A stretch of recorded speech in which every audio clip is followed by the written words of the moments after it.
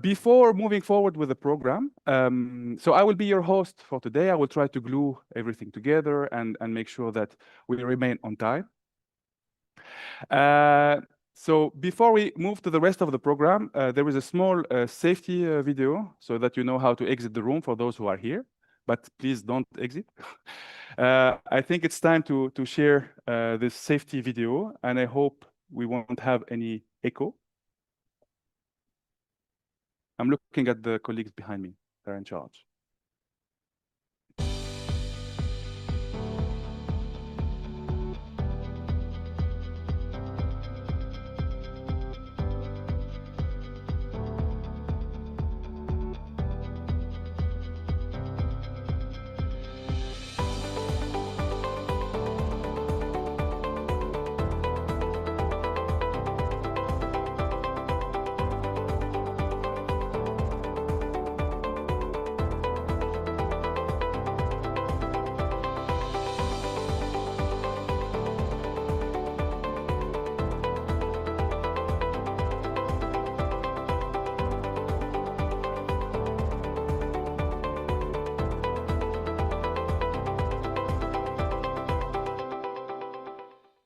Very good. Not very good. Okay, so our first speaker of the day is our dear director, Tania Cardoso Simoes, director of the Aviation Transformation Directorate. So Tania, please, the floor is yours.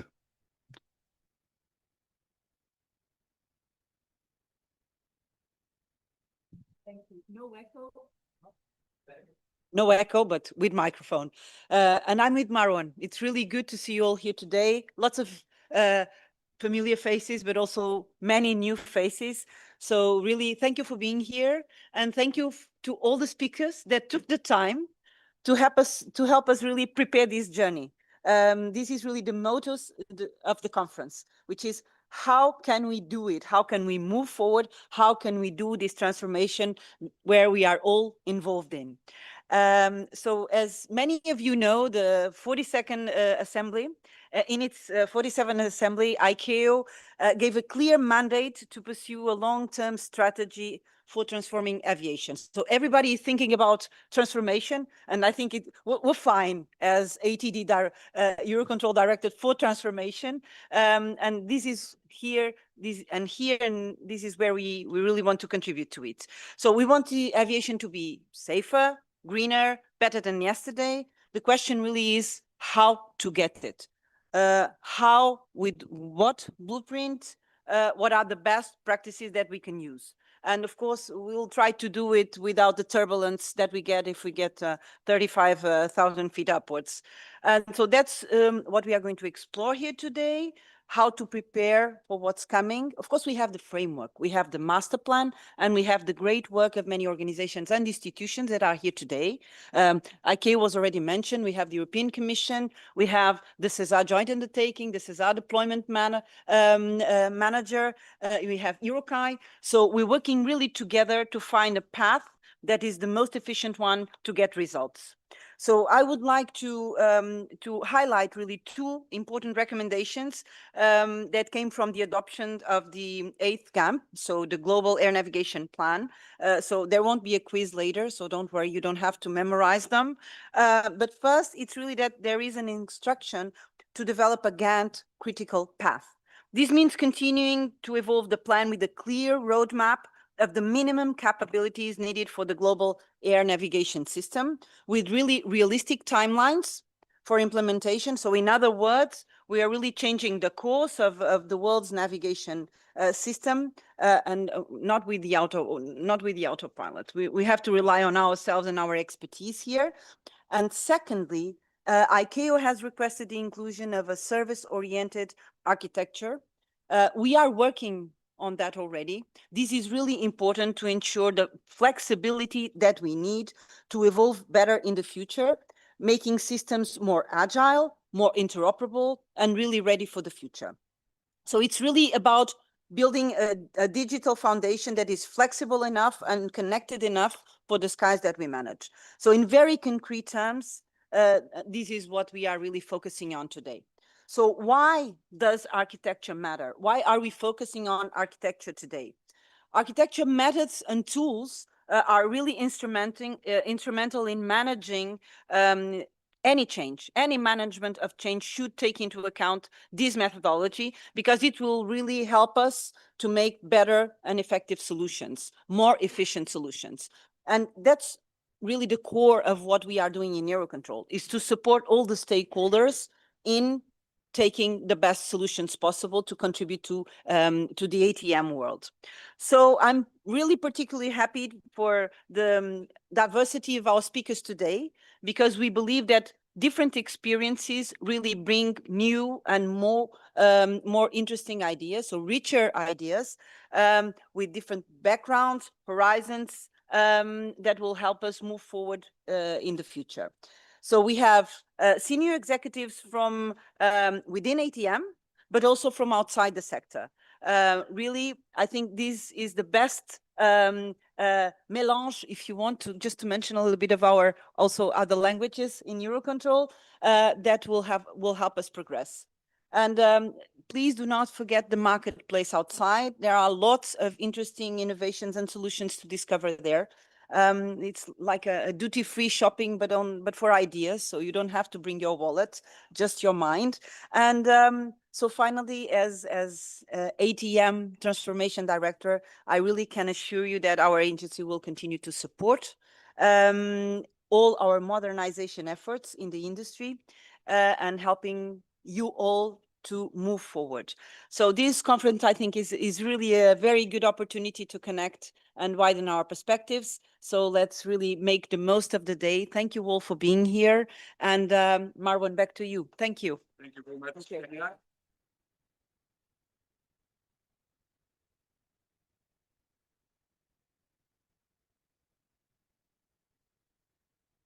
So just a reminder, I forgot to say this. The biographies of the speakers are available online. So I won't present all the great achievements of our speakers, but there's a lot to say about the big bag of experience and life, let's say, lessons that they have with us today. So please go ahead and have a look at that. Now, our next speaker. So we try to progress the conference from the top to the detailed use cases. So who's at the top of aviation is ICAO. So I have the pleasure to call Olga Martin, Olga de Frutos Martin to the floor. I work with Olga in the Global Air Navigation Plan, and she knows a lot about the ICAO plans and how to get them into the implementation at the regional level. Olga, the floor is yours.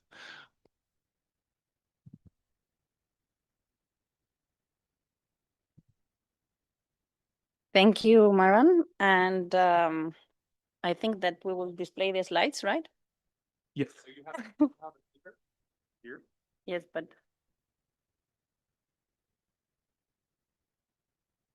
Yeah.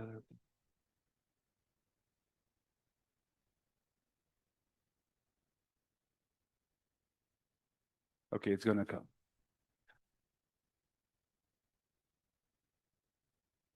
Good. You're the first one to present the slides, so yeah, I understand. all the rest of the speakers will thank you. Okay. Okay. So, good morning, ladies and gentlemen. First of all, I must confess that when I was invited to deliver this keynote, I felt truly privileged to return to EUROCONTROL. I'm from Spain, a place where I have so many colleagues and so many friends, and where I always feel like at home. So thank you very much for this opportunity. Coming back here feels Coming back here feels like returning to the roots of ATM European excellence. And it is precisely from this perspective that I would like to reflect on the transformation that we must lead together. The aviation sector is a powerful socioeconomic driver connecting people, goods, and economies around the world. Yet it is facing a variety of challenges. Air traffic is expected to double within the next 15 years, and let's take a moment to put this into perspective. In 2024, the maximum number of airborne flights within a 15 minutes interval worldwide was 14,930 flights. When I was looking at this data, I was actually wondering which would be Eurocontrol's share. Eurocontrol's peak was 4,577 flights, obviously not the same day, but it's actually more or less 1/3 of the total.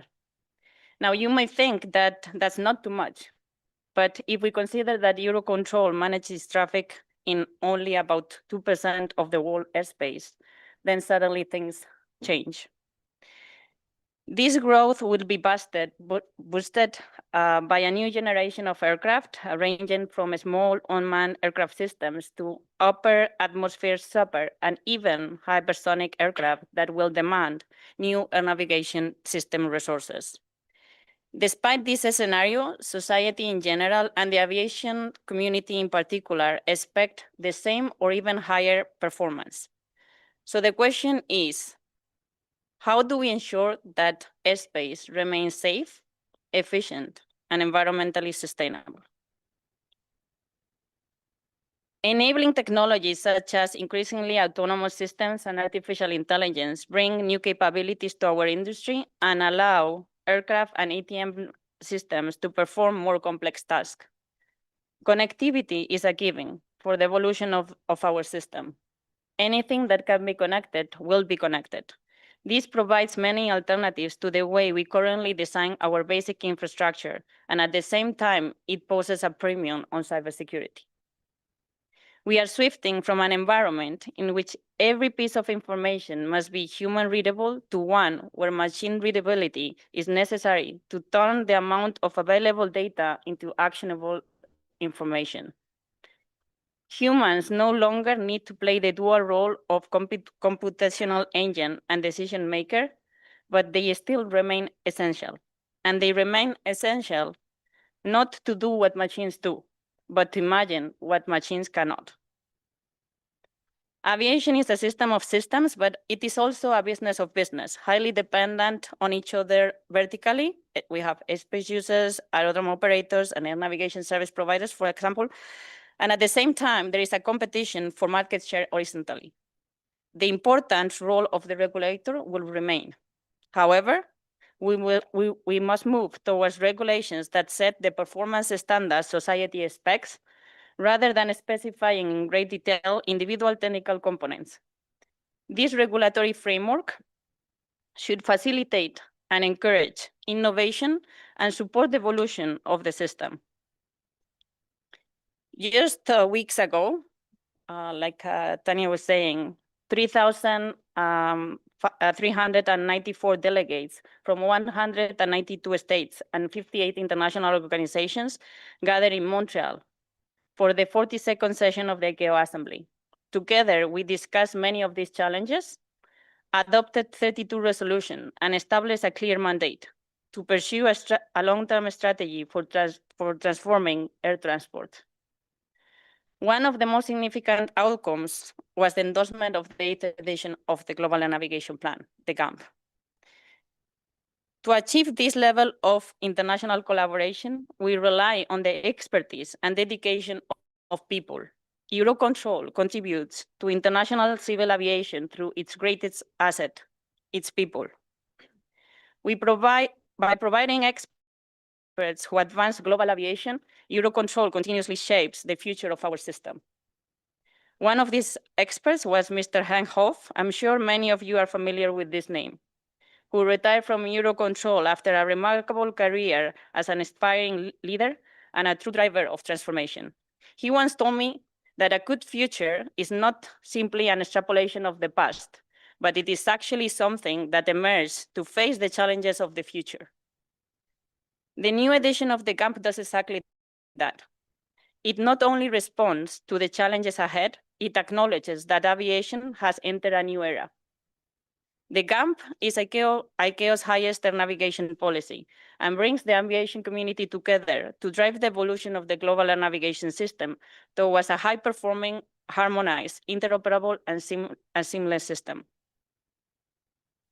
Until 2019, the GANP existed as a traditional hard copy document, an ambitious attempt to provide both strategic direction and technical guidance in one place. but aviation today is too complex for a static format.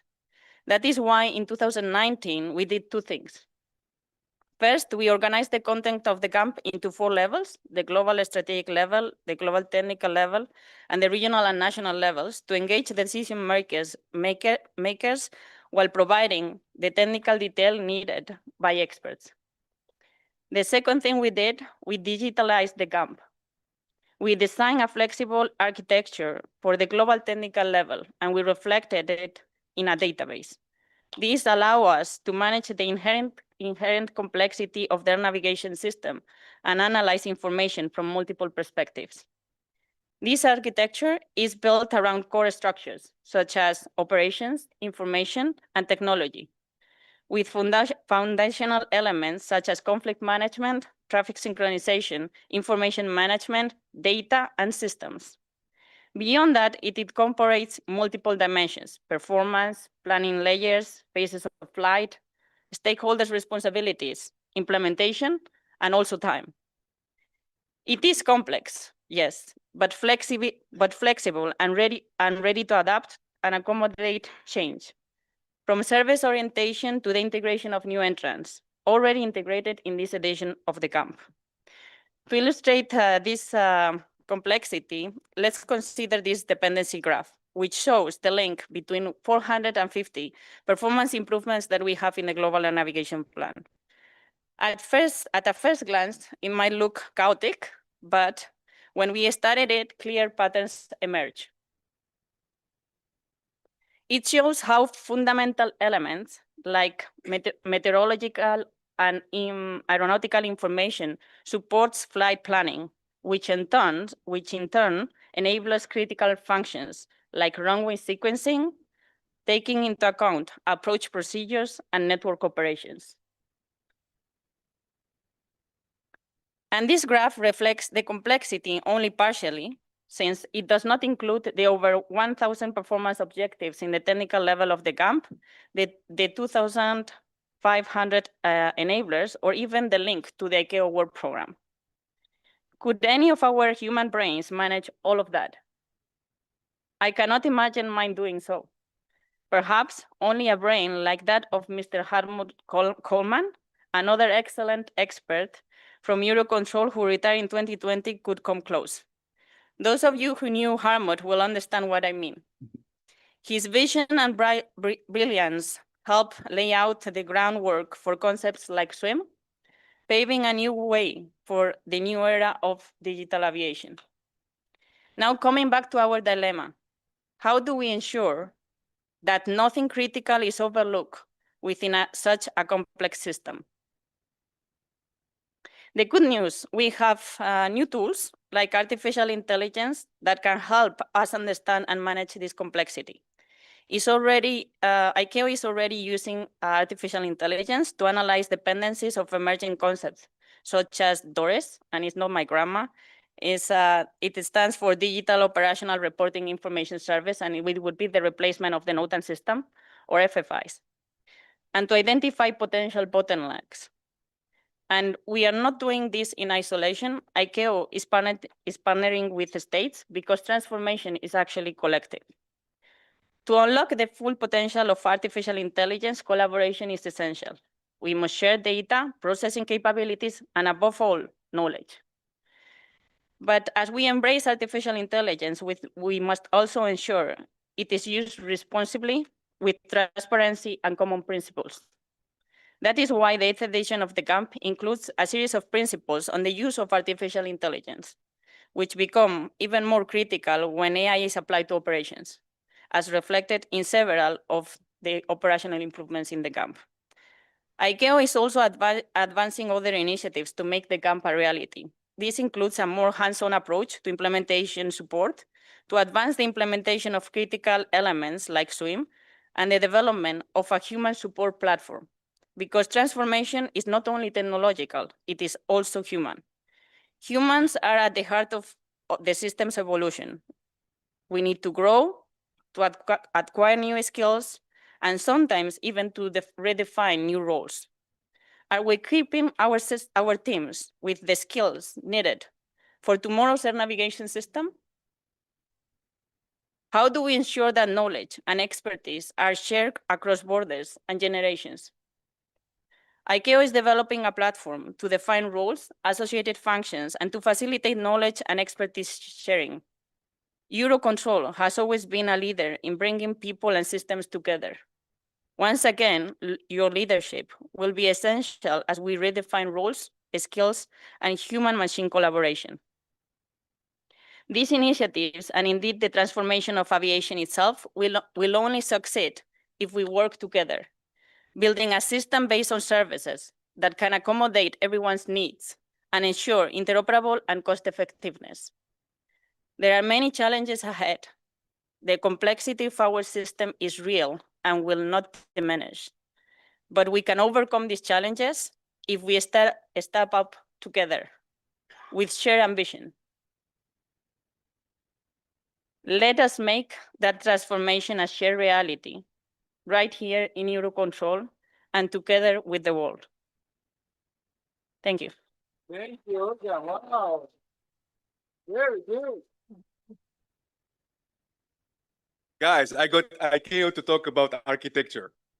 Challenge achieved. No, really, I really like what you mentioned about the vision, also about the number of dependencies and moving parts in this big construct. And you did not shy off presenting this slide with all the dependencies because look, guys, it's complex. Yes.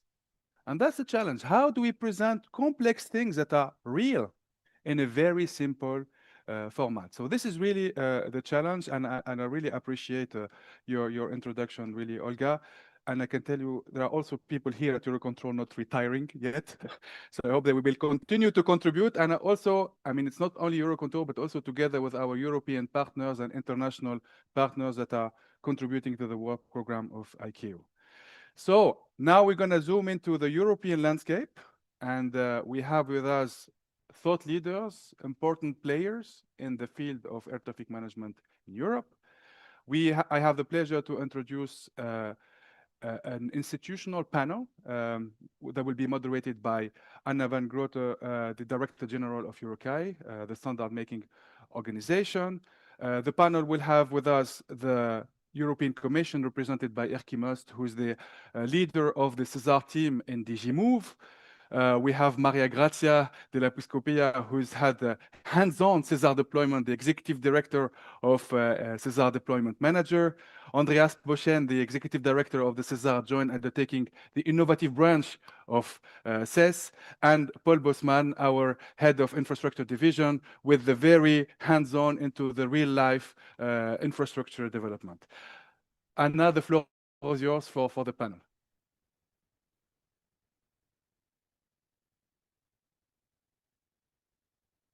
Thank you very much, Marwan, for the introductions, and thank you to all my panelists for being with me on this STEAM panel here today.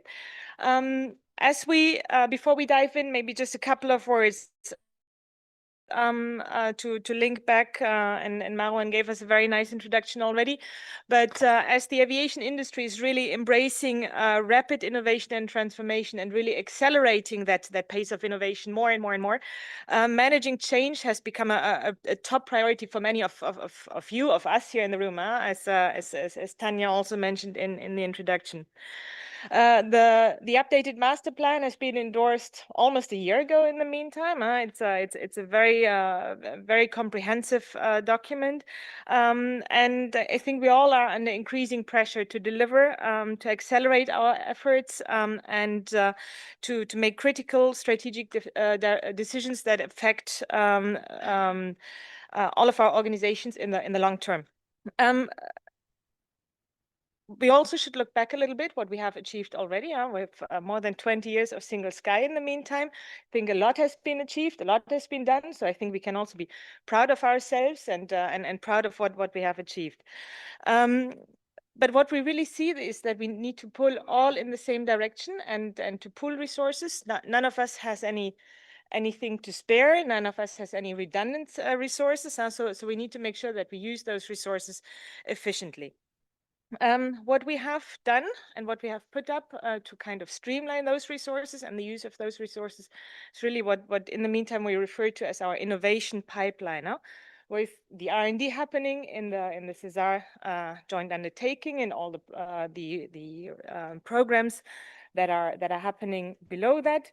The deployment being managed by Maria Grazia and the deployment manager, and really the standardization and regulatory part in the middle, bridging the gap between those two major ends. And then, of course, the European Commission really setting the frame, giving us the policy and the inputs to move along. And then obviously EUROCONTROL here being very transversal as well, having a multitude of different roles throughout the entire program, from research to deployment overall. So without further ado, I'd like to hand it over to our first speaker, Erki, for some introductory statements. Thank you, Anna. Thank you for everybody to have come. I'm very happy to join this conference. And thank you to Olga from ICAO for basically saying what I wanted to say, which allows me to start from somewhere else. I would like to first start by thanking a lot of people. I take opportunity that there are a lot of, at the beginning, Marwan did, please, there are a lot of people who are working at the operations, and I'm sure there are even more following us online. And I have a feeling that the rest of this program will be a lot focused on the challenges and problems that we are facing. And, you know, the ATM seems to be like an endless list of problems. So I would like to stop for a moment and actually say, you know what? ATM in Europe is pretty good. You are doing excellent job. We are facing multitude of challenges. Just recent news, we have had number of hybrid attacks to the European airspaces. We have had airports closures. Tens of thousands of passengers have missed their flights. Number of children have not received care from their parents, who should have arrived home in the evening, brought along maybe a small gift, but are stuck in an airport somewhere in a foreign country because the airspace is closed. You can read from the news that next week the money will run out so much in the United States that some part of the airspace will be closed due to the government shutdown. This means no flights, no connections, no business, nothing. The environment in which ATM works in Europe is extremely challenging. And the fact that we have had no serious incidents for a long time, the fact that despite some hassles, millions of people have reached their children in the evening, have caressed them to bed because the plane arrived on time, is a great success. So I really would like to thank all operational stakeholders for sticking to what you do best, and also for sticking with us for trying to make this business better. So really, thank you.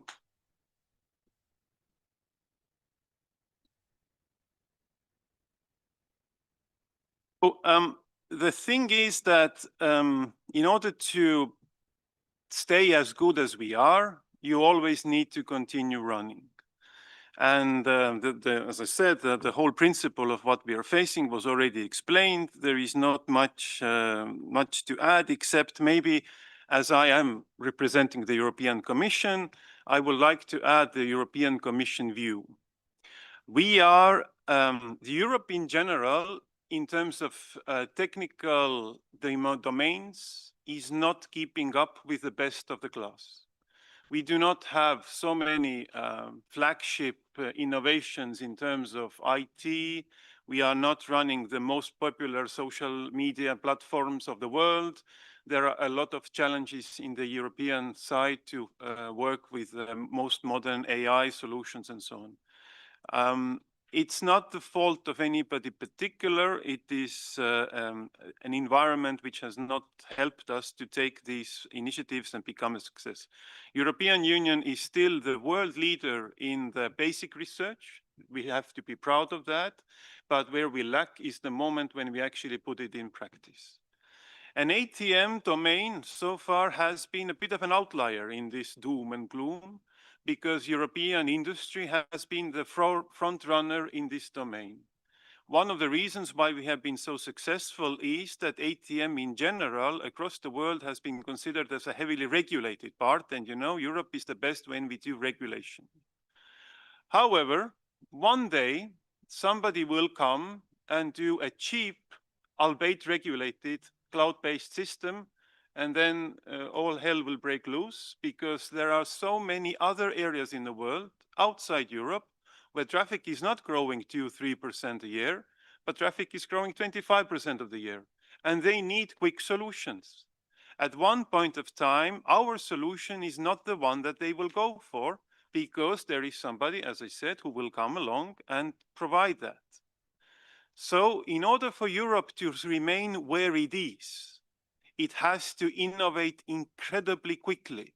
And innovation in this domain means inconvenience, and it means also taking some part of the risk.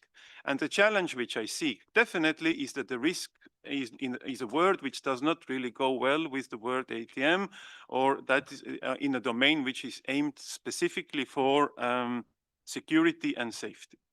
So without any hesitation, a lot of change has happened already now, but as an IT-heavy domain, ATM is IT-heavy domain, we cannot ignore the fact that IT, in whatever domain, goes towards certain innovations, be it cloud-based structure, drop of bespoke systems, drop of vertical integration, and introduction of automation and support systems. This happens in every IT domain. ATM cannot rely or cannot remain an outlier. It will have to embrace these way or the other. Even if we don't want to, our children who will work in this domain will request that. It will happen. So the question is how we can embrace that and what is the speed. I think the main problem which we have in mind at the moment is that everybody agrees to the fact that we need to modernize and move towards these IT-heavy domains, or along with the IT-heavy domains, but we will do it 2035 plus. That's the magical constant now in every discussion, is the 2035. That's like a comfort zone. It's far enough to not to change something tomorrow, but it's close enough that doesn't seem ridiculous. So, and I don't think we have so much time. By 2035, there will be that competitor who has come up and have delivered to the other parts of the world the solution which is cheaper, more streamlined, and regulated, which is the main challenge and which is the shield which protects us at the moment. And now to conclude, what are we going to do about it? I just say that I'm very optimistic about the next financial framework, because Union provides regulation, as you know, but we also provide support. In the Commission proposal, which has been put forward to the Council and the Parliament, the domain of aviation in general, but also air traffic management in more specific, is well included. The tools and mechanisms are still being figured out. It will take some time. But what I can say is that two things. First, there will be a lot of attention from these European funds on industrialization. The TRL 6+, we want the industry to work to mature the solutions which will bring about change. And we are ready to invest in that phase to make sure that nobody falls behind, or good promising solutions do not fall out from the scope. It might mean some redefinition of priorities. It also might mean that the solutions which we will support will follow the Union priorities of bringing Europe back to the world stage on these innovative domains. But we will have a lot of attention on this industrialization part. And yes, the second point I already sort of mentioned, the Union will have a solid policy view of in supporting automation, And we expect part of this, let's say, AI boom or whatever, to find way or the other also to the air traffic management, because we want this industry to remain the world leader. And as I mentioned several times, this industry cannot stay behind the curve of the IT heavy system development, because I think we have a strategic risk of then being, again, not the first, but somewhere behind in the world competition. Thank you.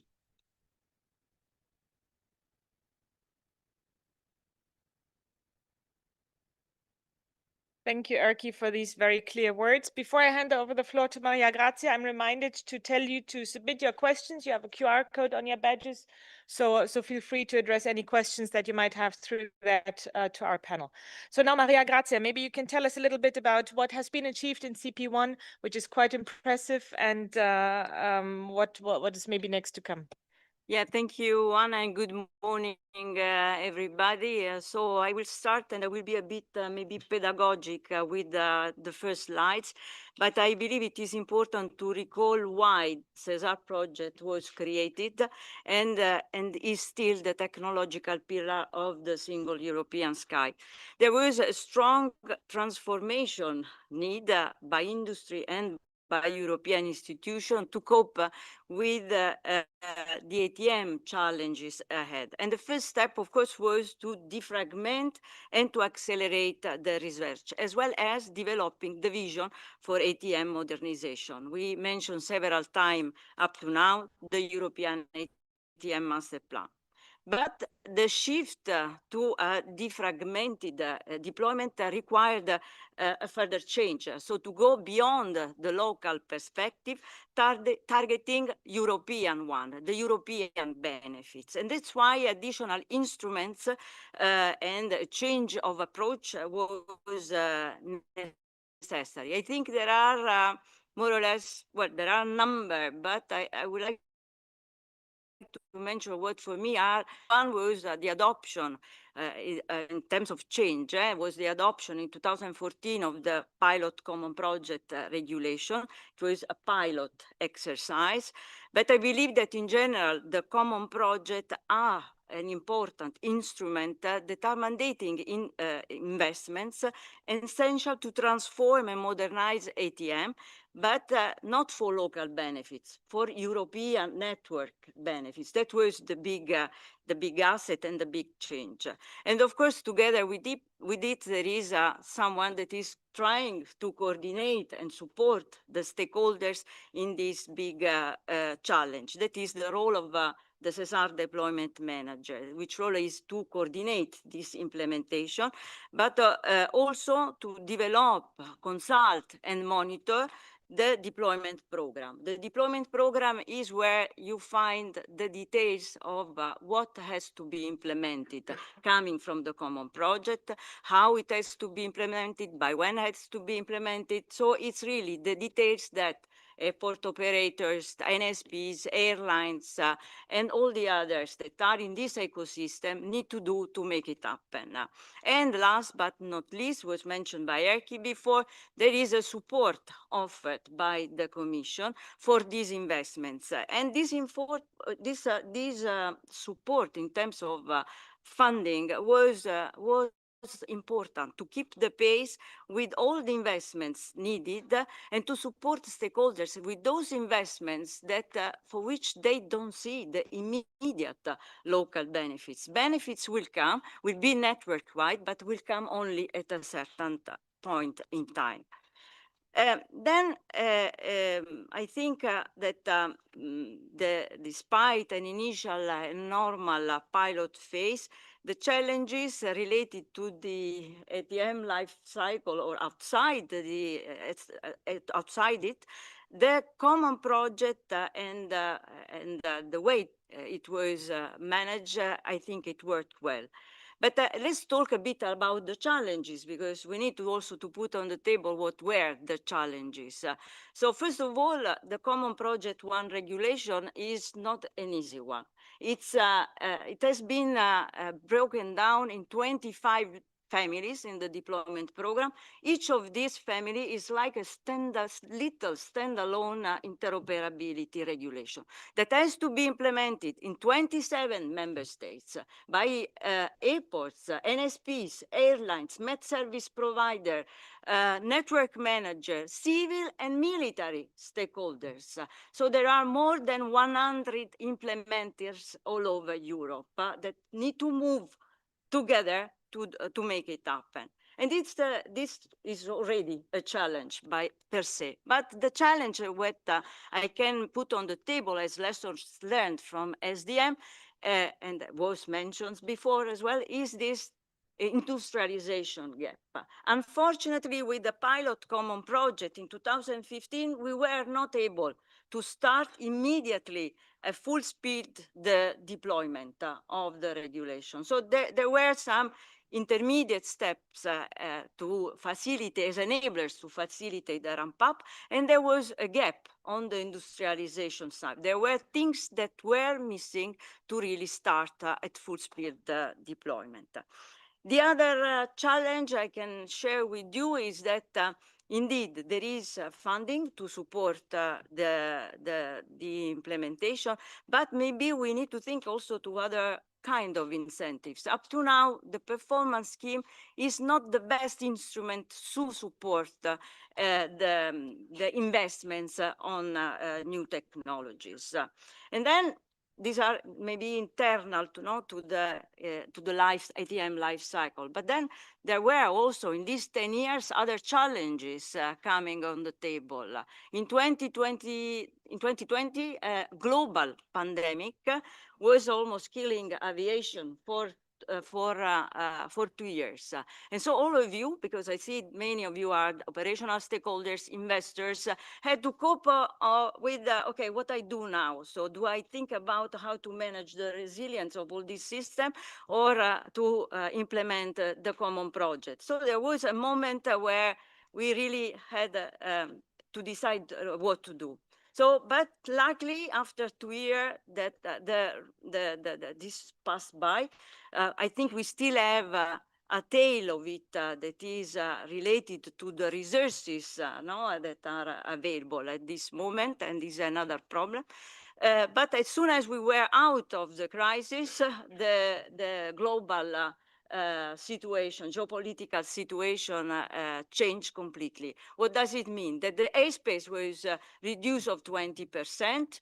The space that, as was said before by ICAO, is how Olga said, 1/3 of world traffic in 2% of the airspace. So imagine there was a further reduction of 20% with an increase in peaks of traffic not planned on the western side of Europe. And again, the operational stakeholders were facing the problem, okay, now I need to ensure enough capacity to manage this urgency. And so maybe the diversion of some investments. But nevertheless, I believe the industry worked well and progress were achieved. If we look at what happened between 2021 and 2024, there was an increase from 13 to 46% of compliance with the regulation. So there was a strong acceleration. Now, for the deadlines in the past, so 2024 were the last deadlines, there is an overall compliance of Europe of more or less 90%. That is not bad considering all the difficult topics that have been implemented up to now.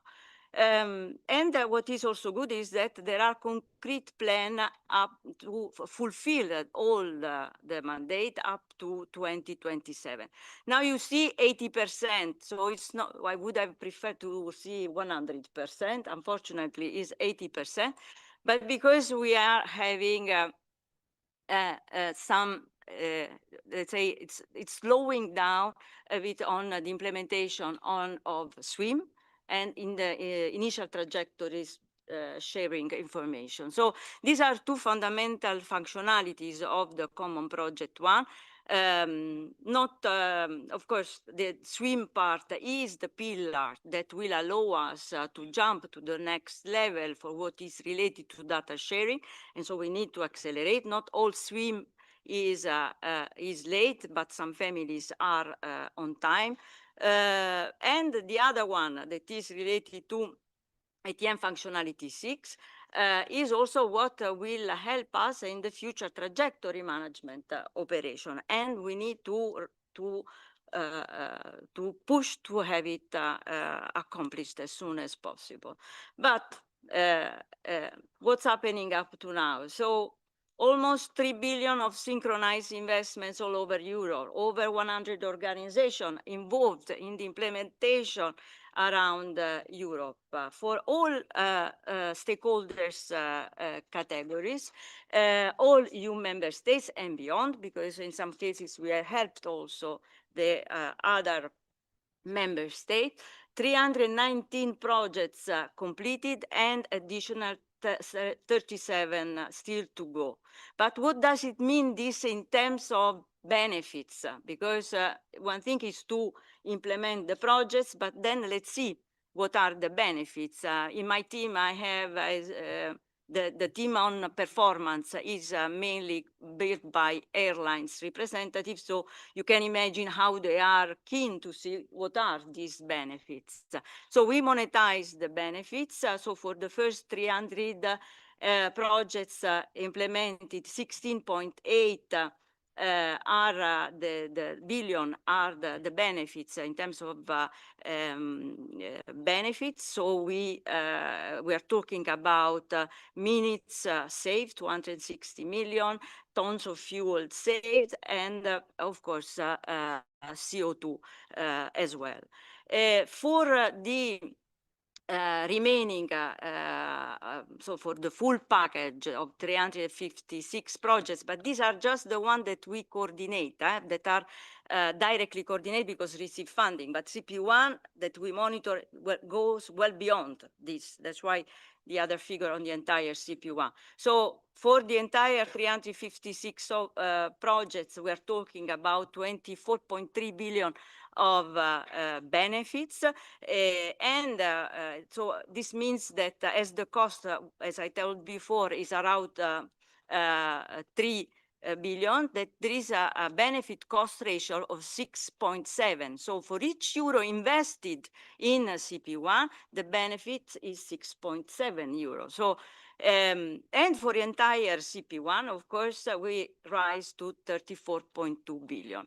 And if we want to drill down and understand what were the benefits at EU level, because 1.4 we received from European Commission, you received from European Commission in terms of funding, also the money was well spent from the European Commission. So I think that's all from my side, but my message is that working together, stakeholders and institutions help to achieve what I just presented in the last 10 years, despite the complexities and all the challenges. But we cannot rest. I fully agree with what the Commission said.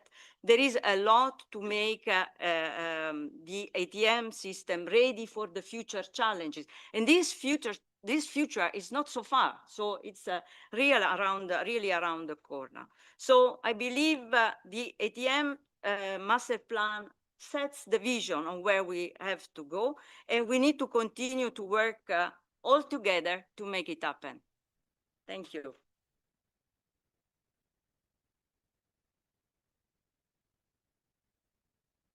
Thank you very much, Maria Grazia, for these very impressive achievements and figures that you've just outlined that CP1 has achieved over the last 10 years. So Andreas, maybe what's next? What is in the master plan? What is the big transformation that's underway? Good morning. Good to be here on this panel with the colleagues. Feels good. Well, let's deliver the digital European sky. And I would also say, let's turn challenges which are there into opportunities. And I think Maria Grazia just has shown that we can turn challenges into opportunities, and let's continue. So why should ATM modernization or transformation matter for Europe? And I mean Europe, our society, our business, our citizens. Why should we bother about it? I think there are many good reasons, and let's just pause 1 minute to listen to them and to think about them. Safety. We are very proud about our safety record in Europe, and rightly so. And it's not coming by chance, it's becoming by the hard work of all the operationals in the aviation system. But we know there are also challenges on the safety side. Traffic demand, more complexity, new entrants, and so on and so forth. And innovation, transformation will help us to maintain, if not to enhance, our safety culture. And this is very good. Capacity, we need more capacity to accommodate the growth, and aviation is also there. It's very good for our societies to bring our people together, for our businesses. So we need this as a catalyst for socio-economic growth. And let's also say we want to keep these technologies in Europe. We have expertise, we have skills, we have engineers, we have workers, technicians, and we have production facilities in Europe, and we should keep them here. We haven't talked so far much about sustainability, but I think it's worthwhile mentioning. The EU aviation sector is committed to decarbonize by 2050, and Olga from ICAO, I will only, I think, subscribe to it, and that is still a global aim to get there. And we are talking a lot in Brussels about sustainable aviation fuels. The Commission yesterday presented a big plan with more investments.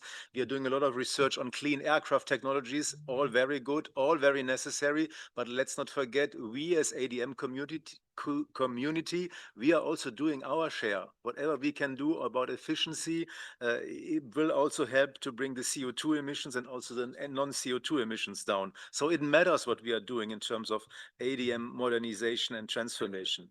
We talked about drones, we talked about balloons, we talked about cyber attacks, constant cyber attacks on all of our systems. You know this better than me. We are knowing about GPS jamming and spoofing, GNS interference. We are in a new security environment. We have airspace violations on the eastern side, and we have to position ourselves. We have to increase our safety posture, and for this we need to transform. For this we need innovation. And let's say it again, we are proud of having global leaders in Europe who are managing 70% of the global airspace. And I think commonly the European Union, we have an interest in keeping this leadership in Europe. So you mentioned the master plan. Yes, let's deliver the digital European sky as the most efficient and environmentally friendly sky to fly in the world. That's a big ambition, but it's something which is an opportunity also. And let me stress, it's important that we see efficiency, capacity, and environment together. It's not one or the other. It is both. Via more efficiency, via more capacity, we will get to a better environmental footprint of aviation. It's indeed an agreed roadmap, and it was around this table, many of you organizations have said yes to it, and it has been consulted with all of you. So we have a vision, but we have more than a vision. It is about a rollout, and like Maria Grazia was saying, the rollout starts now. We have deployment priorities on which we work as from now. We have development priorities with research projects ongoing, and there are benefits and investment needs. And on the right side, you see the vision where we would like to be European air traffic management by 2045. And just let me stress a couple of items. We would like that the aircraft can fly according to its capabilities. And we would like that each flight trajectory is optimized continuously through the whole traffic. We need a new service delivery model, and we need better connectivity. And I think, Paul, you will say more about it, in a secure manner that we can really make the best use of the resources. And again, it's a civil military exercise because there's only one airspace which we are all going to share. And Olga, you mentioned already the need for more automation. So we need to go to more automation, which ultimately will mean for certain phases of a flight, not every phase, but for certain phases of the flight, there should be full automation. And of course, let's think about the humans.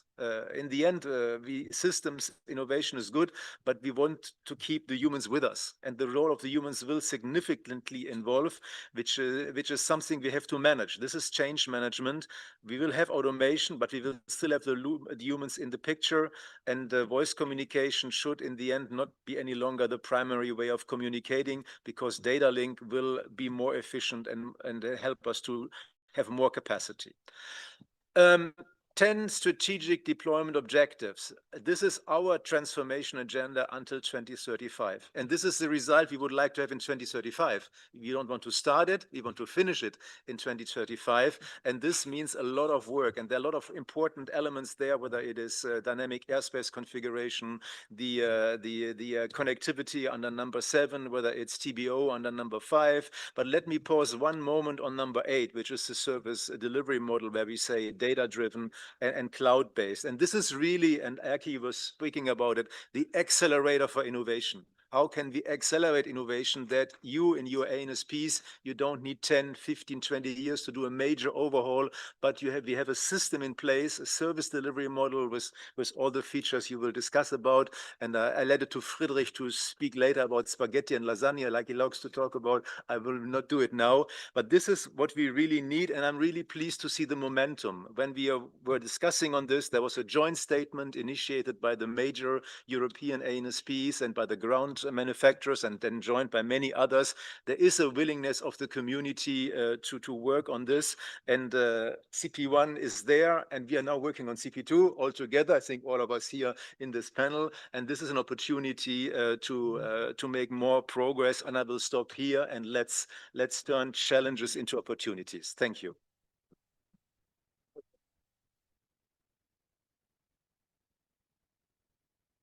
Thank you very much, Andreas, for this overview and a short course on the master plan, which indeed is very, very visionary. And indeed, let's turn it into opportunities. Last but not least, Paul, can you maybe give us a little bit the EUROCONTROL perspective from the network and operations point of view? Yep. Good morning. Thank you, Anna. Welcome. Good to see so many of you here. You're feeling transformed already? Or not yet, or you're desperate, eager to now really have another look at the master plan and go implement it as quick as possible, because that's what we all now need to do. Anyway, the reality in which I live together with all my colleagues is the one of the daily operations. I am part of the network manager, and we are working very closely with the whole community to get us through very difficult summers every year again. And the summers are only getting more and more difficult. The summer 2024 was dramatic for many reasons, no finger pointing, but it was not a good one. So when in the beginning of this year, we sat down with all the CEOs of all the major operational stakeholders, etc., and we started the planning for the summer 2025, and we looked at what was coming ahead of us, and despite the excellent and fully recognized benefits that we get out of the CP1, really welcomed, really good stuff, etc., the situation was not looking good. We told everybody already upfront that whatever happens is not going to be normal. It can be not so bad, it can be bad, it can be very bad, and it can be a disaster. But honestly, this is how we and my director speak with the CEOs of the airlines, the ANSPs, when we start the preparations. Is this normal? No, but this is the reality in which we live. Because doing transformations to really make sure that the right capacity is delivered is demonstrating to be really difficult. Despite the fantastic cooperation between all of us here, etc., we need to do better. So, what are we doing in order to make sure that the summer 26 and 27, for example, get a little bit more or a bit closer to normal? One of the things we're doing inside the network manager is our INM. And Tony Liku, our INM program manager, who will say some more words later. But basically, we are moving fast time into completely service-oriented architecture, cloud-based, EASA certified, and we are delivering like mad, like a Swiss clock. Klaus, happy to hear, I'm sure. Yeah, we're delivering like a Swiss clock everything that we have promised a couple of years ago in terms of the needed changes. We went live yesterday with the biggest release ever. Did anybody notice? Yeah, many of you flew here. No, nobody noticed. It was an extreme, smooth, change of the old system to the new system during the night. We got worried a bit by the drones over Brussels, but luckily that had nothing to do with us. Yeah. Still a lot to come. Yes, there are some delays on EAD, but we are managing all together to make sure that we keep on delivering. And this is bringing a lot of much needed changes for the capacity to deliver. So the second thing is that about 1.5, 2 years ago, we started an initiative with all of you to build what we call the European Minimum Operating Network in terms of CNS infrastructure, because it is realized that we have too much of it.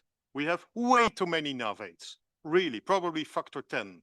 We have way too many radars. And the problem is that all these radars start interrogating like mad the transponders of the aircraft. That leads to over-interrogation. And then all of a sudden, the plots on the screens of the air traffic controllers disappear, are erroneous, all sorts of issues, etc. So we really need to right-size our CNS infrastructure. At the same time, it is basically, well, they call it a hybrid war. The GNSS RFI is worse than ever.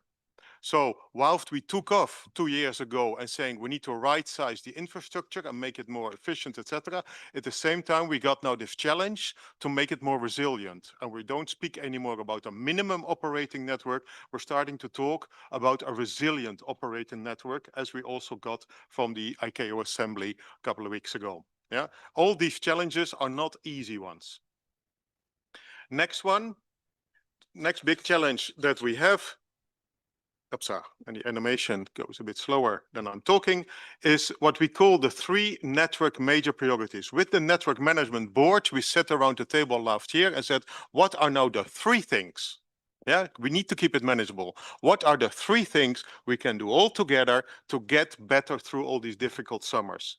Number 1 was what we call seamless airspace organization, not a technical topic, not something that we discuss about here. But the other 2 are really, I think, very topical for today, is what we call the air-ground integration, as well as the open digital architecture, new service delivery model, SDO8. It comes in many shapes and forms in terms of naming. If you look at the air-ground integration, we are talking at the moment only data link, CPDLC, ATS-B1, just little messages which automate the exchange between the pilot and the controller, go left, go right, go up, go down, change of frequency, etc. It's the easy stuff. The technology is available since 20 years. It's operational since more than 20 years. Yeah, it's all fully there.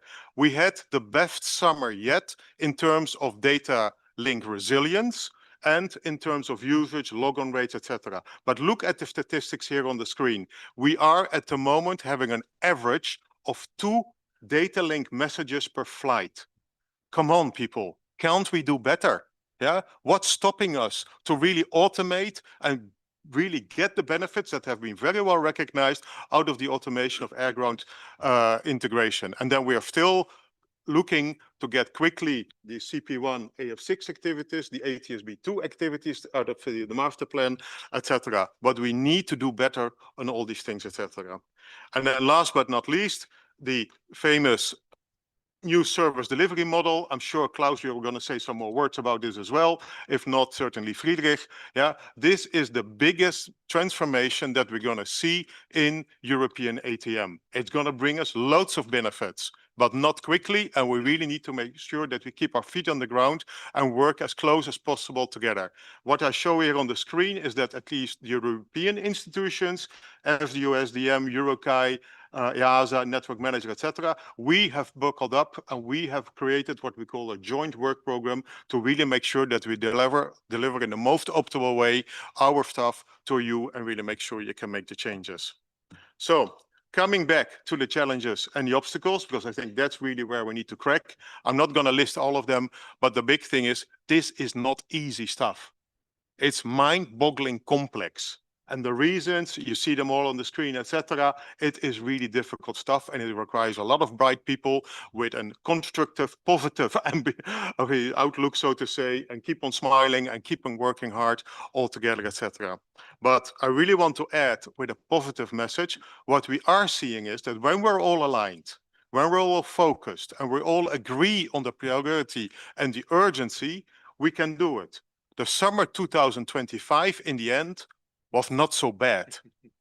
It wasn't normal, but it wasn't so bad because everybody buckled up. Everybody. It was very impressive to see, and we delivered together a not too bad service. So let's keep that in mind and make sure that the summers that we're going to have ahead of us, 26, 27, etc., going to be even better and bring us all safely to the right places where we all want to fly.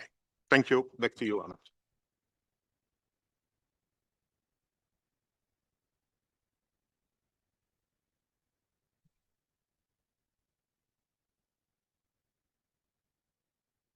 Voilà. Thank you very much, Paula, for these very impressive notes, and not so bad is actually very good, if we can summarize. Thank you very much, and thank you also for a lot of questions that are coming in on the Menti. We did prepare a couple of questions on the panel, but maybe in the interest of making this most useful for the audience here, there's a couple of questions on regulation. How can we transform regulation also to enable and accompany the big transformation that lie ahead? How can we modernize regulation, and can we keep pace with regulations and standards to be developed and accompany this? Is there anyone? Maybe Erki? Yes. I think when we talk about regulation in this domain, the term actually grasps a multitude of different actors and layers. It's not an easy word, because at the European level we have what was talked about a lot, a common project kind of regulation, which sets out minimum technical requirements to ATM systems, but covers only not the full system, but covers the certain solutions. There is also a very important work which is carried out by EASA, which covers much more complementary part of the ATM systems. And there is also an element which is related to standards. And standards are not necessarily regulations. However, standards are very important in order for achieving a unified implementation of the systems. So the multitude of this makes the system maybe difficult to grasp. However, if you spend a bit of time on it, it makes sense. From the Commission point of view, what we are trying to do, and I think it simplifies significantly life of everybody, is to Andreas already mentioned the CP2 process, which is ongoing.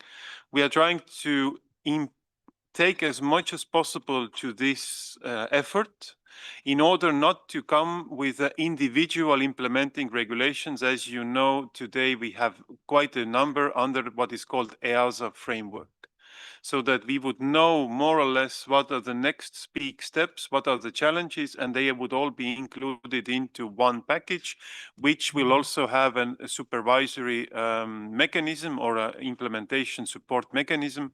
And I think this will be very beneficial for all stakeholders, that they would have this, what I would call one-stop shop, if you have a question how to implement certain things. I mean, I can already promise CP1 was not perfect, PCP even less, and also CP2 will not be normal. But maybe we were able to make it less bad than the ones we have until now. Thank you. Thank you very much, Erki. Andreas? Yeah, thank you, Erki. I had the same elements, but just to complement, EASA is maybe missing on our panel here, but what we try also now more and more with EASA, and which is working very well, to integrate EASA into the project. That when we are at TL 4, 5, 6 level, we are already letting the regulator know what is coming up. And there's also an interest from the EASA side, they want to know. And I think this is very much important, that the regulator is early involved. It also applies to member states in the Single Sky Committee. In our state representative group, we try to involve the member state as much as possible. And these were two elements I just wanted to add. And otherwise, I fully agree with Erki. Thank you very much, and good to see a good agreement. And if I can just add to that, also the standardization piece is more and more integrated.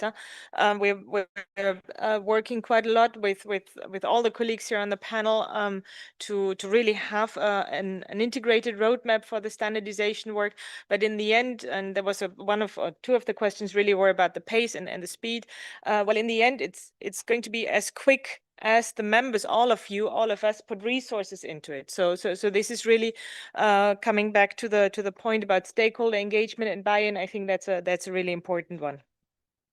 Another question or another group of questions really that's coming here on the screen is traceability and the single value chain. How can we show, and I think Maria Grazia, you had a couple of very impressive figures, how can we really trace from a high level of the regulation all the way to the benefits in the end?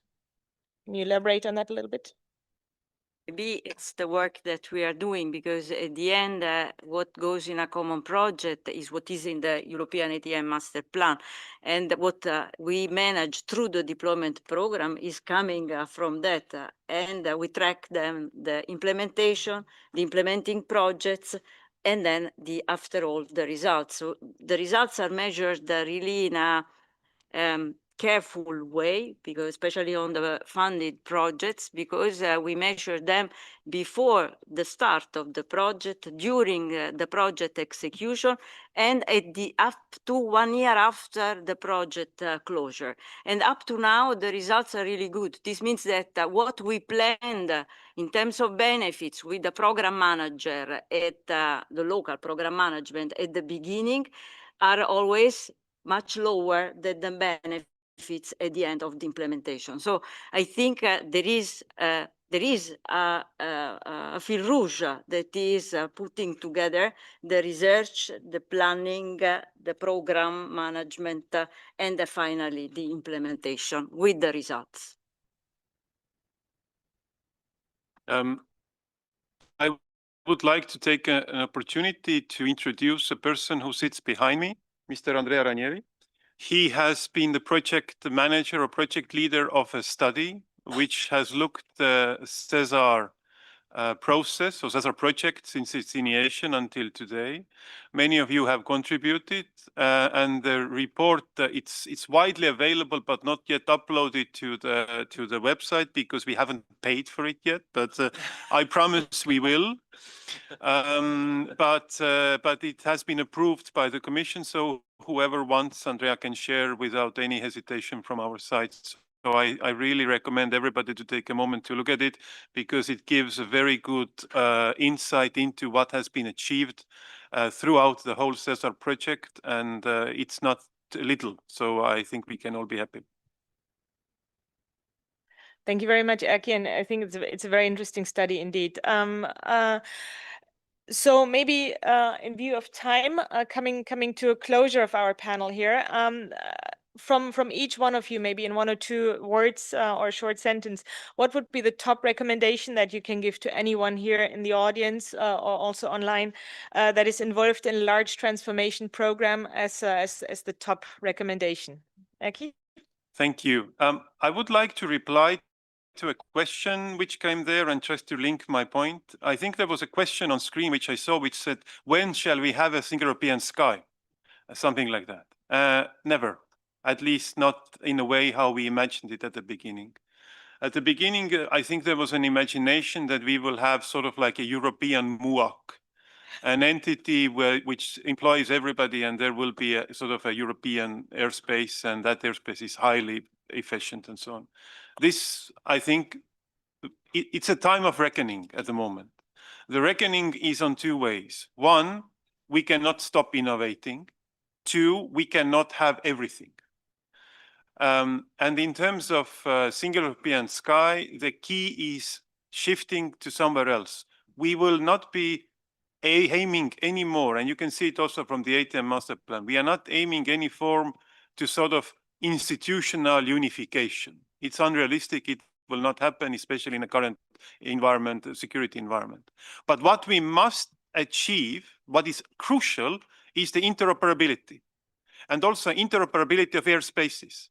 If we have a non-functioning airspace, because of reason, there must be an entity or an option to take that airspace over by other entity, which is in close cooperation with the one who should have actually managed it. So we must have resilience. That's the key word at the moment. And we must have a reckoning of the options that we have on the table, which require technical innovation and trust, However, we cannot chase the blue bird that maybe we had in mind 20 years ago, because that isn't not flying or not poked yet.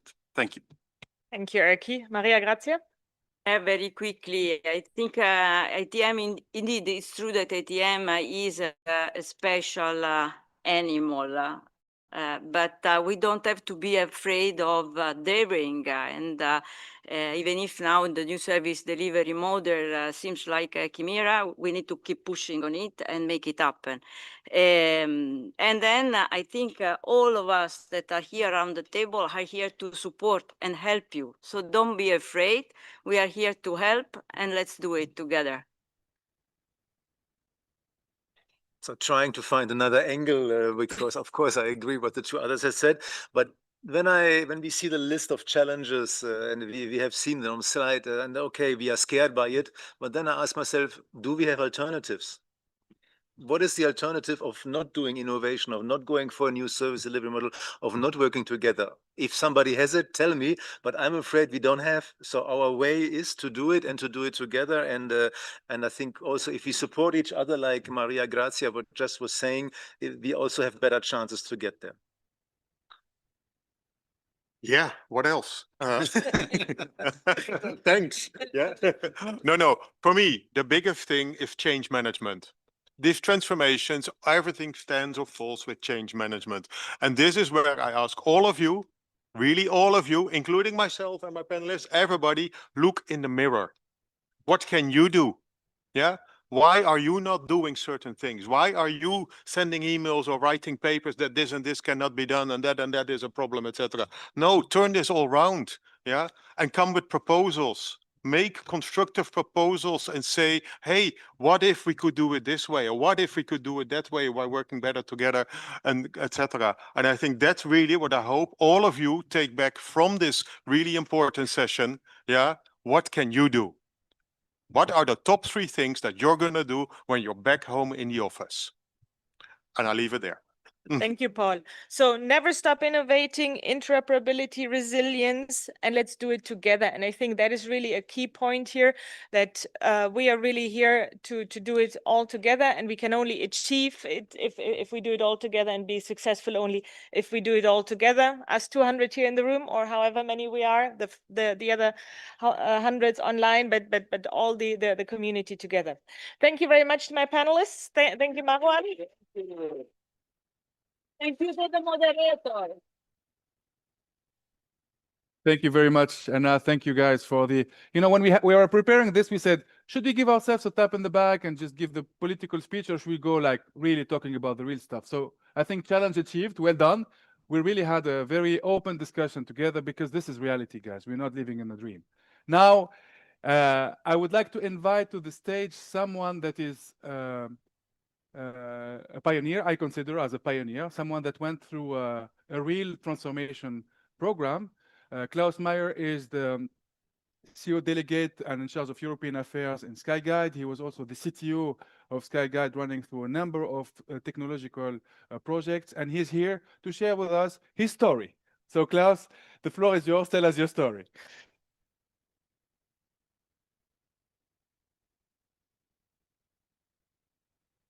Thank you, Marion. Thank you, EUROCONTROL, for the opportunity to be here and to talk about a journey of about 11 years now. And we did look into the mirror, Paul. And when we started, I had long, wavy brown hair.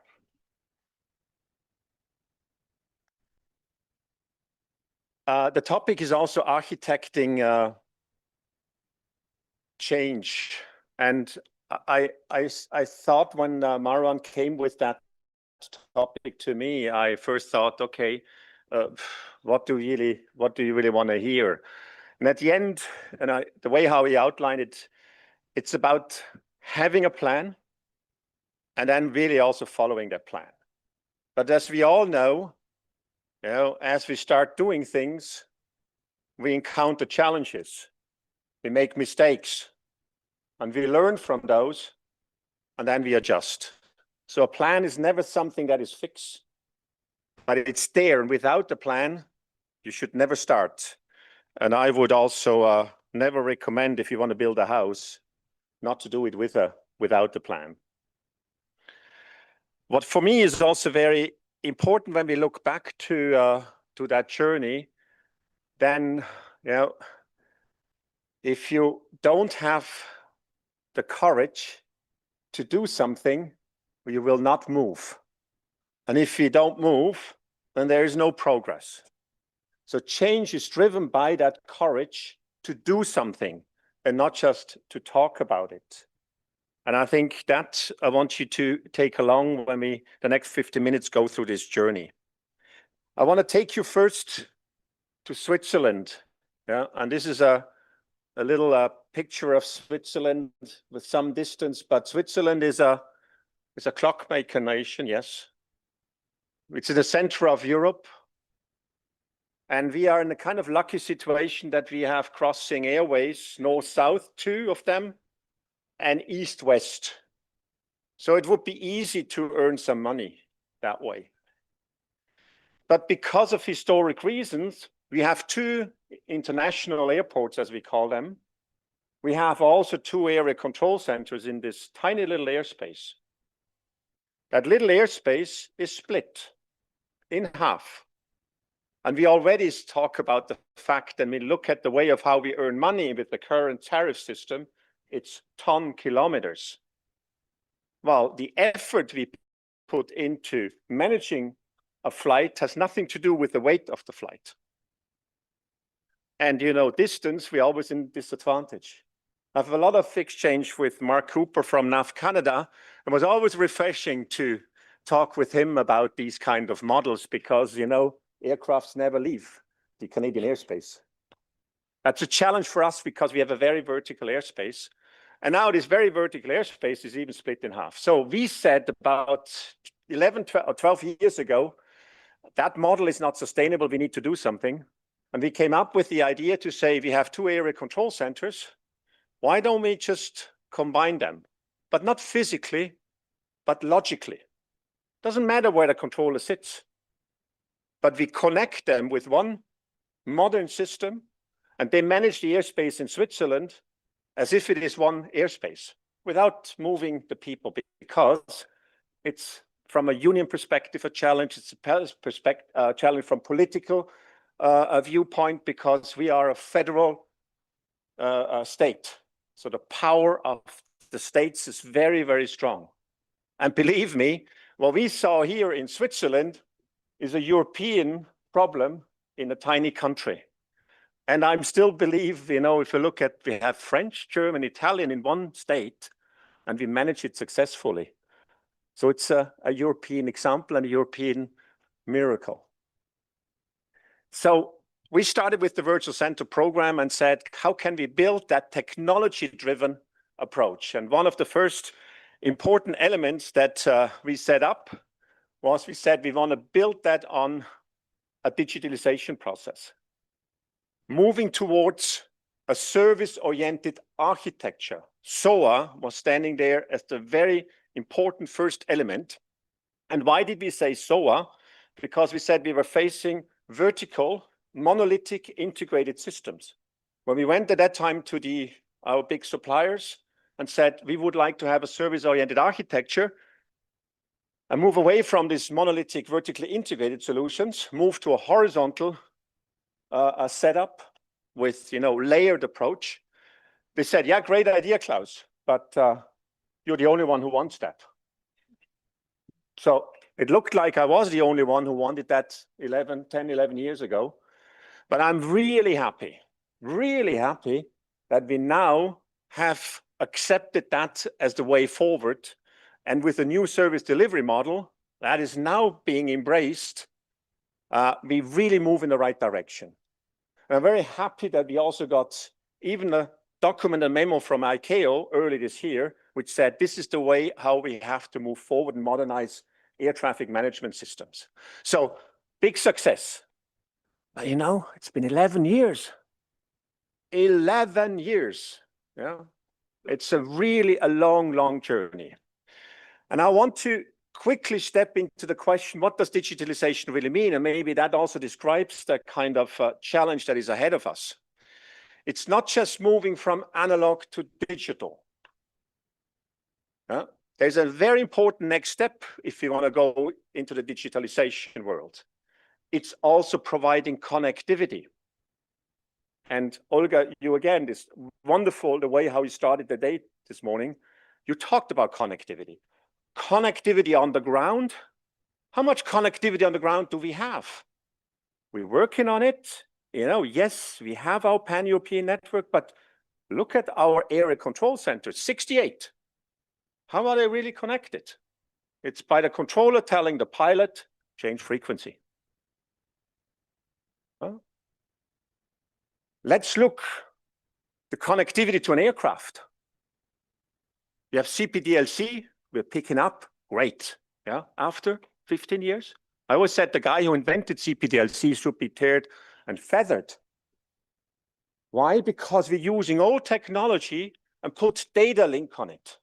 It's text messaging into an FMS. But then you look at an aircraft, they have powerful computers in there. Where's the broadband connection into the aircraft? There's no connectivity. So again, it's there, and I come back to that. SDOs, we have it. But if you look at what's happening at the moment still, we are still very, very far behind. So that connectivity is absolutely essential. Otherwise, please do not talk about digitalization. The next step would then be aggregation of data. If you have connectivity, then you can collect data. And when you can collect data, you can put intelligence in it. Only then. If we talk about machine learning, I'm not even trying to say artificial intelligence because it's completely overhyped at the moment. Because the reality is such that we are not even connected. Without being connected, no artificial intelligence. But if we connect, if we can aggregate data, then we can put intelligence in it. Now, if you have intelligence in the system, then we can talk about how the process is changing. Where's the human involved? Where's the human not involved? What can we improve? I'm always using one example from outside this industry, and that's maybe something we should also do much more. Look outside. I've been in an industry where we operated globally, and we had a global supply chain. Try to imagine how the global supply chain would work with the tools that we have available in air traffic management. The global supply chain works because everybody looks at the same data, whether you are the manufacturer, the logistics service provider, the factory, or the distributor. You have access to the whole data. You do it too in your private lives. And if everybody looks at the same data, you can create an architecture that is data-centric. And then you use the data that is there, and the application goes and gets the data. What do our systems do? Still, the systems we're rolling out for hundreds of millions of euros, the data goes to the application. No, you have the data, you have a data-centric architecture, and if you don't do it, we will fail. So it's absolutely essential. And we only can talk about digitalization if we have gone through those 4 processes. And the last one would also lead to the fact that might change also the operating model of an ANSP. What is an ANSP in the future really looking like? We have hints in the ATM Master Plan, in the European Airspace Architecture Study, but how many ANSPs, how many CFOs and CEOs at the moment are asking those questions when they start investing again hundreds of millions in buying new systems? We still think we will operate the airspace as it is. More sectors, smaller sectors, more controllers. Trajectory-based operations, fantastic. No, but that has nothing to do with the sectors and the controllers in this respect. So for me, it's very important, and I will repeat that again and again, these steps, 4 steps of the digitalization. Now, to the topic of architecture. As I said, we started with the concept of a service-oriented architecture, and we started that journey, and it was not an easy journey because it was new in the industry. So what did we do right from the very beginning? I'm strongly convinced it was the right pick because we looked outside. We looked in particular in the financial industry at that time and said, they have the throughput that is good enough that we can also use in air traffic management. Because from the very beginning, I was said, Klaus, it's not going to work here because we are messaging systems. It will not have the performance to go to service-oriented architecture. You need dedicated machines. And I looked at it and said, hold on, what is the update rate of how we work with data? Seconds, 2 seconds, 4 seconds, it's a sweep of a radar. And how big is the data we are exchanging? I came from an industry that had terabytes of data, business data that were managed. The data of an ANSP fits on a USB. Yeah. The data that we really use operation is rather small. So there was no reason why we couldn't use service-oriented architecture. So we did that and we moved in that direction. And I'm very happy that I think this is now embraced as the way forward. Yeah. So here, absolutely, we were very successful. Where did we come short in this journey? That is when we started to touch the software.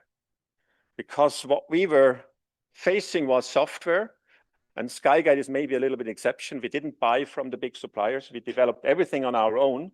We had the skills and know-how in-house at that time to do it on our own.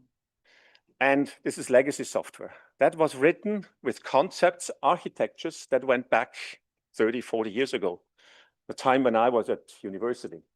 I didn't write it, but it was basically, that was the architecture that we learned. Now, if you come with a new platform and you put old legacy on it, that's a challenge. And it was very clear for me, we need to modernize this too. We need to have a different approach. We have to stop developing applications and move more towards a product perspective and need to professionalize.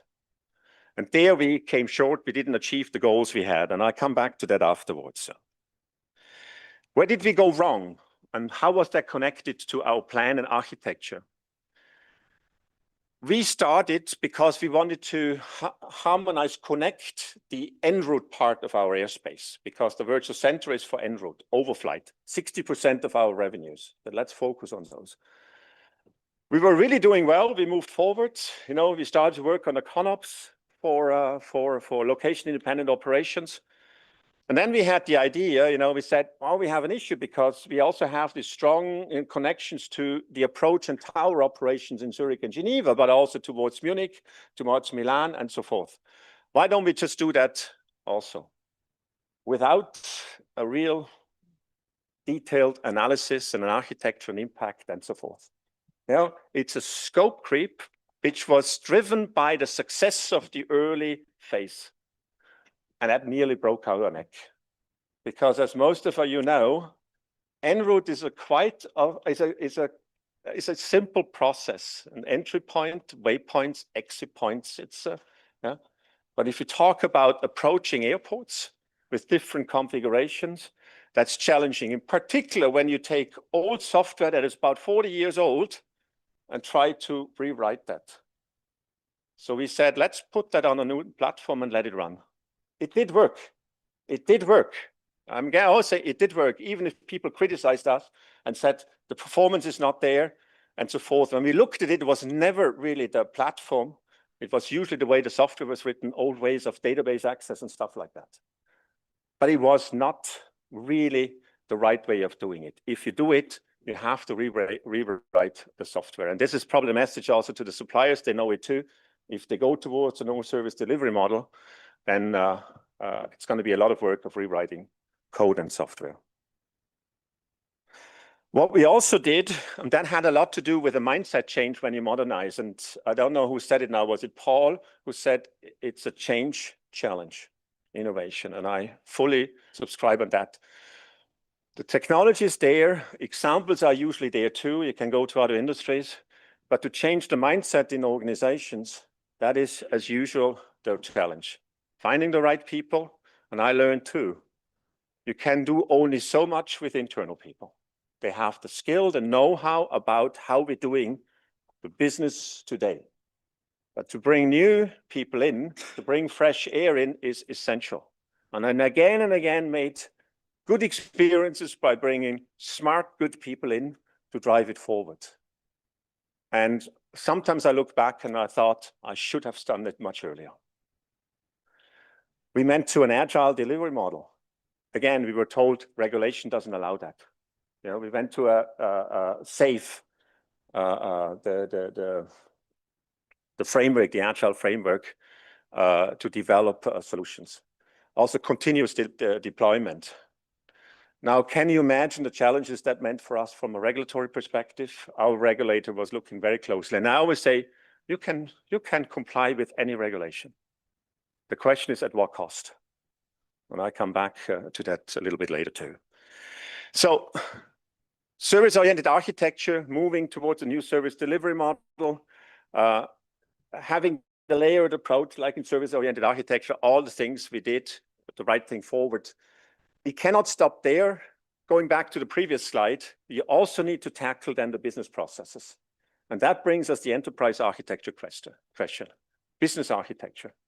Now try to go in an ANSP and talk about business architecture. I don't know, at Skyguide, that was a challenge because we talk procedural, you know. That's how we grew up, we are controllers. But look at an end-to-end process and discuss an end-to-end process. This is a challenge. And this is still for us a very difficult task. But please, if you go on this kind of journey, you know, focus on that too. Enterprise architecture is both business architecture and the system architecture supporting it. Now, I want to use this image here to talk about one element that is for me important too. And this is a call to everybody here. So look into your mirror, as Paul said, but also have the courage for change. It's so much easier to just do your job. I sometimes think, you know, could I have done it differently? But then I catch myself, no, I probably am driven by change. You know, that's intrinsic. You know, someone is a liar, he's always a liar. I'm an innovator. I've always been an innovator. But in order to move it forward, we need courage. And it's absolutely essential. And you will hear people telling you it's we've tried before, it didn't work. Yeah, so now we try it again. We learn from the mistakes and we do it better. And we will fail again. And we learn from those mistakes too. And as you all know, we also had problems. We had a clear sky. That was caused by a failing network switch, which basically was quadruple redundant. But because of a mistake in our architecture, it brought, you know, it was the link between the old and new systems, brought basically the old system down. A mistake, big mistake. We had to learn from that.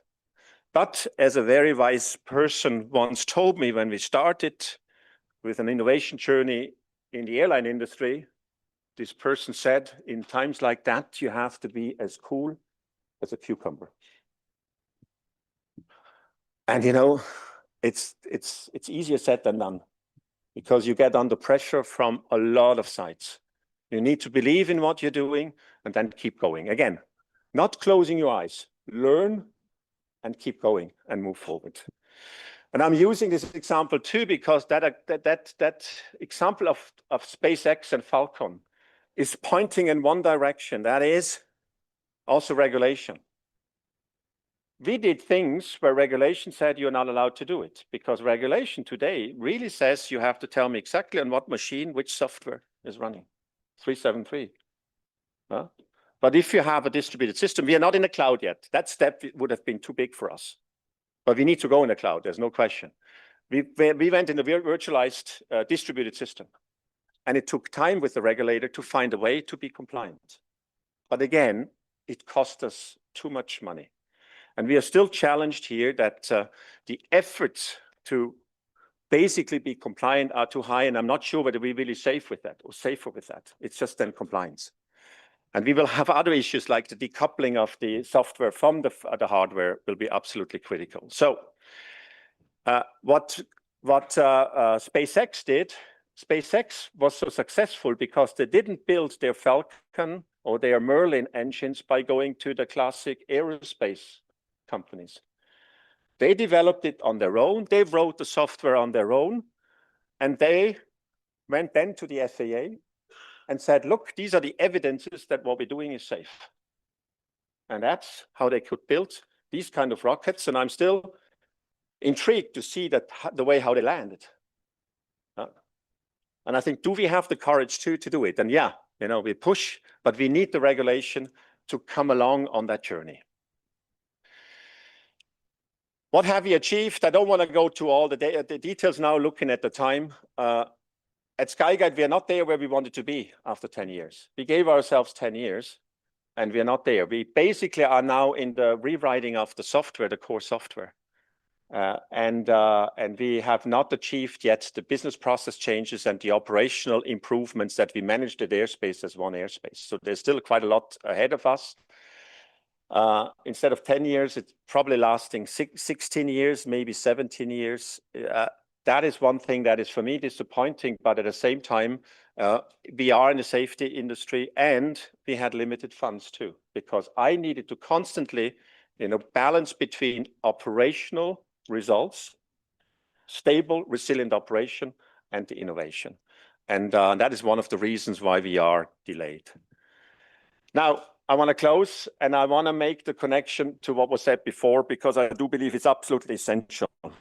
We have an ATM Master Plan, it was mentioned before. Single European Sky has parts that were absolutely not successful. Like, for example, the whole performance scheme and the way how we measure that. This is absolutely not working. We have other areas too where I believe, like, you know, in 20 years we have not achieved anything, but we have also success stories. For me, SESAR is one of those, network manager, but in particular, the ATM Master Plan. There is a plan that is built on, if I look at the animation, on this European airspace architecture study. I think the plan is there. Huh? Why is it ignored? It is still ignored when we go to EASA, or let's put it fully correct. It has been ignored. EASA is picking it up now, but didn't pick it up until recently. And the same on the PRB side, when it comes to the way of how we support, fund investments in innovation, it is not yet really on the scope. So my plea here is make the ATM Master Plan really now the core of our innovation investments. And I close with this saying from Antoine de Saint-Exupéry. For those who don't speak French, he says, our task is not to foresee the future. Our task is to enable the future. Thank you very much. Very good. Thank you, Klaus. Thank you very much. You know, when we did this conference, we said we should not have keynotes. We should have stories. And this is a nice story. Thank you for sharing, you know, the good, the bad, the ups and downs of a transformation journey. And you said it, I put a note there, no courage, no change, no progress. I think people here had the courage to come to Brussels to listen to this conference. So certainly there will be a change. So I will, the conversation will not stop here, and I will promise you there will be lunch. So bear with us. We're a little bit late on the program, but I think that we will continue this interesting conversation about stories and life experiences. It's not a lecture here, guys. It's not a lecture. It's really a life story about how we deal with change and how we can better implement those large programs. I forgot to mention in the last panel, the QR code is here. Please go ahead while they talk.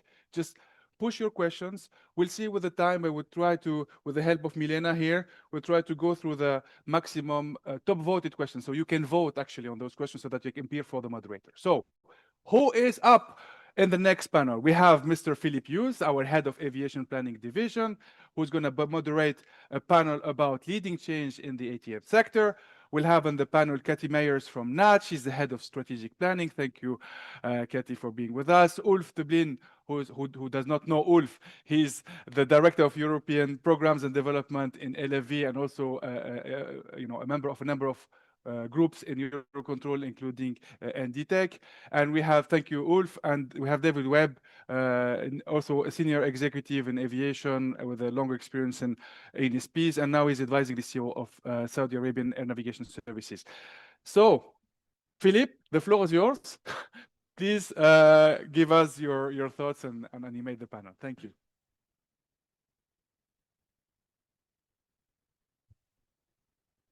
Thanks, Marwan. So we have set the scene, I think, in terms of the overall complexity of the situation. We've heard from ICAO, we've heard the challenge from the Commission in terms of societal change, and I think we can conclude that what we're proposing to do is complex and difficult. It requires courage, and it's really also to do with change management. So in this session here, we want to talk a little bit about some of the examples and experiences of people who've been through this before. So, and I think that where we need to get to paraphrase a former US president, we need to be able to say, yes, we can. We have the ability to do it, but we need to understand how to go about it. And I think, as Klaus said, we need to have the courage to do that, and to also to start on the journey and to see some of the lessons that other organizations have made. I think one of the things we need to acknowledge up front is that one size does not fit all. I think we're all on different parts of the journey. It reminds me of an old Irish story about an American tourist who got lost in West Kerry in the days before Google Maps, and he bumped into a farmer and said, "Do you know the way to Killarney?" And the guy said, "Well, I wouldn't start from here if I were you," right? And I think we all look when we have at this conference about our particular circumstances. So many of us are under increasing pressure to change, accelerate modernization, make strategic decisions. And the challenge is, again, how? How do we go about this? How do we keep track of all the variables and complexities attached to the change? You saw Olga's picture from ICAO, which I'm still find a bit mind-boggling looking at all of the dependencies, etc. So, and what type of architecture tools can we use to do this? And it's about the business and system architecture coming together to make sure that this is complementary, because the systems people in the room here have to explain it to their board, and they have to make a business case about how the thing is going to work and what it's going to deliver. And in terms of the architecture change, one of the things, even from my own personal experience, I remember when I was in the Irish Aviation Authority, we were building a new ATC tower and system at Dublin Airport. And at the same time, the Department of Health were building the new Children's Hospital. And we were both using the same contractor. And we delivered the tower on time and on budget. And at the moment, the Children's Hospital in Dublin is 4 times over budget and is about a year out from completion, using exactly the same people who are doing it as part of it. So it's really important that we're smarter about how we do it. And part of what we want to do here is to share the lessons about how that might work, okay? So whether it's new technologies, new operations, new business model, the reality is you are not alone. Other people have been through this, and really what we want to share here today is the war stories, how we went about it and how it might do. So let me turn to my fellow panelists and listen to their stories. So hopefully there'll be some interesting ideas that will help in that journey. So Katie, you could start off, please. Thank you, Philip, and thank you for having me. So much of what we've talked about today resonates with the story from NATS from the UK. So just before I start, in the UK, NATS was privatised just over 2 decades ago. So we're split into 2 parts of the company. There's the narrow part, which looks after the UK airspace, and the NSL part, which looks after the more commercial aspects, the airport towers, external contracts globally. And so the architecture story that I'm about to walk through with you is born from the business problem of the economic regulation we have in the narrow side of the house. We have very stringent requirements about what we share with regulators, what we share with customers, with airlines, with airports, in terms of what we're choosing to invest in and why. So in terms of the UK and NATS, we have very similar to the Skyguide story. We have 2 areas of airspace domestically and also some oceanic air traffic as well. And so we have different challenges across those airspaces. We have different levels of density and we have different operational challenges. We also are split across 2 operational centres and supported by a number of outstations with our comms, nav and surveillance equipment. And so we are represented across the whole country. And that on average totals up to be around the 8,000-9,000 flights per day mark. So it is quite a large percentage of the European air traffic as well. In terms of where the company is headed and what we are looking to achieve, we want to be a good employer, so we refer to that as a top 25 company. We aim to serve all airspace users, so not just the traditional air traffic mix we have today, but also incorporating new airspace users, whether that's eVTOLs, drones, etc. We're also looking to grow our commercial arm, but equally at the same time balancing that against being carbon negative.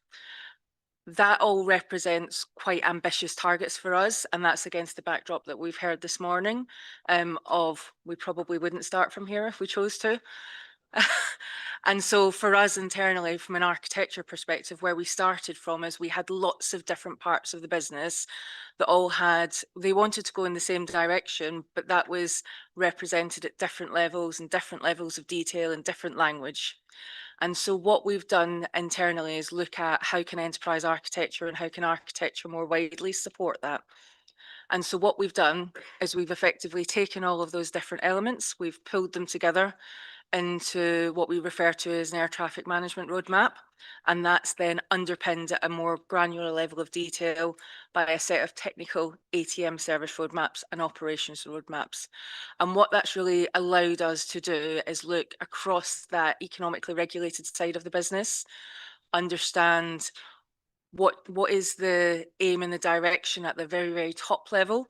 And so where is everyone headed towards, but equally how does that trace and how does that translate into the detail that the technical teams and the operational teams need in order to understand what is the task that's in front of them and what is the next best thing they can do in order to contribute towards that wider business direction.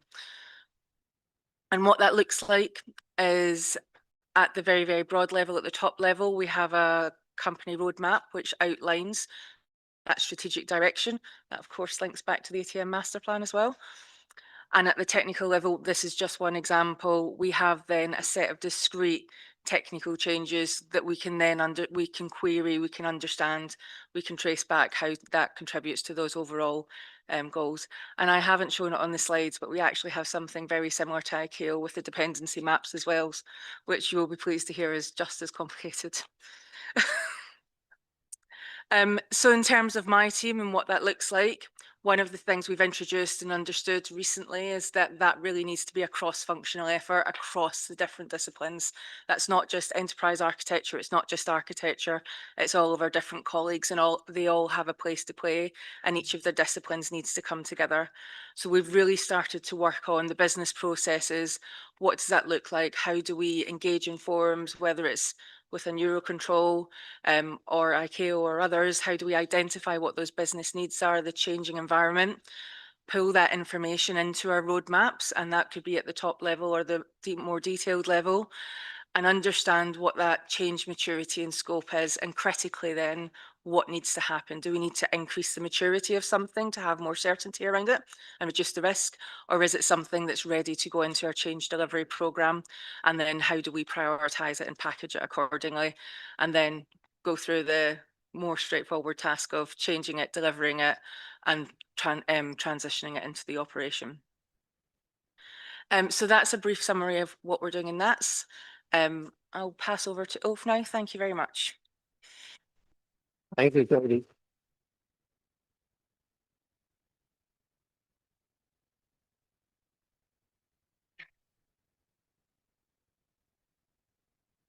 There we go. Good morning. It's a pleasure to be here. The ones that know me, they know I'm passionate about change as Klaus. I think it's in my DNA.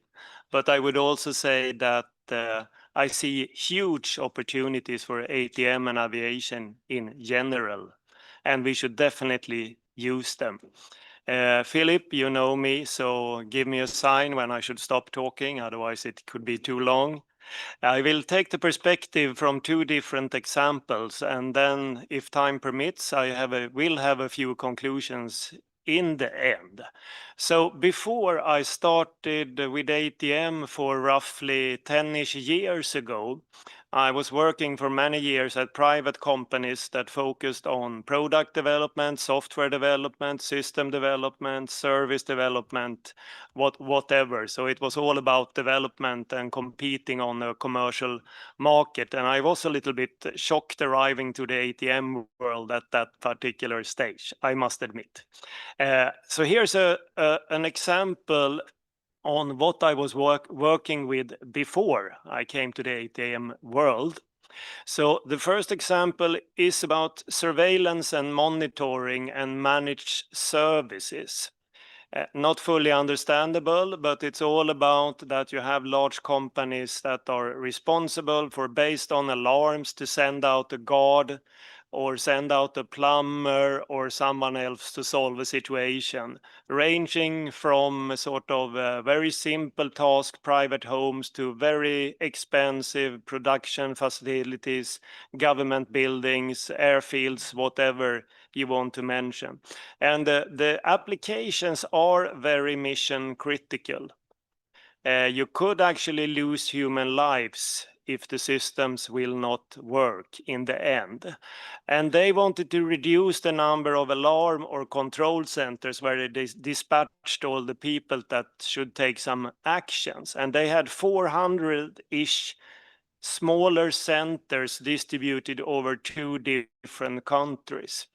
And we came up with a solution, a centralized solution, going to 2 centers covering the 2 countries. And you can imagine that was quite a journey. And all the processes were highly automated. So typically, first you have an alarm. It comes to the control center, but then you have to find out who's the best person to send there. And are there KPIs in the contract saying that someone going to a private property has to stop because this new alarm takes care of a very large, expensive production facility where the customers has paid much more. So you have to reroute maybe. So you have to do that optimization automatically. And then you have to think about who's available and the traffic situation. We didn't have Google Maps, but we have kind of analysis tools that could see a little bit about the traffic situation. So dispatching the right person to have efficiency. Everything was accepted by the person by clicking on the display, clicking when arriving, clicking when finalizing the task. And all the KPIs were automatically measured, and the billing was fully automatic to the right customers. And it was much, much more complex than you think, because some of you will think, why is he talking about this? Because it's not comparable with ATM, but you would be surprised.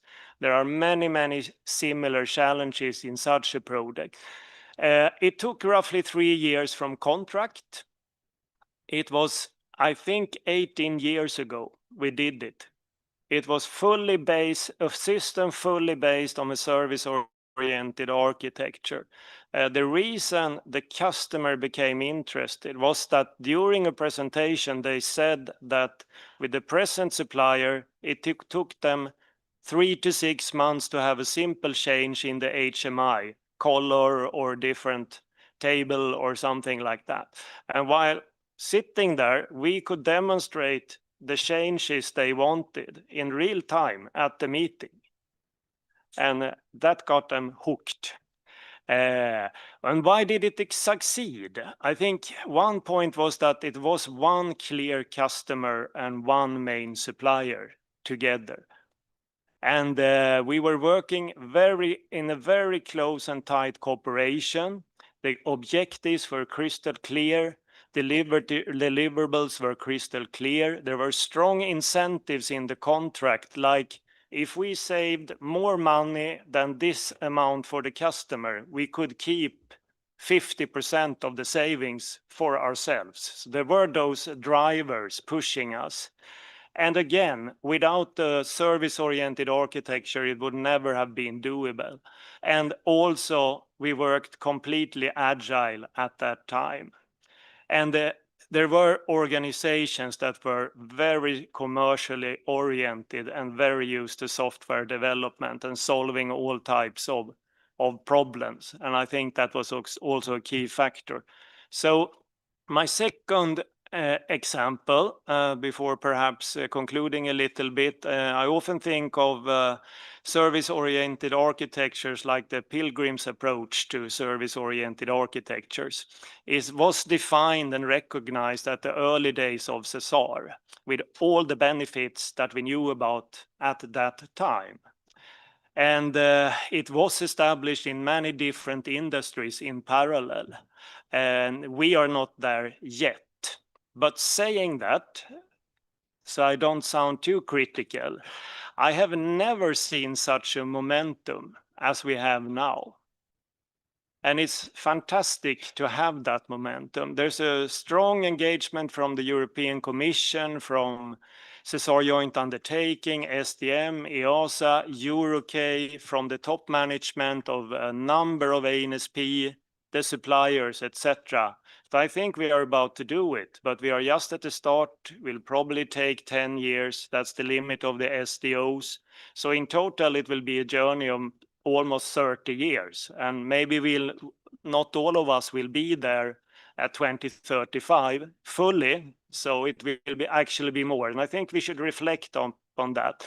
And why slow? I think there has been no clear push from the ANSPs, airspace user, etc., and there has been no pull from the suppliers. We are tightly connected, so if there's no push and pull from both sides, things will not happen.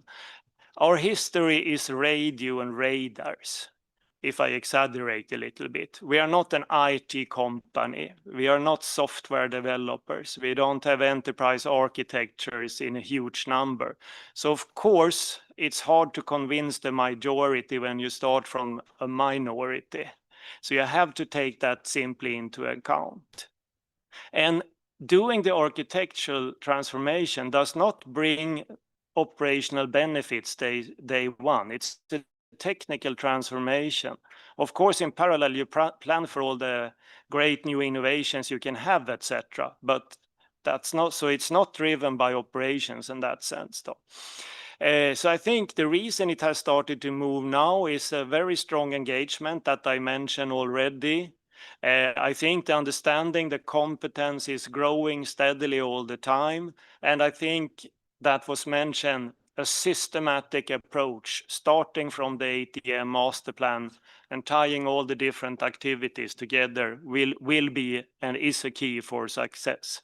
And also the close cooperation with the suppliers. So there are a number of lessons learned, and everyone has shared a few. But I think we humans in the ATM world, we are often blocking ourselves. Of course, there are a number of dependencies. It is very complex and so on, but it doesn't help us to tell it time by time by time. I think, like Klaus said, we need to be solution oriented. So if someone takes up a problem, they should also have the solution in place. So I think that's really the key. And if there is a will, there is a way, you know that. And you need the technological enablers in place. You need good ways of working. Klaus mentioned processes. And I think whenever we do something new in Europe or back home, if it's a radar replacement, fine, we will succeed. But if it has an element of something new we haven't done before, like moving to remote towers, for example, we must always go to the school books about change management. Why do we do it? Creating incentives. Culture, structure, strategy has to walk hand in hand and be synchronized. And we as management has to help the organization by removing the obstacles they see and clear objectives and leaderships. And I didn't write it, but what's this about? It's about leadership of change. Thank you.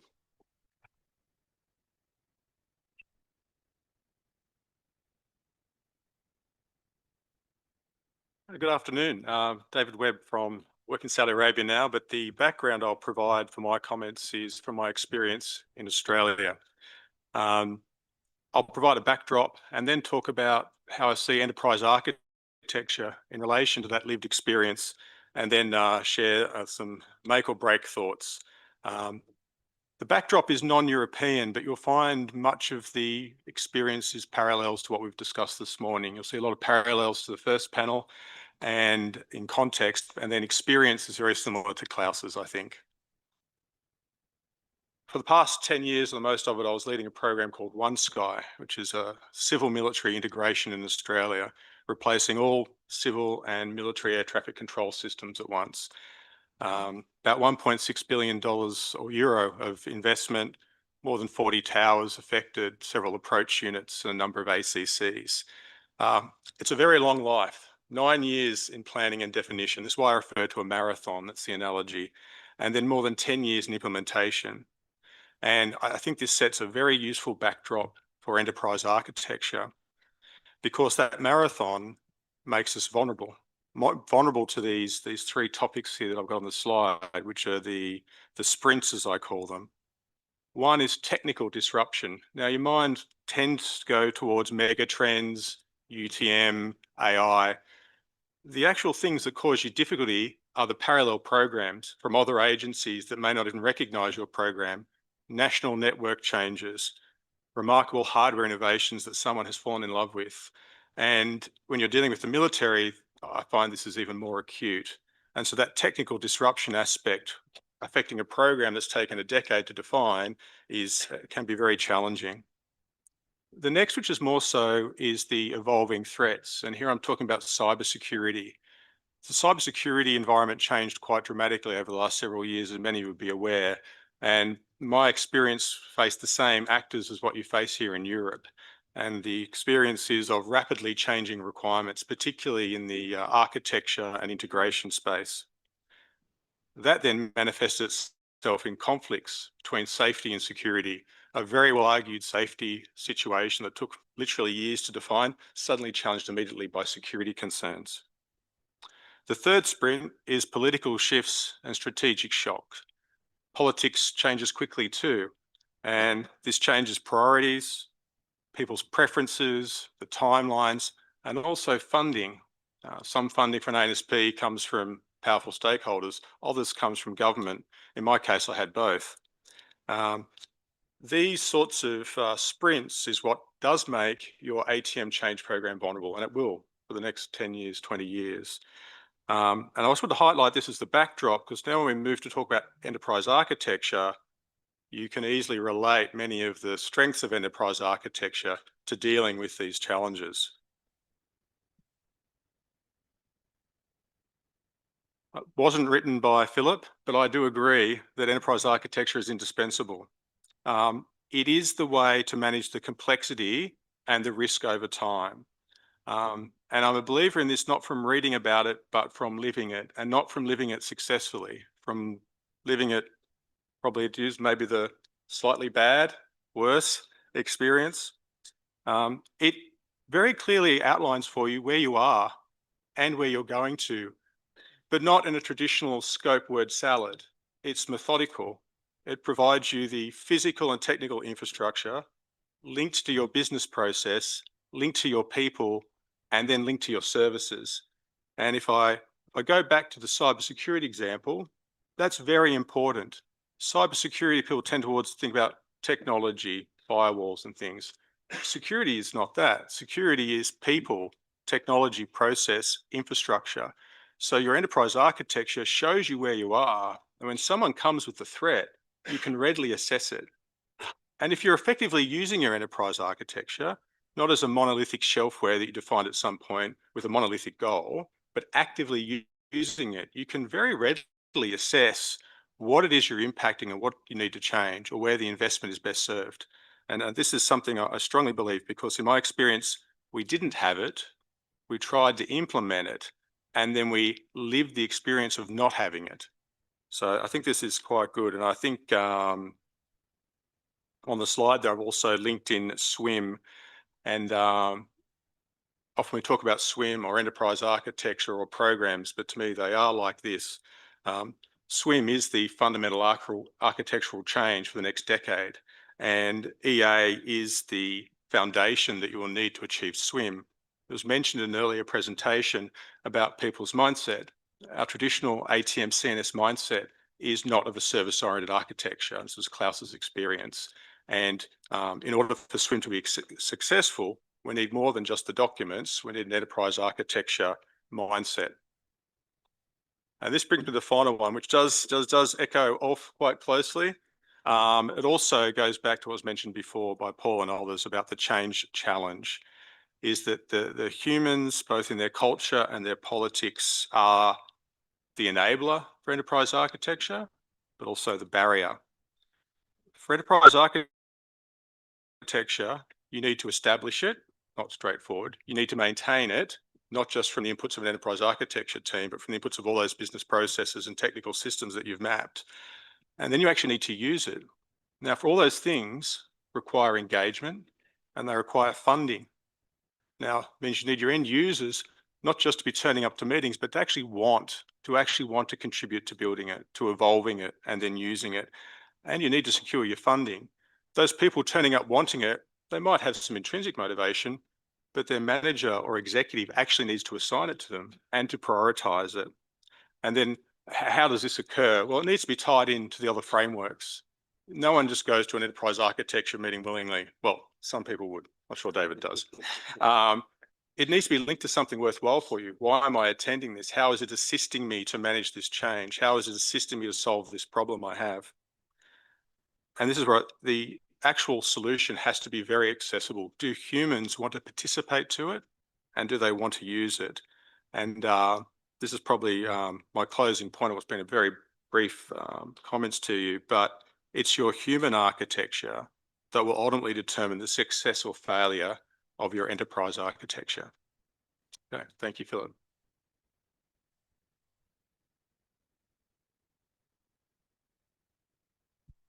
Thank you, panel. So my kind of key takeaways from that is that, first of all, I think from Katie gave a very good demonstration of the transversal nature and the way in which the thing needs to be structured in the organization. I think Ulf has clearly highlighted something I think we all sense here politically, which is there is a momentum for change. And the other point that's going to drive it is, and it goes back to Paul Bosman's presentation, is we can't continue to live. The challenge is becoming too difficult from a societal point of view. So therefore, change is inevitable and we need to do that. And part of it then is how do we exercise the leadership within our organizations to do it? I think David was very much on point in terms of the managing the scope, the evolving change and the political piece, and how the politics of this has to be managed and the human dimension. And so for the panel, and I'm looking at the questions here, the key one that really comes up is about internal resistance to change. So my question to each of the panelists is, what's the hardest part which you had in the transformation journey? Was it technical or human? Katie, I'll start with you. Thank you. I think the hardest part for us was explaining enterprise architecture concepts in a way that can be understood by other disciplines and tying it back to what's the problem statement of the organization, how does it therefore give that team some value, why are our problem statements and our ambitions the same, and once you can crack that part, it then becomes much easier to overcome that change management angle. And I always find that you can do more together as a team than you can do on your own. So once you have that transversal and that cross-discipline effort, you can achieve so much more together. Yeah, I could echo that as well, because when I came here to Eurocontrol and enterprise architecture, we spent more time arguing about the elegance of the solution rather than the benefit it was delivering. So I think that's true. Ulf. I agree. I think it's the human in the loop that is the big challenge in terms of culture, that we are so safety oriented, and the competence in a new area.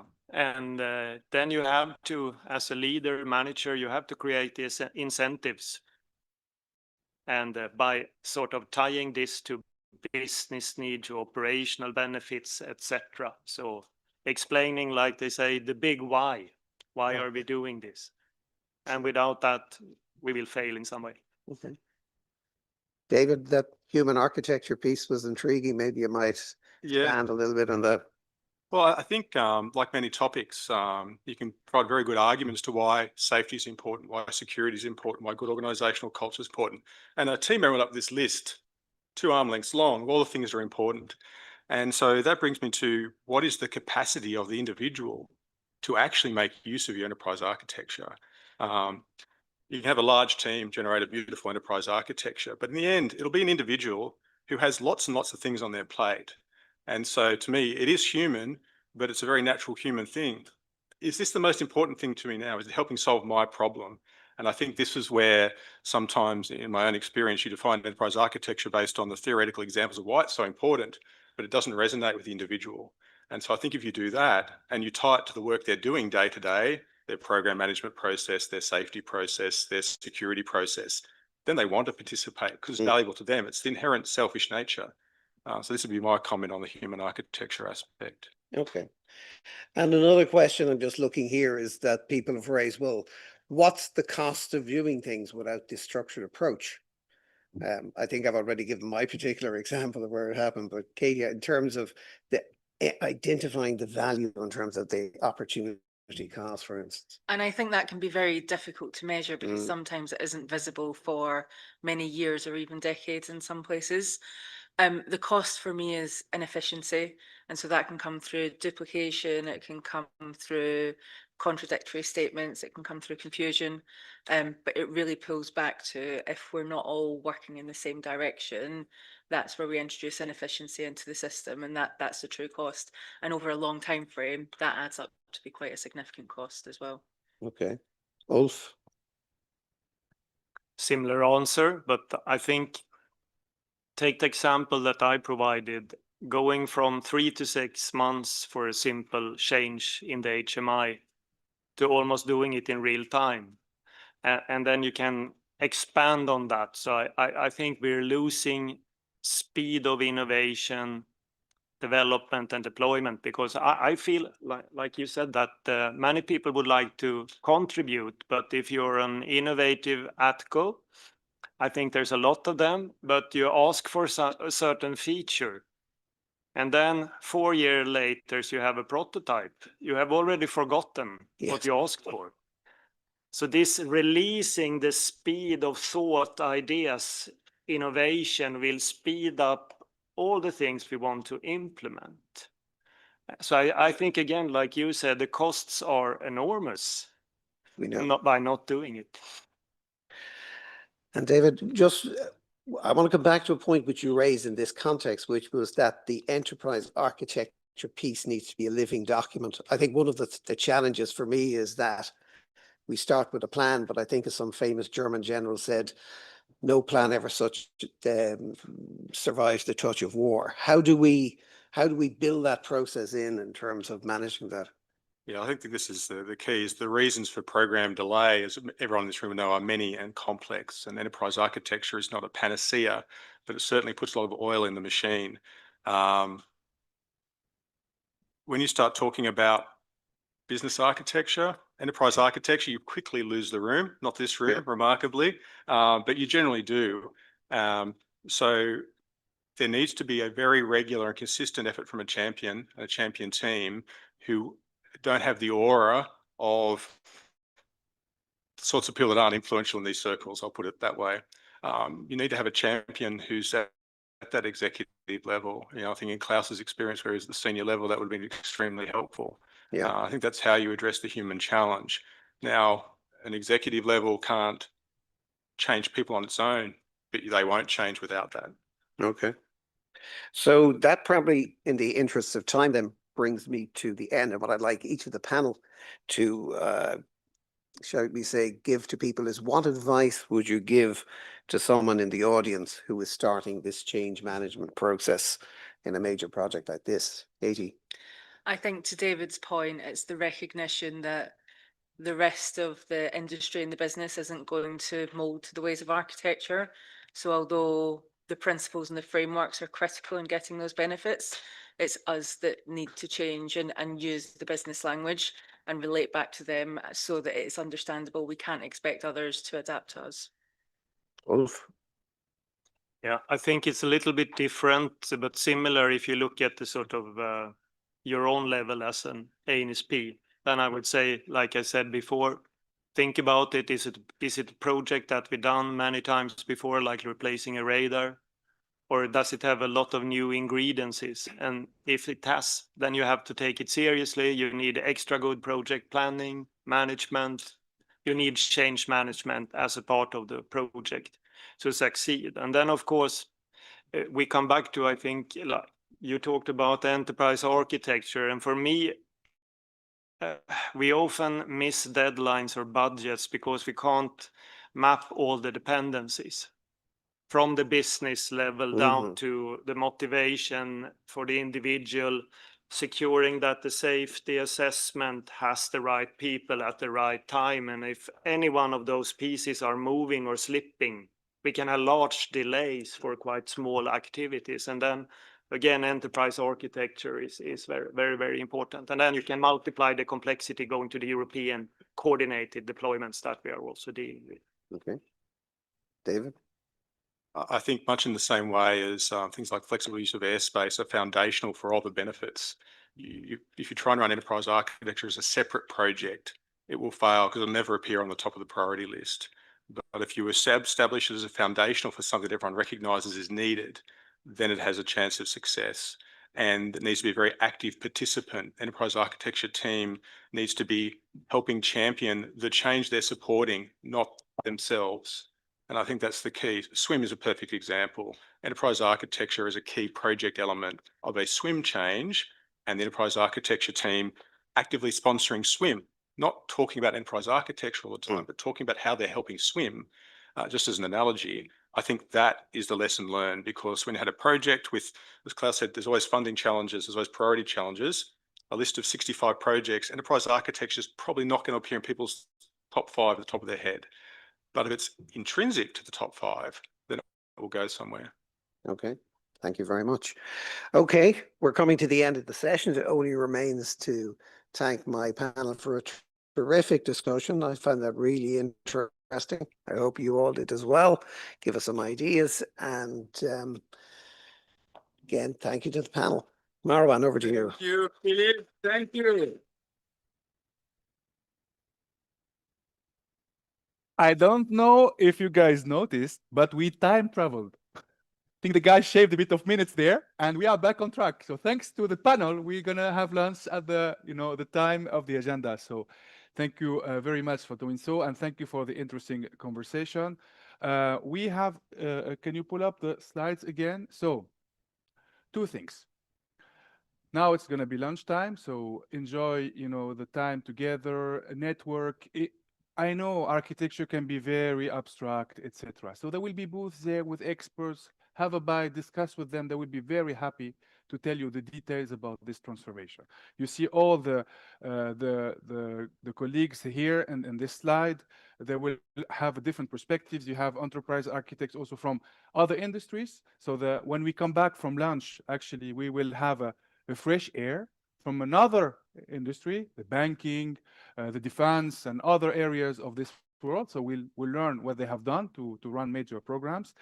And I would ask you for one favor. In the wrap-up session, we will ask you 2 questions.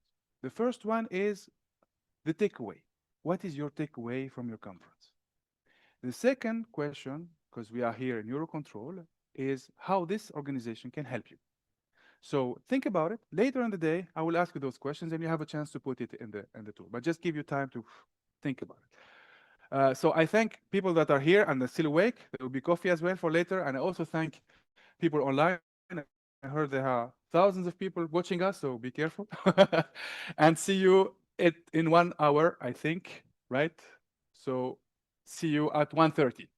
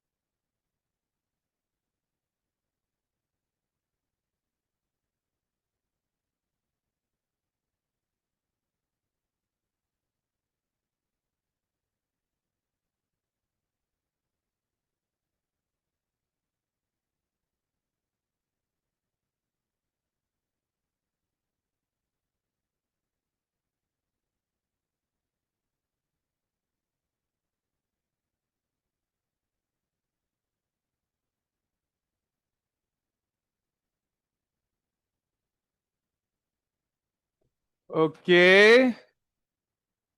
So I see that most of the people are back. So thank you very much for not leaving, I guess. This is going to be an interesting part of the conference. This is going to be an interesting part of the conference because we said, you know what? Are we really that special? Are we really that different in terms of aviation?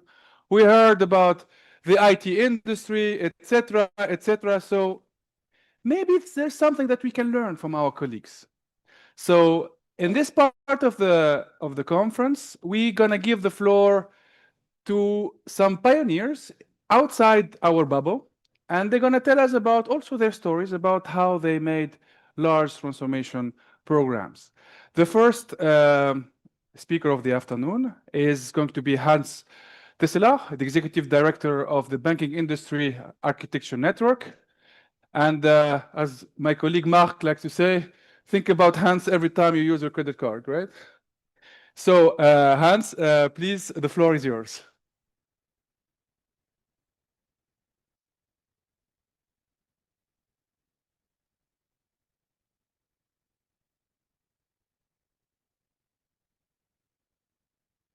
I need to find the button because I think it's all about technology, but technology can also be a hinder sometimes. So we all know. So thank you for having me here. It's a pleasure. I had some people during lunch said, what is banking doing here in aviation? So why are we interested in banks? Well, you probably are, but this is not why I'm here. So I'm not going to tell you about bank systems. So what I'm going to tell you is that we started our journey, and this is who I am. And I highlighted that he also worked at Schiphol Airport in systems development. So, but that is more than 30 years ago, so don't blame me for everything. So what we did, we started in 2008 thinking about the world that a bank is in. And not only inside, but also outside. So the first question I ask is, what is the only word in every language that is spoken? So if I have one hand, then it's okay, but probably no one knows, but I will tell you it's selfie. So selfie is in every language has the same meaning. That also implies that we, as architects or as institutions, are also in need of a common language. That if you say air traffic control, that your definition of air traffic control is the same as someone else, or maybe if you discuss it with a potential vendor about the functionality, that you have the same definition of that functionality. So architecture is like Rosetta Stone. So it creates a common language. It creates a common language inside your organization, but it also creates a common language outside your organization. So you can discuss with all your peers in the industry, and then you know this is what we mean. So that is at least turned out to be later, let's say, one of the most valuable assets of the architecture, that we all speak the same language. So and we started in 2008. And in 2008, the question was, how can we help the industry to integrate? And the integration in 2008 was primarily inside the institution. So how do I add additional functionality to my existing environment? That was the question. And then several years later, it was how do we integrate outside our organization? So how do we integrate with fintechs? How do we integrate with PayPal, with Alipay, you name it? So that was the, and then we went back and we said, okay, now we have those APIs. Can we use those APIs inside the bank? Can we use those APIs to transform the bank, to move away from our monolithical systems, 30, 40 years old, COBOL? Well, I don't tell you anything new. And the answer was yes. So we started a project that we call the coreless bank. Can you run a bank without a core system? So can you run a bank only from little bits and pieces? And the answer is not yet. So we need to find a way to have part of the legacy in place and then have, let's say, best of breed solutions besides it. So we do that with our members. So we are a not-for-profit member association, something different than usual. We depend on the time and availability of people who do that besides their day job. And it is today around 120. So we have banks, we have vendors, we have standard bodies and so on, all in our community. So we were also discussing here about where are we moving to? Where are you moving to? And the best way to predict the future is to invent it yourself. So you should be the master of your destiny. I think that's, for us, it was a very important lesson.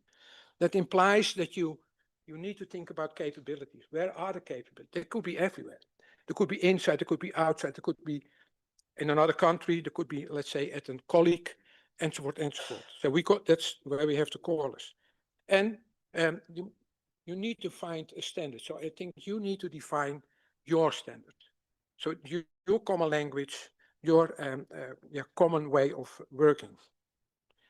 So when we started in 2008, there was no publicly available model from how a bank operates. So what does a bank need to do? So we needed to identify all the elemental functions in the bank. And I had a slide with all the elemental functions, but said, don't show it, because you scared everybody off. So I go one level up, so for the sake of, so to please the audience. And here you see more or less the bank on a page.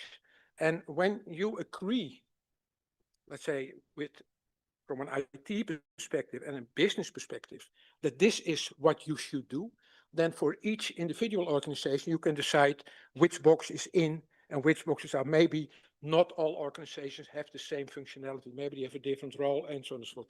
But at least you have a common ground.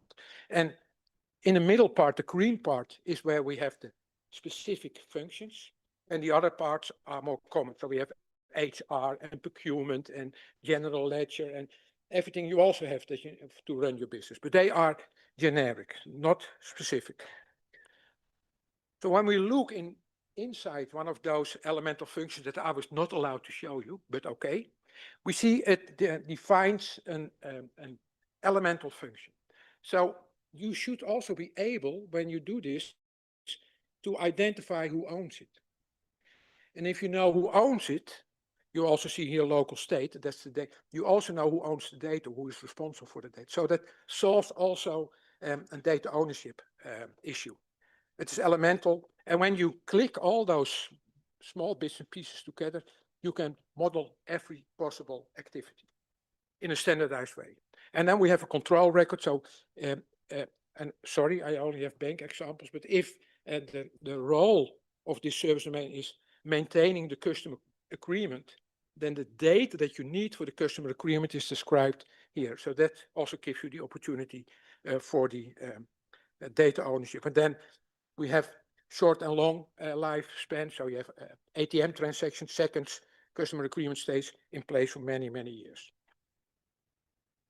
So you this morning, several times, I heard SOA, service-oriented architecture. And I know Gartner is in the room. So Gartner said, yeah, service-oriented architecture, that's old-fashioned. So we are moving towards a composable enterprise. So if you have a composable enterprise, then you need to have a composable architecture. And if you have a composable architecture, you need to have building blocks.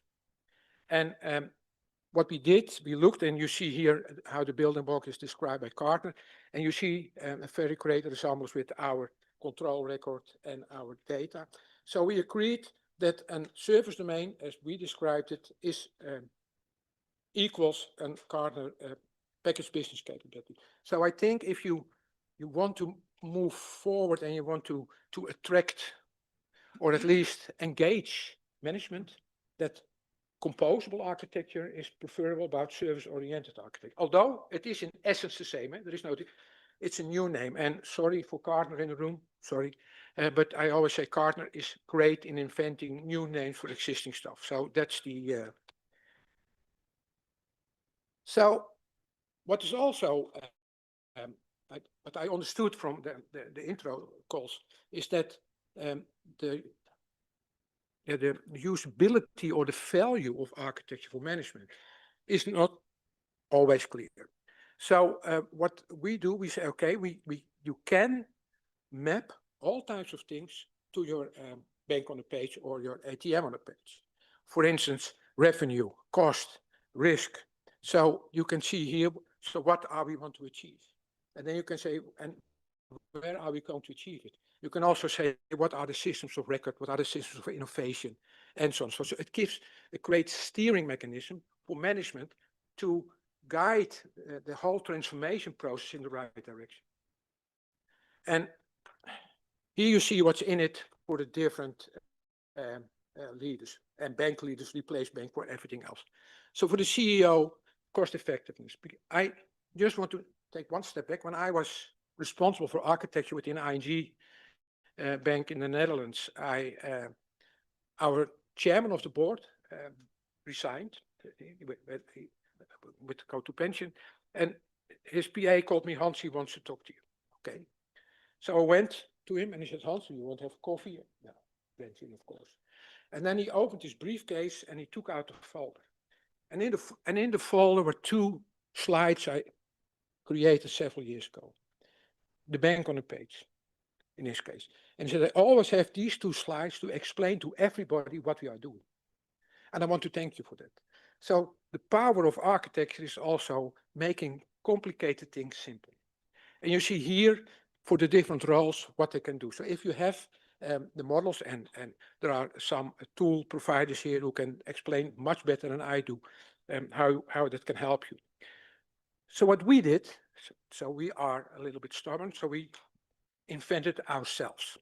So here you see on the bottom left-hand side, you see our model. And then what we say, you need to add different attributions to the model. For instance, headcount. What is the technology stack? What are the business processes, and so on and so forth. So you can also use that as a steering mechanism for your organization. You can help your management in say, okay, where do we invest? Is the investment that we made that makes sense, and so on and so forth. So as stated, we did it ourselves, but there are also off the shelf. But what we wanted to do, we wanted to add that it's on top of our model, so make life easier for the members that are using the model. APIs. So I mentioned that we were moving from inside to outside the bank, and I go back to the model again. So what we did in the meantime, so everything is you read here, and I mentioned the middle part are the bank-specific functions. We created the APIs, and so we have for every elemental function an API in place, and the APIs allows us to help the industry to move forward. Now I go here, and sorry for this overcomplicated slide. It's not, I didn't make it, but we are using, from an architecture perspective, BIS design as an architectural tool. It's a great tool to do architecture stuff. Full stop. You cannot do anything else with it. So what we do, and you see here, we have service domains, the business object model, and so on and so forth. We built a tool and we push the content one-on-one to MongoDB. So it's the same content in a different database environment, in a different language. And then we built a generator, the content manager. I don't know how to. Okay. And then we generate everything out of it.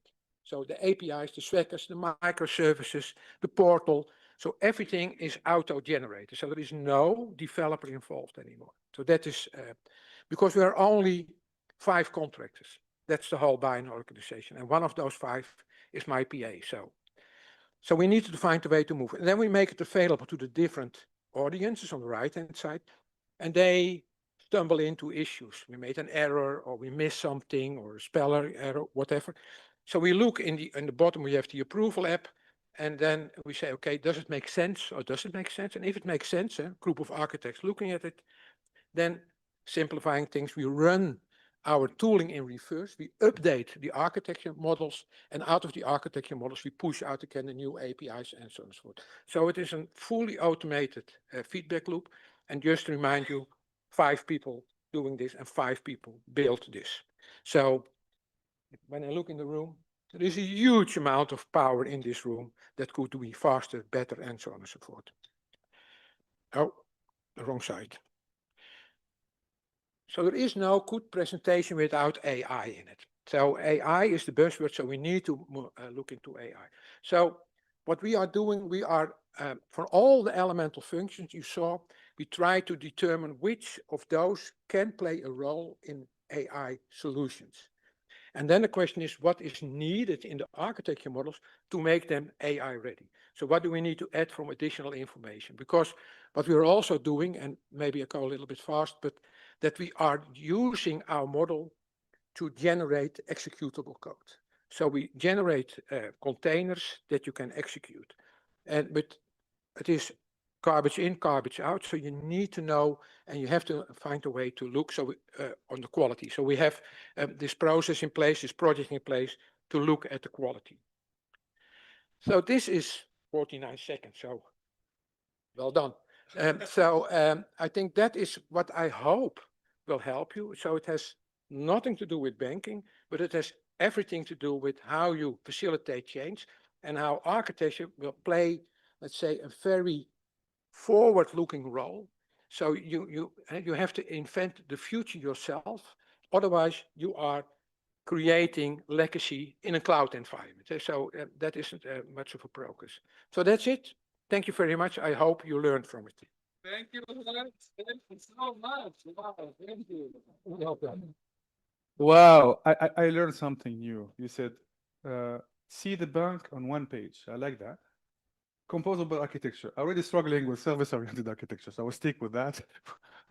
No, really, when we were preparing this conference, we were talking with Hans, and I told him, look, we care a lot about human life, you know.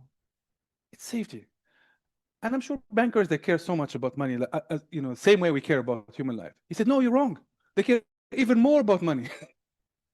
So no, thank you. And I like the idea of, you know, having an architecture. Let's say you are a CTO of a bank and then somebody tells you about mobile banking or virtual banking. How do you get that? And if you don't have the blueprint of the bank and the bank in one page, you can't tell really how you get that really implemented. So thank you for sharing your wisdom with us today. We were going to continue with the next panel. So we're going to continue the discussion about managing change outside the ATM sector. So we have with us, you know, you have Google and Android, or Google and Apple, sorry. You have the Boeings and Airbus.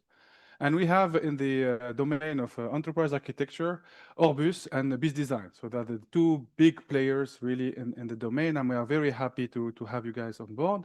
So Laurel, unfortunately, could not be here, so it's going to be Jacques Cooper, I guess you're head of customer satisfaction, right? Well, wow, that's a hard job.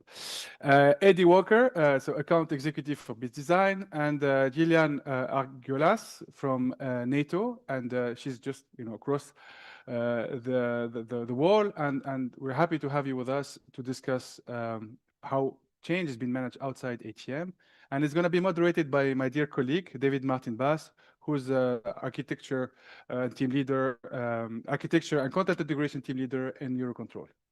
David. Thank you, everyone. Good afternoon, all those that are in the room and those online. We have 2 big challenges in this panel. The first one is almost the one after lunch, so we will need to keep you awake, and that's important. And the second challenge is to be able to communicate and convey the message on how architecture can support decision-making and how enterprise architecture can serve as an enabler when it comes to helping organizations making impactful decisions. Okay, so these are the two challenges, and I always say that for me, enterprise architecture is everywhere. So when you look at an organization from any perspective, you can see how architecture is there. Okay, so every aspect of an organization is covered and connected when we use an enterprise architecture approach. So we'll try to cope with these two challenges. First, to keep you awake, yes. And the second, to explain how, beyond the world of air traffic management, enterprise architecture can support decision-making across all areas and dimensions of an organization. And a key word here is value. How, and it was also mentioned already by Hans, that the enterprise architecture approach delivers value to the different profiles in the organization, CEO, CTO, etc. And also to break the myth that this is only about boxes and arrows. Okay, so this is enterprise architecture is much beyond that. So for that we have NATO with us. There's no introduction needed, but it's a reference in defense, of course. But at the same time, NATO is a pilgrim, is an inspiration for everyone with their architecture framework that they developed. It's NATO architecture framework, of course, and it's an inspiration for us as well that we retain and that we have taken as the baseline for our internal framework. So thank you, Jill, for being with us. Then we have two of the leaders, Marwan already indicated, two of the leaders of in the market of enterprise architecture tools. So we have BizDesign and we have Orbus. BizDesign, our former provider. Orbus is our current provider. Both of them are very well qualified, classified in Gartner Magical Quadrant. Okay, they're both leaders. So take a look at what they have in their booths because it's quite interesting. So we are going to assess change from different perspectives. So all of us are going to give stories of transformation addressing different perspectives of the enterprise architecture. So the first one is how enterprise architecture impacts or can support strategy alignment and business and deliver business value. Okay. Second one will be the support of execution and delivery. Third one will be, we mentioned already culture, but also governance and collaboration within an organization. And the fourth one, how enterprise architecture supports the capabilities, maturity of an organization, and how it enhances the adaptability of an organization. With this, I think that I can give you this, Gillian. As usual, while they're setting it, as usual, so you have the QR code. You have the QR code. You can start asking your questions for the panel, David. Please, Gillian, go ahead.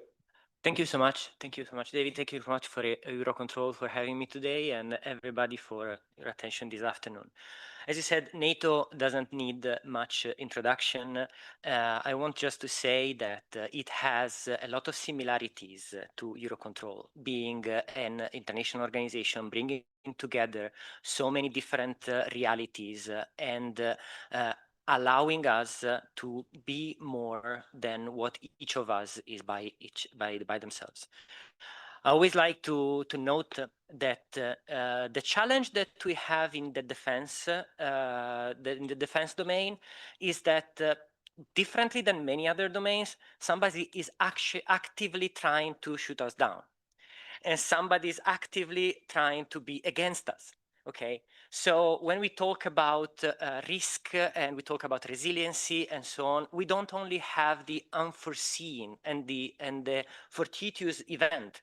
We have actual effort put into it. Okay, and in that context, what I want to stress is that for NATO, for defense, and for our security, two of the most important elements are cohesion and preparedness.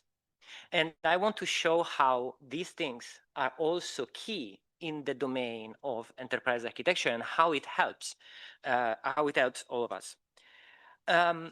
for me, it's important to see that if we look at the sources, like the basis, I'd always like to go for first principles. If we look for ISO 42010 enterprise architecture, we see that some of the basis is that architecture is about the fundamental choices that determine a system and its evolution through the components and their relationships. And using a quote from Edsger Dijkstra, it mentions that it's about separation of concerns. And concerns are the foundation of what we use to define our architectures. And in that sense, we have to remember that architecture is not something that happens in the ivory tower. It's focused to the concerns of our stakeholders, and that's where it needs to stay. We often think about it as an enabler to decision-making, value proposition, and all the rest. But, and we always see how architecture brings information and brings knowledge to the decision makers to make better points. But where does this knowledge come from?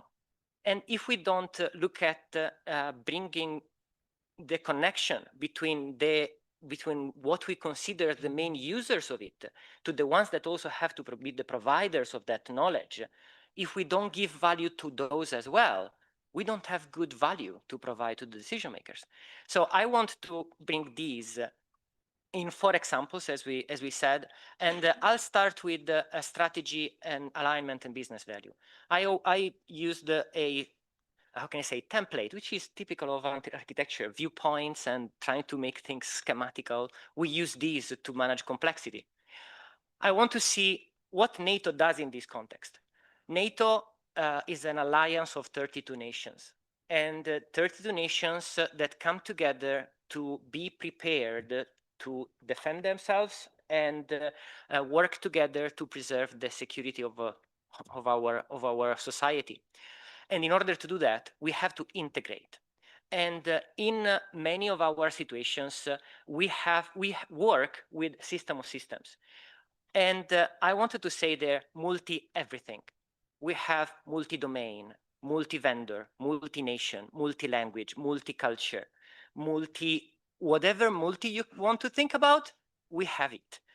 And when we spoke about today, the dissolving of verticals, well, we can't even think about it because the nations, in order to preserve their military power, they want to have their independence and their sovereignty also from an industrial perspective. So we also have to make that count. In all of that, we have recognized that if you want to control something, you need to be able to measure it. All the adagio from the quality world. But if you want to measure it, you must be able to understand it. If you want to understand it, you must be able to describe it.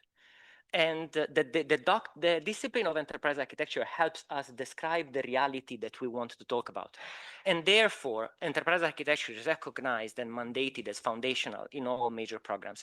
Being at EUROCONTROL, I wanted to mention the Area and Command Control program because it's very close to this world, which I happen to be lucky to work on. And over there, we use all the tricks in the book of enterprise architecture to try to understand what's going on and bring together all the different armed forces and the civilian military collaboration we've also seen. The next one that I want to consider is the fact that we also use enterprise architecture in the whole chain from acquisition and from imagining what we're doing in our systems all the way down to maintenance. I had the fortune to be a lead architect for that program at one point. And in there, we were able to involve the operational users. And we always made the metaphor of the kitchen and the dining floor.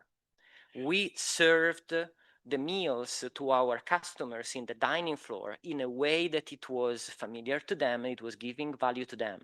And nowadays, we give the insights from the architecture in a form of an online website that they can use to explore their business processes for training, for optimization, and so on and so forth, dynamic, direct from the architecture domain. On the other end of the spectrum, we use the same models to model the support chain and what is actually allowing our systems to be live and operational to defend us from missile attacks. So we talk about radars, we talk about data links, we talk about command and control systems, communications, and we monitor them in real time, based again on the same models that we use to describe them, to design them. The other thing that I want to mention, and it's going beyond information technology, is that we try to be an expert practitioner, but one size does not fit all. It doesn't make sense to go overkill on a massive architecture endeavor for something that is simple. So we really try to balance that and tailor what we do to the different initiatives. One that I wanted to highlight here is one that we are doing over in Norfolk in the US in Allied Command Transformation. We're talking about transformation today, where we are working at modeling the overall portfolio of NATO investments. And it's not just IT, it's anything, to assess all the dependencies, synergies in order to drive decisions for investment, for risk, and so on and so forth. We need to be faster, but we can only be fast if we are prepared, that we know what we have. And the picture on the right is what we are aiming to have. Quick dashboards for decision makers, identifying immediately, even on diverse programs, what's in common, what is that we can leverage, because disruption is going to happen. It's in our world, it's just normal. And then the last one that I want to mention is NATO as a facilitator and a catalyst, because as I said, 32 nations, we always say 32 CEOs. You know, NATO works by consensus. Each of the CEOs can put a veto. Even managing to get actual decisions there is very difficult, which means that when we do, they're extremely strong. But in order to support that, we work with strategies, standardizations, and on oversight to help everybody. Two programs that I wanted to mention there: Federated Mission Network, in which we work not just with allies, but also with partners across the globe. Australia, New Zealand, Switzerland, they're all part of that. And the Architecture Capability Team, which is mostly built with the work of the actual national participants, and those are the ones who wrote the NATO architectural framework that is the basis of what many nations do. Thank you.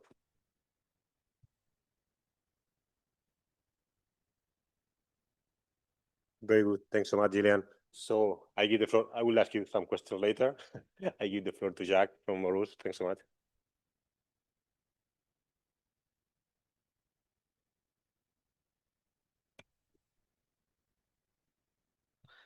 Still haven't quite mastered the microphone, but yes, thank you both for your introductions today. Thank you for supporting me in stepping in. Unfortunately, my colleague couldn't be here, so if any of you noticed on the opening slide, wait a minute, that doesn't look like Jack, you would be correct.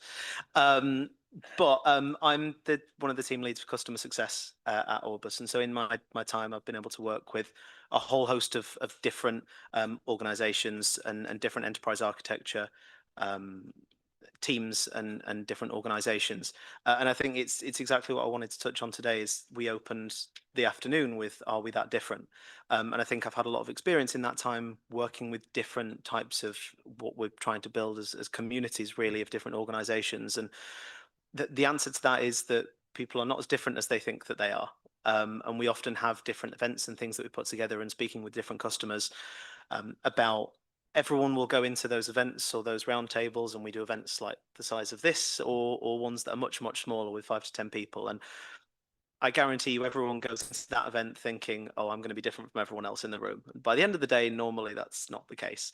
And I think it's good to be able to share those stories. So I was going to break down those items and touch on a few of the things we've already raised this morning in those 4 key areas to try and limit us, I think we'd be talking all day if not.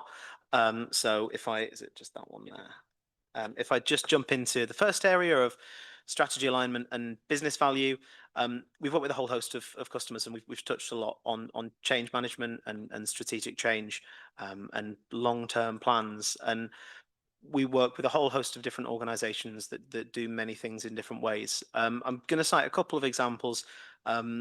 Firstly, we had a couple of months ago at the Gartner Summit in London, we had IKEA speak for us very kindly, and we've got UK Parliament speaking for us next week in Barcelona at Gartner. And I wanted to touch on a couple of those customers and how they work.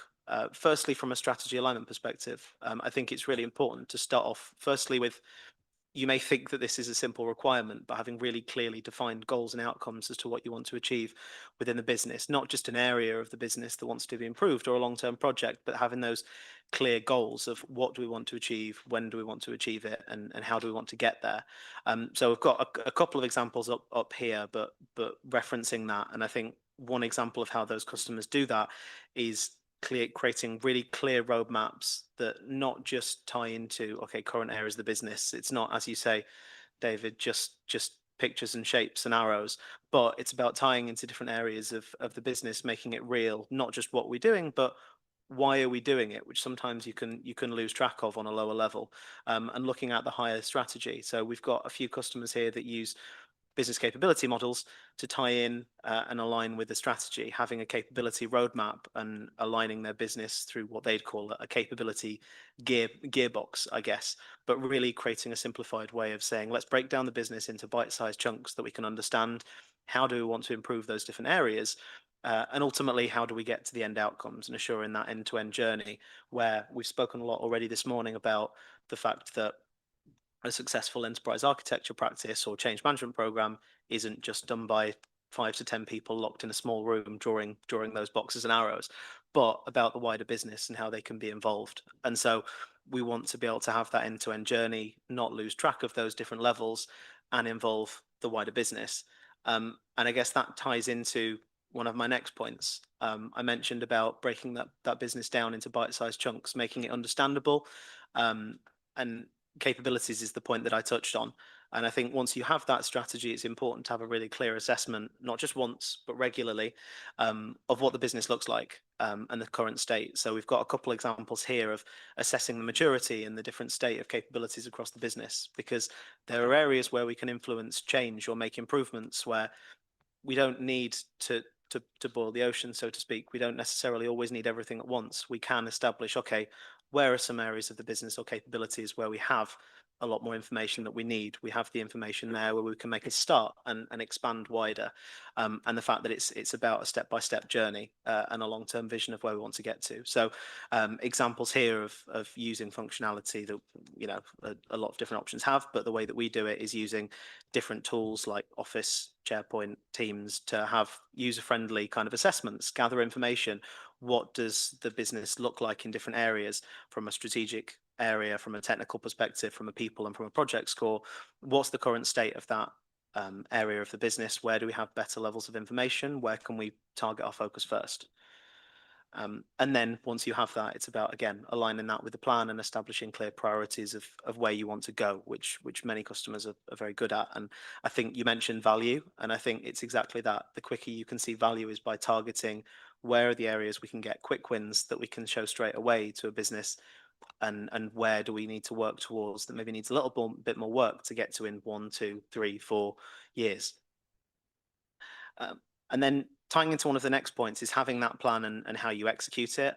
Feel free to stop by and have a chat with me later on at the end of the day, but we have different ways that we do this and break that down. And I've had the pleasure of working with David and the team for 2 to 3 years now. And the way that we do that in different ways with EUROCONTROL is by breaking that down into models and workspaces, segregating the data, having really clear views of the different scenarios that we have, and then how we want to have our different phases to make that a reality. So we have different ways of breaking that down. You can see I've made a very simple demo environment you can see later on with a screenshot of an aviation company. But It's about having those clear views of where we are now as a business, where do we want to get to, and more importantly, where are the differences between the two and how do we get from A to B?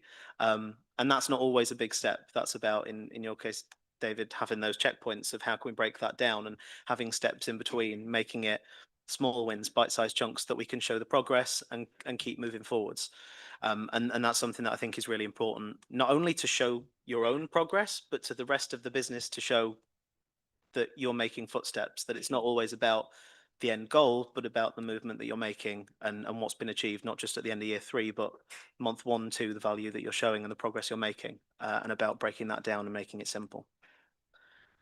And then lastly, throughout that journey, continuing to kind of govern and control, you will still need the support of the wider business to do that in gathering information and maintaining that, establishing governance, collaboration, and breaking down those terms, as we've said, kind of needing to explain very complicated things that technical people know in simple terms that anyone could understand is how you can get the rest of the wider business involved and on board. And I think collaboration is a big piece of that. So using those, how can we tie it into terminology, projects, initiatives, things that are familiar to the business so that an owner of something far removed from enterprise architecture can understand what that means, what does it mean to me, and how can I help? And as a few people have referenced, being able to show, okay, if those individual collaborators understand why it benefits them and what helps them, then they'll have a reason to do it. It's not just something that's being mandated from 5 levels above them saying they have to do it by next Tuesday. So having that kind of breaking down those levels and ensuring that everyone sees that clear picture, making it familiar to the wider business and encouraging that collaboration for those that aren't technical, I think is a big part of that, understanding what enterprise architecture is, that it isn't just the ivory tower that you mentioned, but it's something that can support the wider business, and why it does and how it does, I think is important to show. So yeah, any other questions? I'm sure we'll get on to questions, but yeah, thanks very much. Thanks, Jack. We'll get to the question. Thanks a lot. Now time already from this side.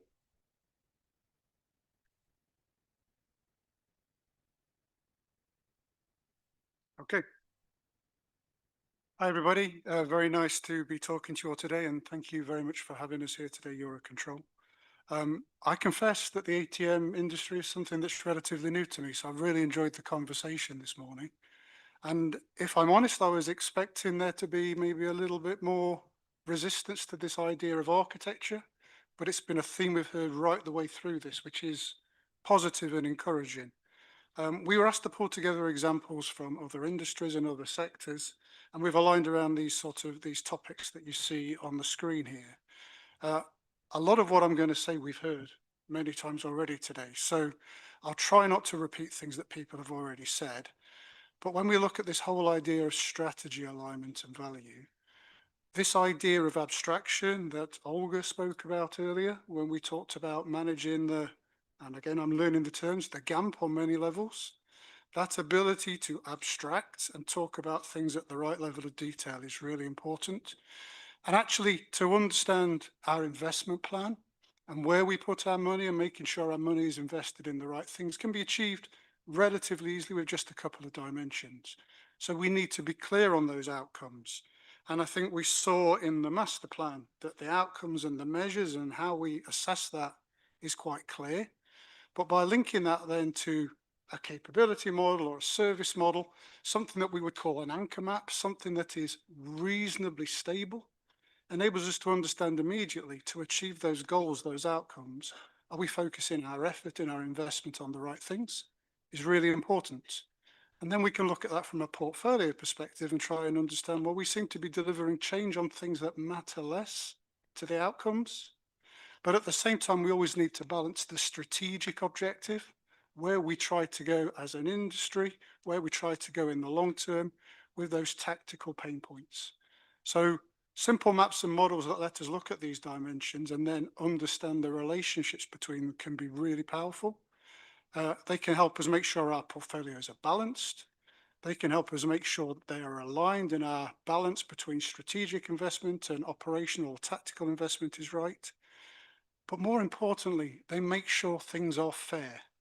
I don't know how many places we've all worked where it seems to be he who shouts loudest gets what they want in terms of investment.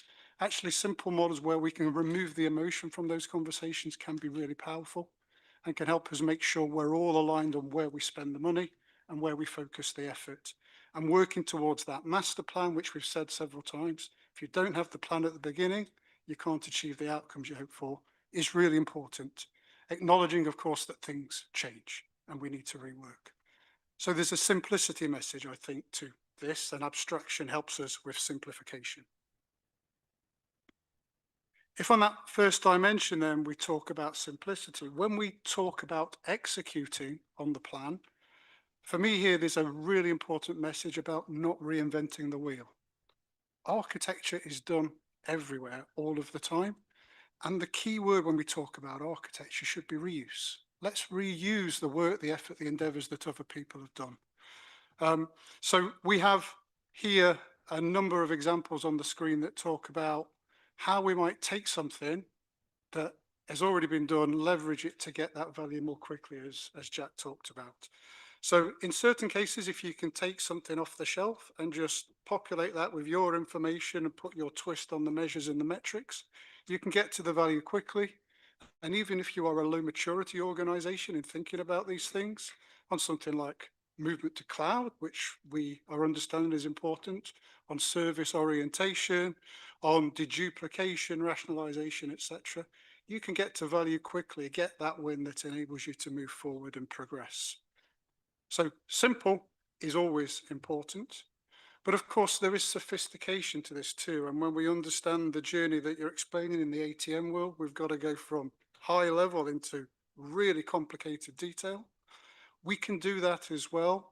And the example on the right-hand side here is we have a logistics company we work with in Denmark.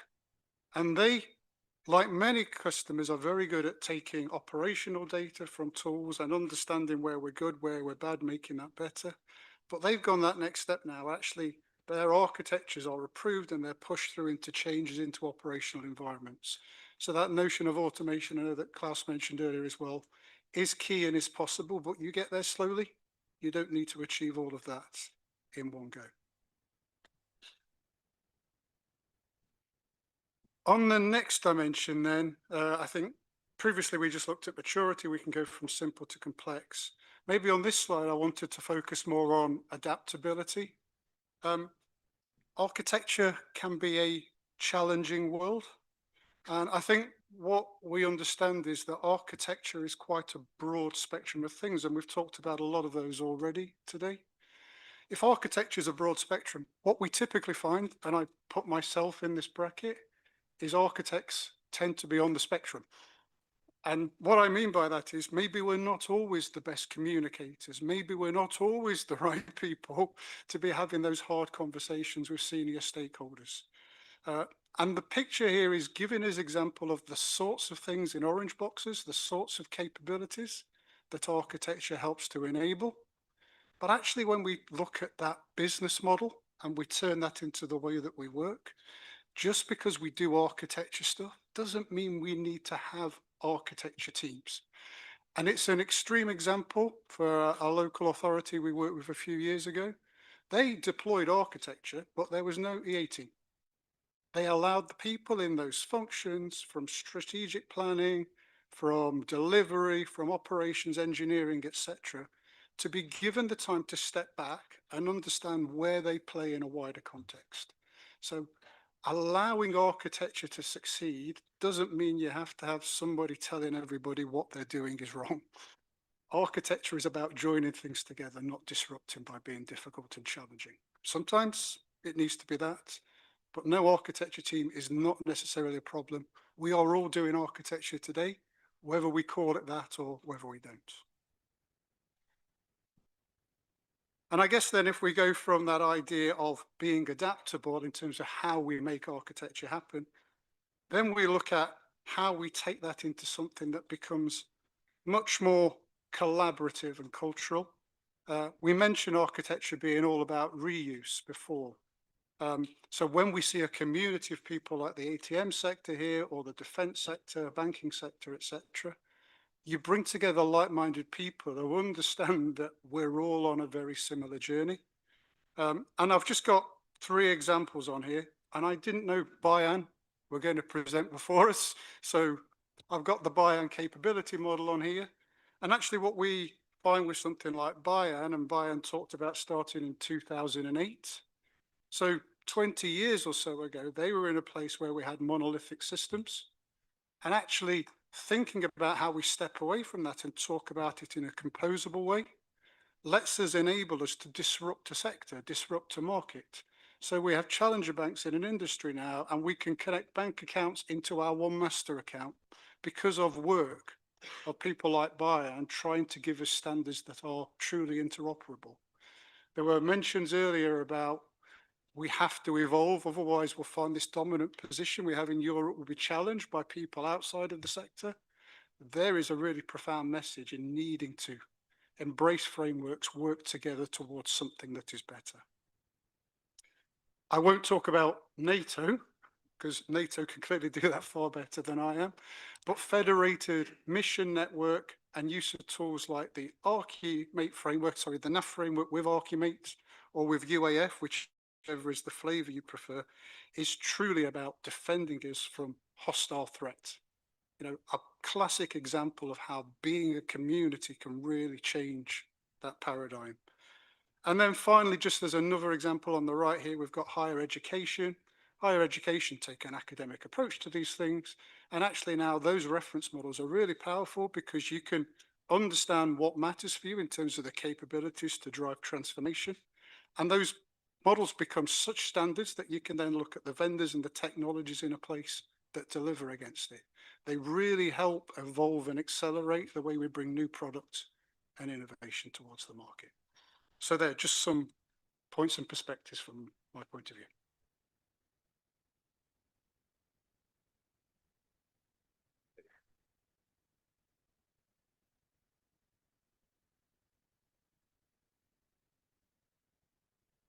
Thanks so much, Eddie. Very inspiring. So thank you all. You've seen plenty of diagrams, plenty of assets that we can provide through the architecture.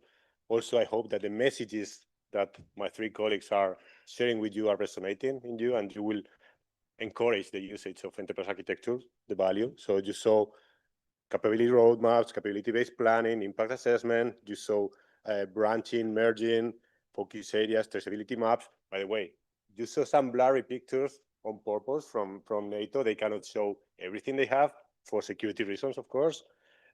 We had some reference models, strategy, standardization and oversight. And we had as well some business models, scenario planning, program fingerprint, impact assessment. So we had all these that are some of the assets, only a small set of possibilities offered by the tools, by the different frameworks to allow you to assess your organization. We don't have many questions from the audience. You're still on time to do that. Luckily, we prepared some ahead. So I will directly go to the questions that we prepared. You have 1 to moderate, and then I will take 1 or 2 from the audience. So the first one is going directly to NATO.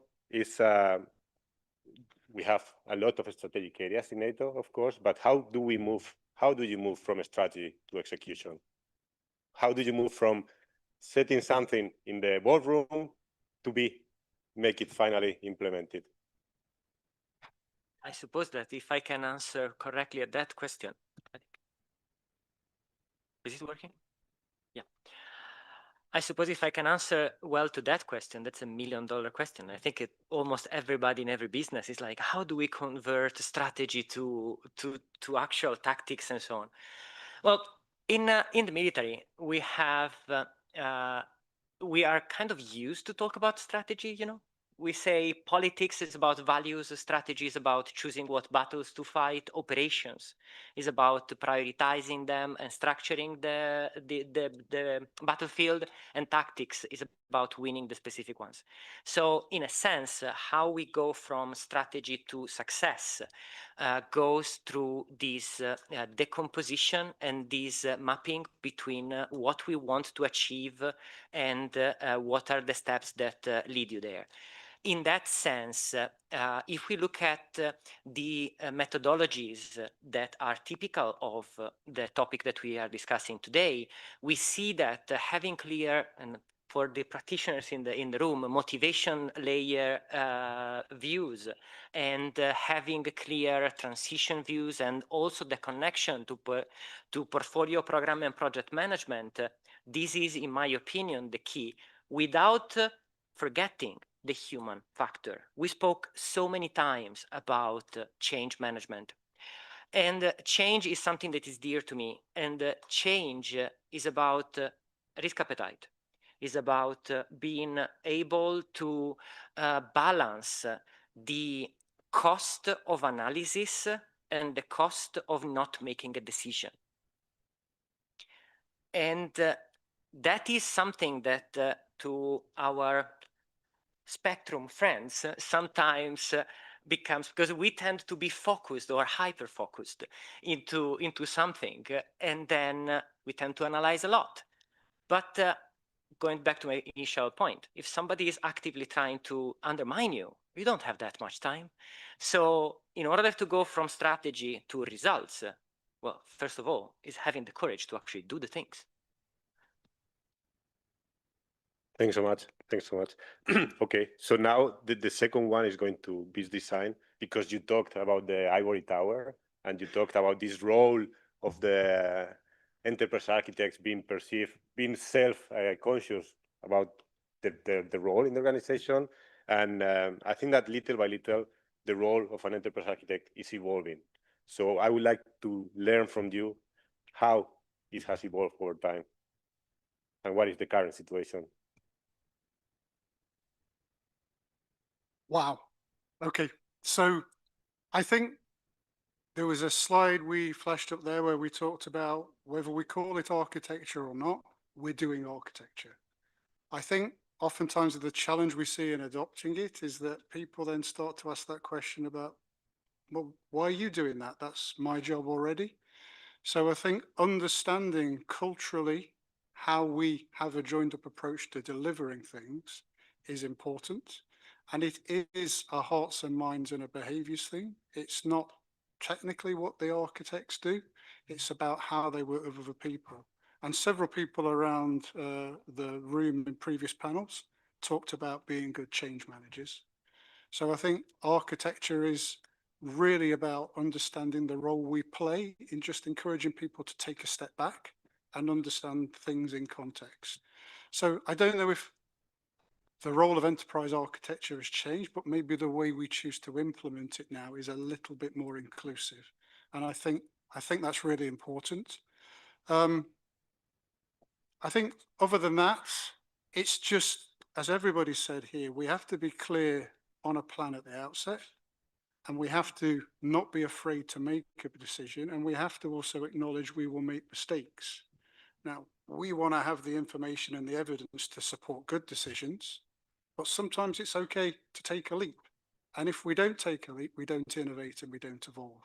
So getting the balance right between when, if you like, art and emotion drives us and when science drives us is important, which is why this architecture thing is a very broad church. Thanks, Eddie. Thanks so much. There's now one for Zach. It's about EA and emerging technologies. Okay, so we have new technologies popping up, artificial intelligence. We talk sometimes about digital twins. We talk about cybersecurity. We talk about automation. How do we cope with that? How enterprise architecture is facilitating incorporating these technologies into an organization? Yeah, thanks for that. I think my favorite word of the day is reuse. I think I'll use from Eddie, but I think it's a good point in that there is so much that we're already doing that is connected to that already. We've mentioned different areas like AI, like sustainability, and there are different areas and different parts of the business that will be going, okay, now we've got to assign someone that's going to be gathering all of this data and checking what of our software is using AI and if it's secure and if it complies with all of our high security information that we've got and data. And I think the only way to do it is by using what you already have and establishing those connections. And I think what enterprise architecture does best is building that wider picture of the business, what it looks like, and making connections and tying things together. And I think you have to make use of what you have and make the most of the existing data you've got.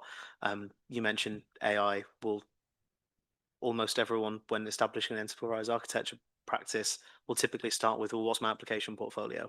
A lot of the data is already there, and it's about making the most of the information you've got. Okay, how can we enhance that, add to that with technology debt as well? It's something that grows, but you can easily connect that. And across the business surface, if you work well with other areas of the business and kind of engage and collaborate with people, what does that look like? Where is it? And how can we mitigate the risk in both of those cases? So I'd say reuse is probably the word that I would reuse for that. Thanks, very good. And now we have already some from the audience, so thank you everyone for bringing them. They're not voted, so I will take randomly. There is one that I will keep for the last, and probably you won't have the answer because it's talking about our industry, aviation industry. The first one goes back to Gillian. Capability-based planning is key to govern the modernization, and we need to avoid that technology evolution drives the journey. Technology, it's not a question, it's a statement. Technology serves capabilities, not the way around. So how do you see the relationship between capability-based planning and the impact of new technologies? In a way, it's also connected to what Jack was indicating. So in NATO, we define capabilities as the ability to achieve effects through a combination of doctrine, organization, training, personnel, material, .ml, leadership, facilities, and interoperability. .ml-PFI for some that might be familiar. So, and in that sense, it's at the foundation for us that technology is just the material piece. And by the way, interoperability, which is often very much connected to technology, although we look at semantic interoperability as well, which is understanding each other really, not just being able to share a message. So for us, we start with capabilities, understanding what are the effects. In our world, we speak about effects-based planning. Even when we are doing operations, we look at what are we trying to achieve. In a military environment, at the end of the day, every conflict is fought in the cognitive domain. And everything else is a means to achieve an effect over there. So even if we go back to our scenario in air traffic management and so on, the first thing is to understand what's the effect, what's the result, the end result. In a sense, one talks about benefits roadmap, benefits realization plans, and so on and so forth. As we said before, it's all the same thing. We can call it in different ways, but technology is just one leg, and the human part is a fundamental one still. Very good, because there's another question saying how to start to implement enterprise architecture, and I think that you already answered in a way. Yes. Well, how to start implementing enterprise architecture? I like to again go back to the books. There is a very well-known framework for architectures, the Open Group Architectural Framework, and in the TOGAF methodology, the first step is the preliminary step. And if you look at what the preliminary step is about, is make sure you know what you're doing in the sense of what are you trying to achieve, make sure you have the funding, and that was mentioned, make sure you have the top cover, make sure you have enough of an architecture capability that brings you through the beginning of the journey. So at the end of the day, back to really the foundations. Architecture is about identifying and regulating the fundamental choices governing a system through focused effort on specific concerns of the stakeholders. Understand what are the concerns, understand what you're trying to achieve, and then tailor your architecture capability to be able to model and extract value from those models on the field that you are trying to solve. Thanks, Gillian. one question for both of you. So first, Eddie maybe, and then Jacques. Short, because we are almost running out of time. I go to the boardroom and I say that we are applying enterprise architecture. How can I sell this to the CEO, to the CTO, to the CIO? Come and talk to me afterwards, and I'll give you the time. The million-dollar question. No, no, seriously. The key thing for me here is it's the change piece. Okay, we shouldn't be selling enterprise architecture. Enterprise architecture is a word. We need to be selling how having a structured approach to thinking about a problem can support a change. That's key. And removing the enterprise architecture term from a lot of this often removes a lot of the challenge and the conflict. Because if you say to your C-suite, I want to make sure we optimize our investments, I want to make sure we don't double up, we don't duplicate, we're thinking about our operational challenges and our strategic objectives, so we make the best use of our money and our resources. They aren't going to disagree with that, because that is what everybody in the organization is focused on. All we do when we look at this in an enterprise architecture sense is try and allow everybody to see that the same way, from a context and a level of abstraction that makes it easier for us to understand how we all contribute to it. So in few words, we are talking about the value that enterprise architecture practice is delivering. Yeah, I'd second that, and I'd also add that in my experience working with a lot of different types of organizations is that enterprise architecture is sometimes a practice that struggles to sell itself in different ways. It's something that there is that and often can be a disconnect. And I think it's important in terms of how we're getting there. But in that scenario, I think it's about reminding those people what the end goals and the end values are. How you get there is of course important, but in their eyes, probably not so much. And I think it's about taking that step back and reminding and showing from Hans and a few other people have showed different slides of different personalities and kind of within that their priorities of those personas, but there are so many ways that it can show benefits from a cost perspective, which is obviously the first thing that people care about, mitigating risks and compliance, and ultimately also time and showing impact of change. We've had in the past couple of weeks, we've had, you know, I think both AWS and Azure have had their dips, and being able to quickly see, okay, what's the impact of something like that happening and response times can save a lot of time and effort and money. And I think it's about reminding and showing the end results, which sometimes I think get a bit disconnected. It becomes very focused on the process of how we get there. And I think it's important not to lose track of why we're doing it. So yeah, that's what happens. So there is a good return of investment, right? Last question. I'm not expecting an answer from anyone. I like this. What I wrote, what I saw in the chat is, who will fill the role of VN for our industry? Okay, and maybe we have some answers, but not now. Thanks. Thank you, everyone. Thank you, David. Thank you, guys. Okay, so discussion outside ATM, check. No, really, thank you so much. I hope everybody got a shot of enterprise architecture now, and we went outside the fence. So we are going to slowly go back home. But before that, we're going to have a break so you can breathe. I take what you said, Jill, about knowing where to go. It reminds me of the saying, there is no favorable wind for the sailor who does not know where to go, right? So start first to know where we want to go. Okay, so we will have so for the colleagues also and the viewers online, we will have a small coffee break to digest and let all of this sink.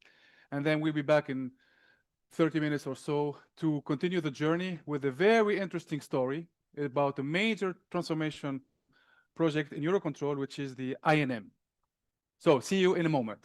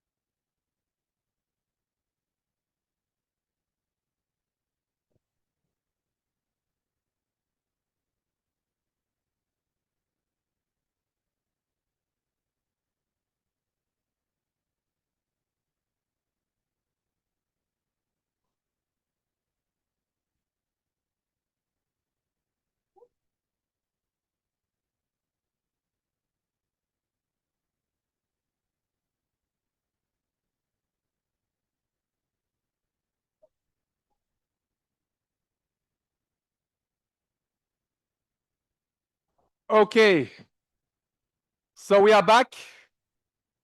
Thank you, everybody, for coming back. I hope you enjoyed the break and had good conversations with the colleagues here at Eurocontrol. Now, our next speaker in the conference program is Tony Liku, who is the head of the technology division in Eurocontrol. He's the agency CTO, and here he will also present in his quality of the INM, the head of INM program in Eurocontrol. It's a major endeavor in terms of change in Eurocontrol, and in the same vein, so we're coming back at ATM.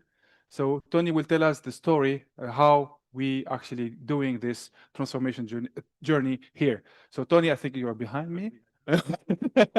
So the floor is yours, Tony. Thank you.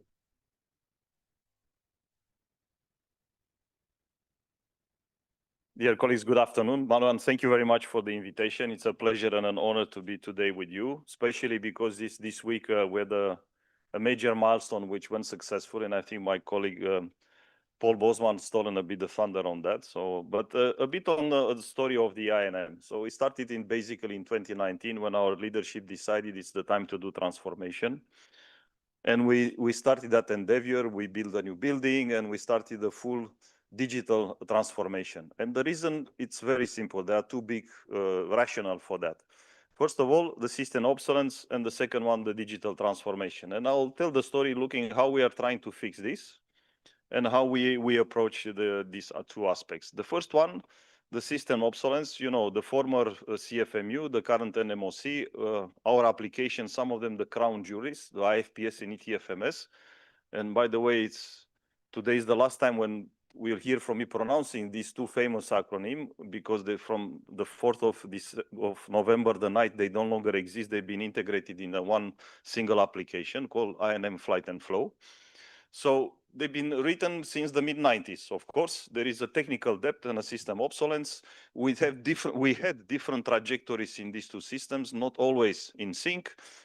There is a lot of distribution of the data in 3 different data warehouses in a single data lake. So we are very good in post operations in 1 day, 2 days, 3 days later, but getting that data takes time. The HMIs, they look like in the 90s or early 2000s. So, and also the contingency part, we used to be on an on-premise organization with 2 data centers, one in Brussels and one in Bretigny. And of course, we have limited possibility. Today, there is no conversation where you don't pronounce the words machine learning or artificial intelligence. And to be able to do that knowledge management properly, you need to have the right architecture, the right systems put in place to be able to exploit the data and consume it, right? So we wanted to improve the system resilience, also the reliability of the network, and creating a system fit for future. You remember in our history, we've been out of business twice for about 6 hours, one in 2003 and one in 2018, the famous 2nd of April 2018. And it was calculated at that time if one day of network manager operations center not working will impact aviation wide, not just airline, but airports, people working on the airport shops and so on, 1 billion euro a day. So the second one, the other buzzword was the digital transformation. And of course, a part of modernizing the assets and trying to, also support the CONOPSs that they are modern, including the SESAR ones, leveraging architecture and technology.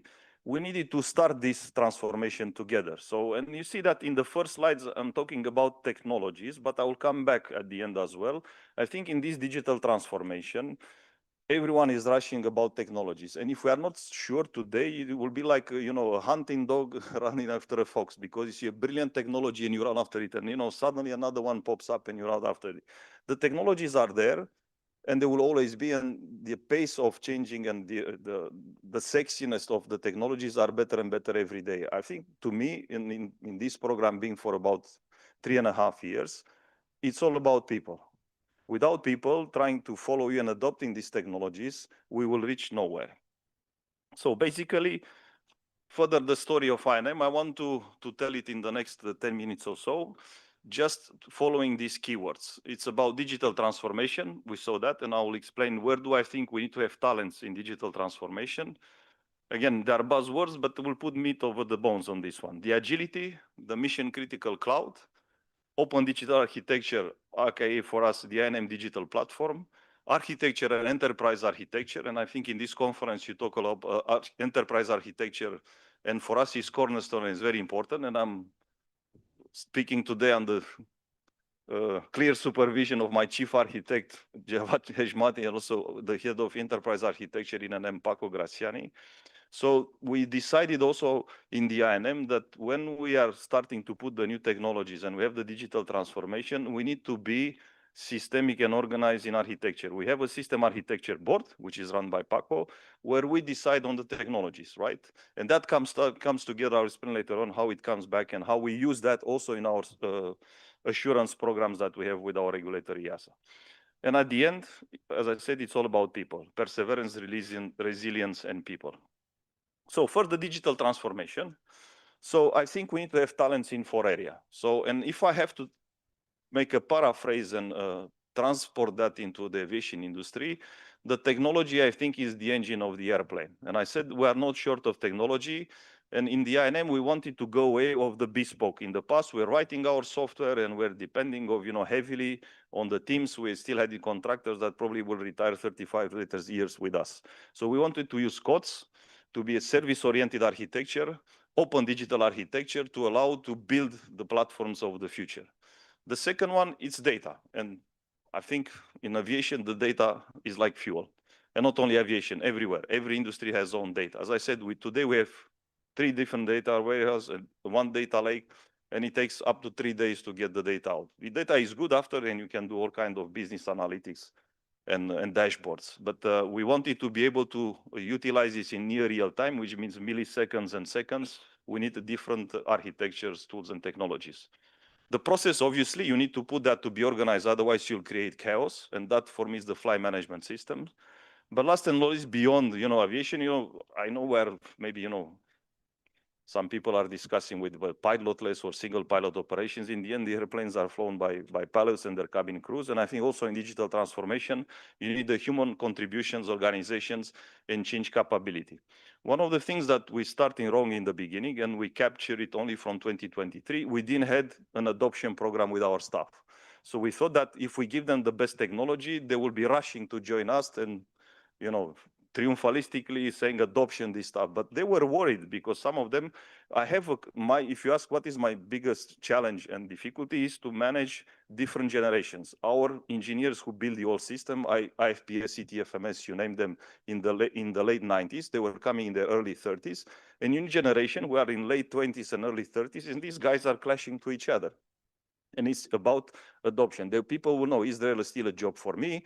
Do I need to start learning the technology? These guys, they want to remove the data centers to the cloud. I know only data services on-prem and so on. So the next buzzword was the agility. And this is not a test, and I'm not going to read the milestones and so on, but this is the amount and the pace of our software deliveries. In the past, EUROCONTROL used to have, we used to joke, 1.5 deliveries per year. It was one big delivery in spring, April or so, and we're having a small one by November or October. Now, if you see from November this year, and when I build the slides were before 4th of November, now I should have a white and a tick, so we passed the most complex and the biggest software release since the inception of the, at that time, Central Flow Management Unit and the Network Manager of today. We do, for example, we have 6 to 7 releases in 1 year, from November this year to November next year. And that you can do it only by abandoning the waterfall application and using agility with different teams and following to what I said, that in the digital transformation processes and people, right? So moving into that, so you see with this pace, of course, one of the things, and I'll talk later, you have few things that you need to sort out. And I think we have discussed, I think also Klaus mentioned into his presentation, it's your regulator. You need to have certification. So we did quite a teamwork with EASA, and I'm quite grateful. So because one of the things that you'll hear later, it's public cloud. So yes, we are moving the assets, the operational assets of Network Manager into public cloud. And also there I need to thank to the Microsoft team who have helped us a lot in building this safety, quality, and security assurance to get the certification of that. You know, today you change the organigram of your department and you submit it to the regulator for approval. Imagine when you bring a digital transformation like that, the amount of assurance and the assurance from your regulator to build that. But now we have that in place, and I'll invite you to use that with your national regulator. We'll be here to help and share, and we do different webinars and workshops on how we build the new assurance to be able to move assets in cloud. And that's my second, or the third buzzword, or the mission critical cloud together with the digital platform. And that's key for what you call it service-oriented architectures or microservice. So digital platform in our intent was the middleware. So we are not dependent on the infrastructure, and then using that, you can place your digital products built by different teams. And today that is so developed and available. If one of the stakeholder wants, you don't have the infrastructure, but you have an idea what to do with our data, you can build and place a digital product in there. And you have the scalability. Also, one of the things why we decided to move into cloud was we would never have met the INM deadlines if we would have stayed on premises. Why? Because we started in the early 2024. Our initial thought was we will start deploying on-prem because we have knowledge and history, and this is how we'll argue to EASA, and our backup systems will be in cloud. But start ordering, it's a challenge today to order a server. They don't come via the Gulf of Arabia because the reasons that you know, they come via Cape Horn. When they arrive at the wrong servers, you send them back, so you will never be on time. So we decided we go on public cloud directly with the operations. And second decision was we will remain on cloud as a contingency and resilience. And we demonstrated, again, with the help of our SQS team and Microsoft team, that when you are in double regions with 3 availability sites in every region, and you have the capability to switch automatically inside one region with the 3 availability sites and jump in the second one when you fail in the other, almost instantaneously, you increase your resilience from 99.97, as much we had with 2 data centers, to 99.99. So that is, maybe you will ask, we don't have now time, I have 4 minutes to go, but you know, this 0002 gives about few hundred, if you have 1 billion euros per day that if you are not functioning, you know, maintenance, that is accounting in that we have few hundred million savings in that for the stakeholders. Right, the architecture and enterprise architecture, which is music for your ears. So you have a very complicated architecture, baseline architecture, but through the roadmap. And by the end of the next year, we want to be in this target architecture. And of course, it's a complex machinery, but where enterprise architectures, Paco and his team is helping us to make sure that as we go along, so we decide on the technology, but also we have the right documentations, the ASDs, the things that we put in the what we call product assurance plans for every delivery to EASA. And that we try to generate it in an automated way. And this is our destination. And we are still on a hybrid solution because we are using public cloud and on-premises data centers. You know, we have an ambitious deadline to get out of Bretigny. So we moved to Plateau du Saclay, but for Plateau du Saclay, we don't have space enough for another data center. So we need to move in cloud anyway. And you see at the bottom, all this part where we allows you then to place all the digital products, like we place flight and flow, airspace management, the data, whatever tools you bring in there. EAD is in that platform as well. And so the RAD, the CAL, the dynamic network plan applications, or all applications that go in there. And that, you know, once you sort it out, the platform allows, we have what is called a digital product operator. And that gives the technicality to connect, because the products are developed with our suppliers that were developed in Bratislava, in Cluj, in Sofia, in Friedrichshafen, in Madrid, in Brussels, in Bucharest, in, you name it, in New Delhi, and so on. And that would have been chaos, that all the teams to come together and place these digital products in one place. Now, I'm almost close to my presentation. I want just to share with you, and I'm just talking about these slides, is all about people. And the amount of co-creation workshops, interactions, and the connectivity that you need to put together, you should not ever underestimate. And for me, this is, I mean, my lessons learned. I thought, you know, if I'm coming with us with the technology, will be a piece of cake, but in reality, it's not. So you need to have the ingredients and the technology, the new technology, it's very attractive for the new people. They would like to use it. But you need to make them together, to put them together, to have the right glues, the right processes, and the right incentives. So, and with that, I think I will leave the right to the slide where you have the people about the INM, behind INM, and finish with the video little bit about the INM. Just a minute and 10 of silence.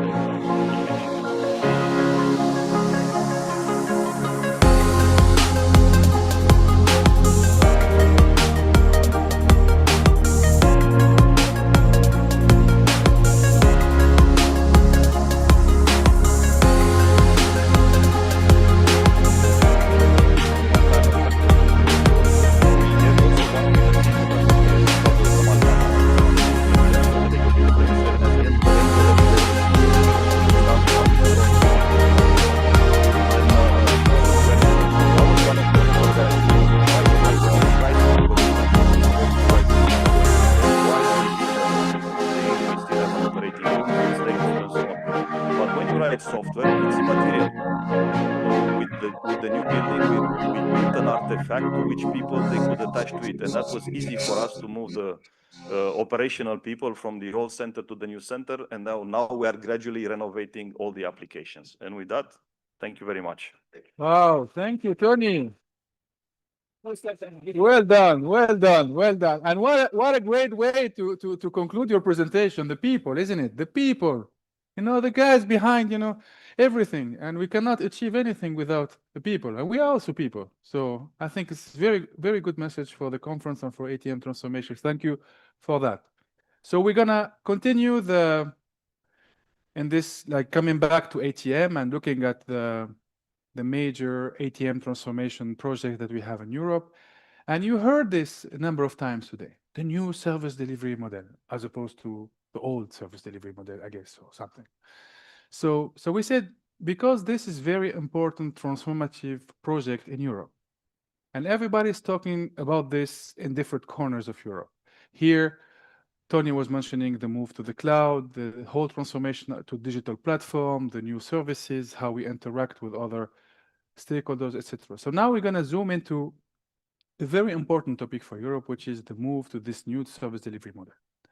So we're going to talk about it, what it is, what it means from an ANSP perspective, what it means for the operators, for the ones that actually buy the system or operate the system on a daily basis, And we are also going to see this from another angle. We are going to see this from the angle of the industry, the technology providers, because it's not easy for them neither.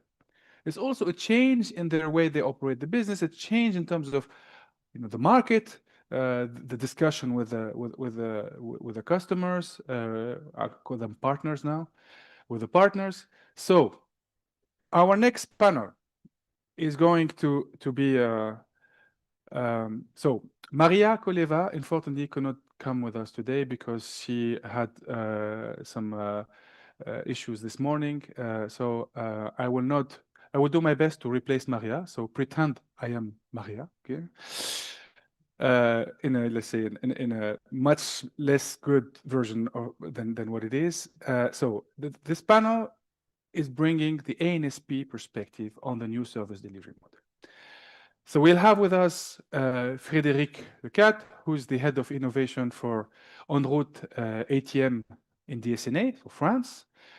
Friedrich Wilhelm Minge, who's the CTO of DFS.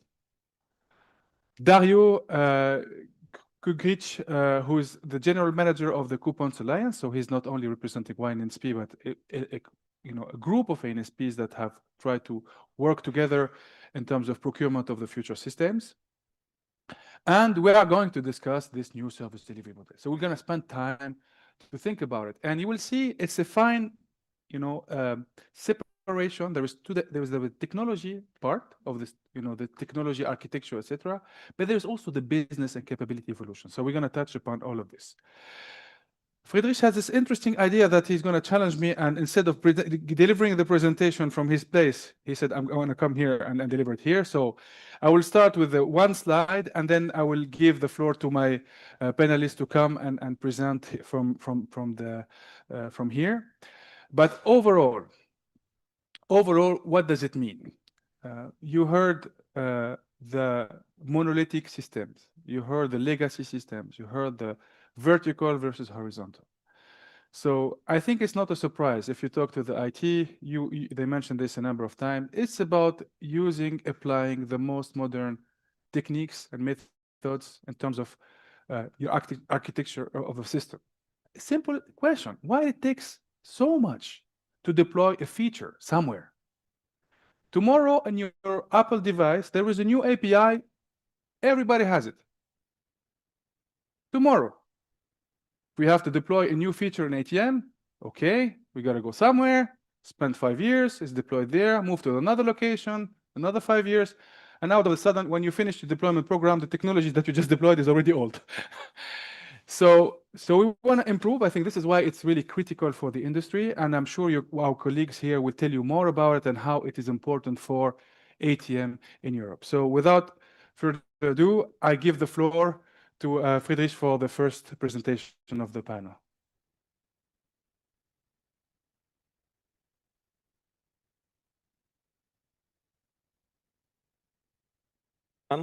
Thank you, Marwan, and thank you for the invitation. It's true that I'm the CTO of German Air Traffic Control, and I'm in this role in my 6th year. That means I just asked Google 2076 days and counting. Yeah?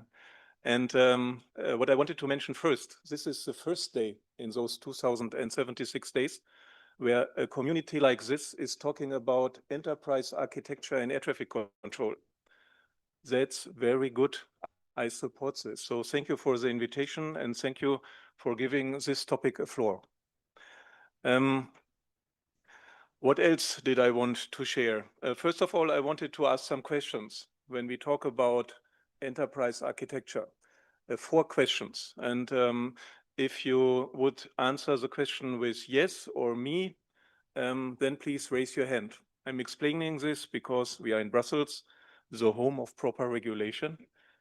And so first question is, who is involved in air traffic control? I did expect almost everybody, so directly or indirectly involved. Okay, thank you. And who knows an enterprise architect in air traffic control? Still some hands. Okay, many hands. Who is an enterprise architect in air traffic control? Okay, more than 3 hands. And who thinks that we in air traffic control are doing good enterprise architecture? Okay, I did expect at least 1 hand. Okay, yeah, but it's, I mean, you understand what I wanted to express. It's a topic we need to talk about. And if you go back to the presentation we had from the banking industry, we all should remind ourselves that although already the banking industry did it, and air traffic control is still working on that, yeah? How can that be? The enterprise architecture topic itself is deeply related to the new service delivery model. That's why you mentioned that in the headline and what I wanted to talk about. And talking about the new service delivery model and enterprise architecture, at least in German air traffic control, is deeply related to what you see on the slide. It's the story to get from spaghetti to lasagna. And if I try to explain what that means, I first have to ask the question, are there Italians in the room? Because they very often have a different opinion on what I'm talking about. Because I typically say, so if you have spaghetti, why do you want lasagna? Yeah, it's from a German perspective, and that's why I typically get thrown tomatoes on myself. It tastes almost the same, I would say. And yeah, I did ask myself the question if I should share that here. But at least what you all can agree, I guess, is if I eat it with a white shirt, you can tell afterwards if it was spaghetti or lasagna. And therefore, a layered approach is always better. Why is a layered approach better? If you take, and that's already my last slide, but it's animated. If you take a very simple look on technological architecture in air traffic control, you have on top of that, you can see him or her, the controller in front of human machine interfaces, different screens, user experiences. And when you first go to a center or a tower and take a look on how a controller is working, you see the following. You see him or her watching on one screen, taking a look on another screen, entering something in a third screen. And when you see that from the perspective of a computer scientist, you think, hell, where did you bring me?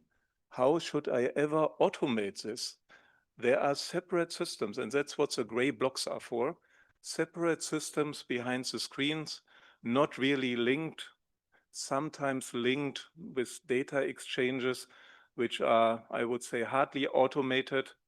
Very often you have the same but different data in those systems. Imagine data on the weather conditions, for example. And that's the initial situation. That's the spaghetti. Yeah? The spaghetti is somehow linked in between and very, very different technologies. I would say the list of different technologies we have in our data centers, or I put it different. The list of technologies we don't have in our data centers is smaller than the list we have in our data centers. Yeah, so very high variety of different systems, very difficult to keep IT secure, for example, very difficult to be operated. And that's where you already see the challenges. You have a very, very high complexity. Complexity is a challenge. The reduction of complexity is a goal for an enterprise architect. If you see the processes which produce this type of systems, I'm talking about the development, not the operations. The first thing you realize is the absence of speed. There is no speed. It's very slow. We already heard today if it takes 4 or 5 or 10 years to develop something new, but it never was a question if it takes 2 or 5 or 10 months. We are talking about years or even generations. And that means the task for an enterprise architect with regard to the new service delivery model is to come up with something which allows speed, which allows flexibility, which reduces complexity. And that's, you already can guess, that's where the lasagna comes in. And the lasagna has very simple principles.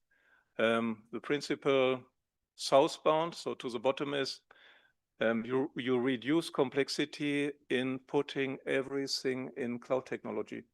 There is no other option for the future. We just saw it with the INM. And the rationale behind the INM project was that they wanted to reduce complexity, that they wanted to produce flexibility. You need cloud technology for that. That doesn't mean that your air traffic management systems in the future are in the Google or the Amazon cloud. They are in the cloud technology, maybe in your basement or in the basement of partners. And then to the top, the decoupled HMI. Why do we need that? Because that produces speed. Most of the requirements for change can be realized in only changing the HMI. The HMI compared to the rest is the most simple technology. You can do changes with 5% of the effort, with 10% of the time you needed before. So you can do many, many more changes, and your customer, the ATCO, is happy. And then in between is where we see the service-oriented architecture, the services. They are very flexible. They can be developed separately. They can be exchanged because they are built of a technology which allows that. So that's the basic idea. And that's what the work of an enterprise architect should be. But the question we raised, you didn't ask the question, right? How can enterprise architecture help us achieve a new service delivery model?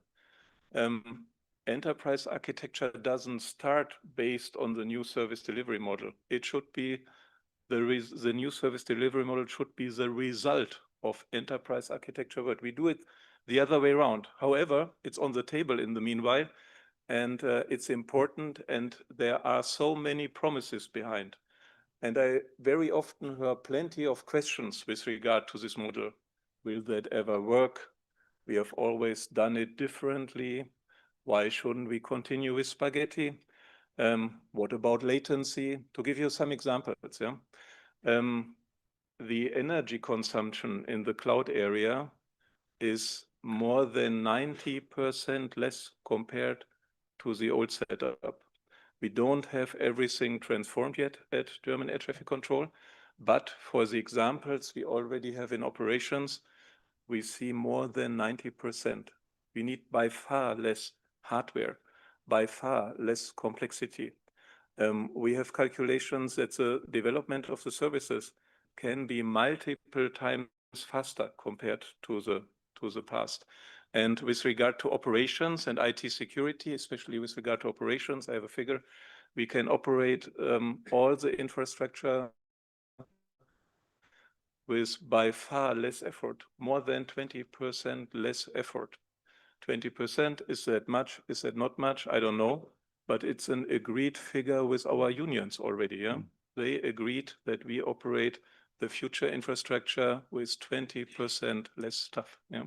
So there are plenty of benefits behind, and that's why we need enterprise architecture at air traffic control. That's why we need to have something similar, like we saw from the banks. I don't know if there were 2 slides I wanted to mention from the banks, yeah.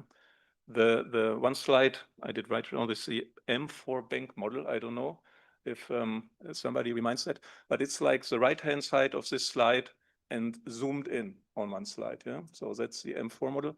Why don't we have that? Is anybody saying we have that in air traffic control or on the screens? If somebody says we already have that, please contact me. I want to see it. Yeah? fwm@dfs.de. Yeah? And then what we have is we have a layer 2 decomposition with regard to the service-oriented architecture. The layer 2 decomposition consists of, I think, 45 to 50 different services. Why don't we have what the banks have? The banks have a service landscape version 13.0, and that's the entire banking service model. A bank or the banking industry itself, I would say, is on a similar level of complexity like air traffic control. Why do they have that? Why don't we have that? And that's as well a question to the industry. Yeah. The next panel will be with the industry. I would like already now to ask a question. Why didn't we decouple the flight data management box, yeah? Only in 3 services? Why didn't we do more? We can do more, we should do more. Why are we behind the banks? Thank you. And now I hand over to my colleague. Okay, so I start off with the drama. Thank you. Why? You know, they always say it's very hard to make complex things simple. And I think with the lasagna and the spaghetti, it's like a very good analogy. I would like to call to the stage our colleague Frédéric Lecat to tell us more on how he thinks about architecture in the context of DSNA. Okay, Frédéric. Thank you very much, and very good afternoon to you all. I'm quite happy, and thank you for the invitation, EUROCONTROL. Quite happy to share some really simple ideas with you, because we are already getting late in the day, so our brains are a bit tired. And I think I remember I was like, I think it was 9 years ago here in the same room, the last time I was addressing the audience, and it was actually about swim. At the time, I was with ICAO, the Asia Pacific region, and it was actually a workshop with 3 regions. We had Europe, we had Asia Pacific, and we had Middle East. And the topic was, you say, why is talking about that now? The topic was actually swim. Guess what? And the liaison, the link I'm doing with that today is from one perspective, one angle. We could very well imagine that actually the new service delivery model and what supported by an enterprise architecture vision is actually also a way to bring swim in the core of our systems. And so it's like the second wave of swim. With CP1, we just saw also the first wave, and now we are running the second wave, is actually how to make the different functions as a service. Friedrich has told us about this new service delivery model and the 50 bricks. I think it's more or less 50, Friedrich, but we haven't counted actually, we should. 50 bricks, and most of them would communicate through stream. Okay, one information angle. So happy to share actually how can enterprise architecture help us. I'm also working, now I'm working for DSN again, and I would like to share some really simple ideas about what are the drivers for DSNA of such undertaking and what are the enablers somehow. In DSNA, we are facing, like a lot of our colleagues from ANSPs, an increase in traffic demand and variability. I think we expect something like 30% more traffic from now to 2035. And at the same time, we have a heavy technological debt that we are really dragging behind ourselves. And so definitely we see all this undertaking with a new service delivery and in a broader picture with the enterprise architecture as a way to solve this, how to rationalize our landscape. DSNA is really suffering from the absence, the heterogeneity of systems. We have 5 ACC, many approaches, a lot of terrains. Of course, there are organizational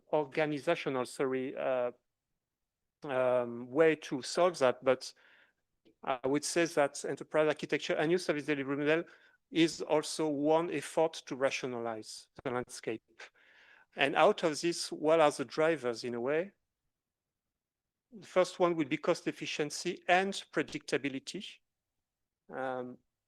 Because from actually the new service delivery model, we can share a functional view of what are these different functions. We say the 50 bricks, the level 2 services. So for example, trajectory management. And if we can align on such bricks, and this is the intention of the new service delivery model, then it's easier to share actually the cost of evolution between different customers. And in that, the customers are obviously here the ANSPs. It's also a way that we can predict in a better way the total cost of ownership, because with such, we being able to share the cost of evolution, we can also share the roadmaps. So it's another dimension which is very interesting, is with enterprise architecture and this plan that we have in common, the ATM Master Plan. We have also more or less a common roadmap, all of us. So basically, if we have a roadmap, functional alignment, we are able to share in an easier way our different functions or different systems. And so this would definitely help with the total cost of ownership. Imagine also that we can have like fee-based models in terms of business models, where we can cap annually also the cost of evolution, because we master actually somehow the regulatory inputs to this system and functions. Friedrich has touched on that earlier. I talked about rationalization, but we have also, of course, decarbonization. And moving to the cloud-based infrastructure, we already simulated recently the gains that we would do as the SNA. Is, of course, really interesting to decarbonize the infrastructure. And this move would also allow for that. Another aspect, another dimension I would like to stress is also the business agility. If we are able actually to move to that model, then we have, it's easier to upgrade and get to shorter times to operations, which is one of the things where we need to improve, I think collectively. This was also a result of the survey that was done by the ODA task force, the Open Digital Architecture Task Force. So definitely it ranges from one major upgrade, I would say, to the systems for INSPs once a year, to sometimes one upgrade per 4 or 5 years. So we need to accelerate, and we see as a virtue here the possibility to get to shorter time to operations. Also, with the cloud-based dimension, scalability would be offered. We see benefits, especially for certain functions, such as the trajectory prediction, where we would be able to scale if we need more performance in the future, based on the new features brought by the ATM Master Plan as well. Last but not least, this will allow a more open competition for the same bricks, I would say, the level 2 services of the new service model delivery, because we have alignment on the core functions of each brick. So it's easier to procure such bricks, and also it's easier for us as ANSPs to plan for transitions.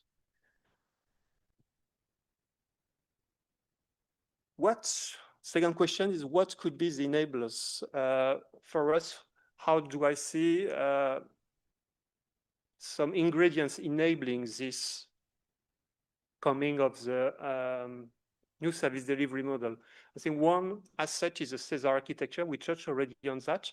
By SESAR architecture, I mean all the efforts that is done in the SESAR pipeline to model the SESAR solutions. Okay, there's a lot of people here, and probably who is involved actually in modeling in SESAR projects, in SESAR solutions.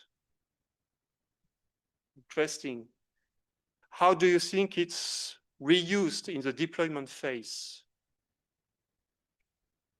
Is that well reused? Not so much? Okay. So I see maybe some margin, some room for improvement here, that we could very well reuse what we have done collectively, invested on in the SESAR solutions later on the deployment stage. I think it's cooking, of course. It's not brain use, but yeah, we could do that. That would help a lot. And actually, for example, what could be an issue for an NSP is to invest in the development stage and then end up with restarting things again during the deployment. It's a nightmare. So we have to share enough in common ATM capabilities. This is done through the business one layer services of the ATM Master Plan and the new service delivery model.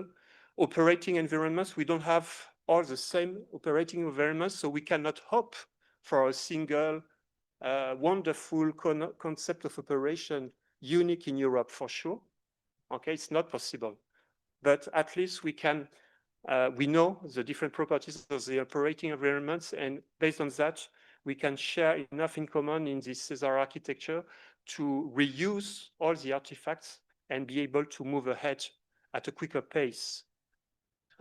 ATM application components, that's the other name of the level 2 services, basically, because at the end of the day, a surveillance, which is one of the services at the level 2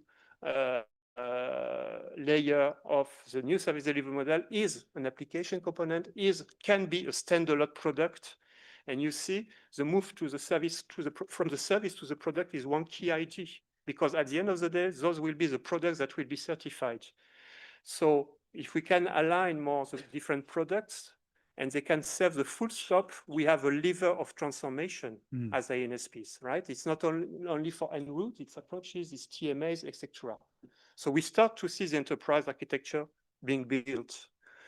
And of course, one enabler is a major technology. We already said so again and again, so I will not repeat it, but for sure IT, and we also heard from our banking sector colleague, really interesting, that we are building this on the top of major technologies. So let's move on, let's go.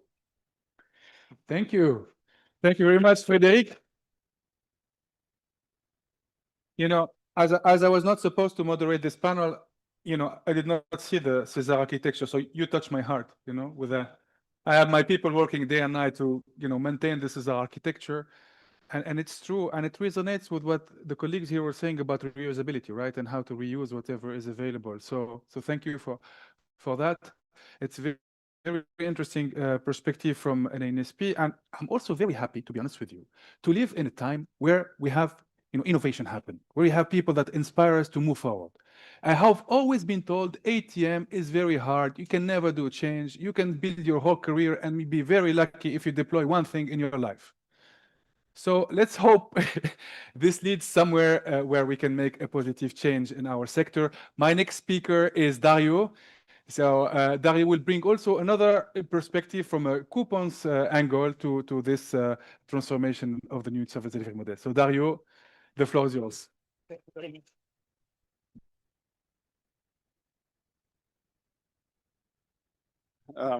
For the sake of clarity and for the sake of our story, I think it's important to first understand what COOPANS really is. So actually, COOPANS is a cooperation of 6 NSPs. Namely, you can see the ERNA from Ireland, Austria Control from Austria, Croatia Control from Croatia, LFV from Sweden, Navia from Denmark, and NAV from Portugal. So actually, what we do, on what actually we cooperate, in a nutshell, we actually share our common knowledge, share our common resources, experience, in order to harmonize operational functionalities and technical functionalities and regularly deploy, which means that we are also doing that in close connection and cooperation also with our supplier, Thales. So COOPANS is actually an alliance which is now working almost for 20 years, actually 19 to be precise. And we are probably only alliance of NSPs in the world who actually have the operational systems now in operations for 14 years. So that means that actually in these 7 ACCs we are operating, we have absolutely the same software. Also, among the good achievements, we are trying to do these all things in sync, which, for instance, means I think that our record in syncing six ACCs, we done it in 10 days. So Why is that important? Because we have certain opportunities. We certainly have some different needs than actually single NSPs. In 2020,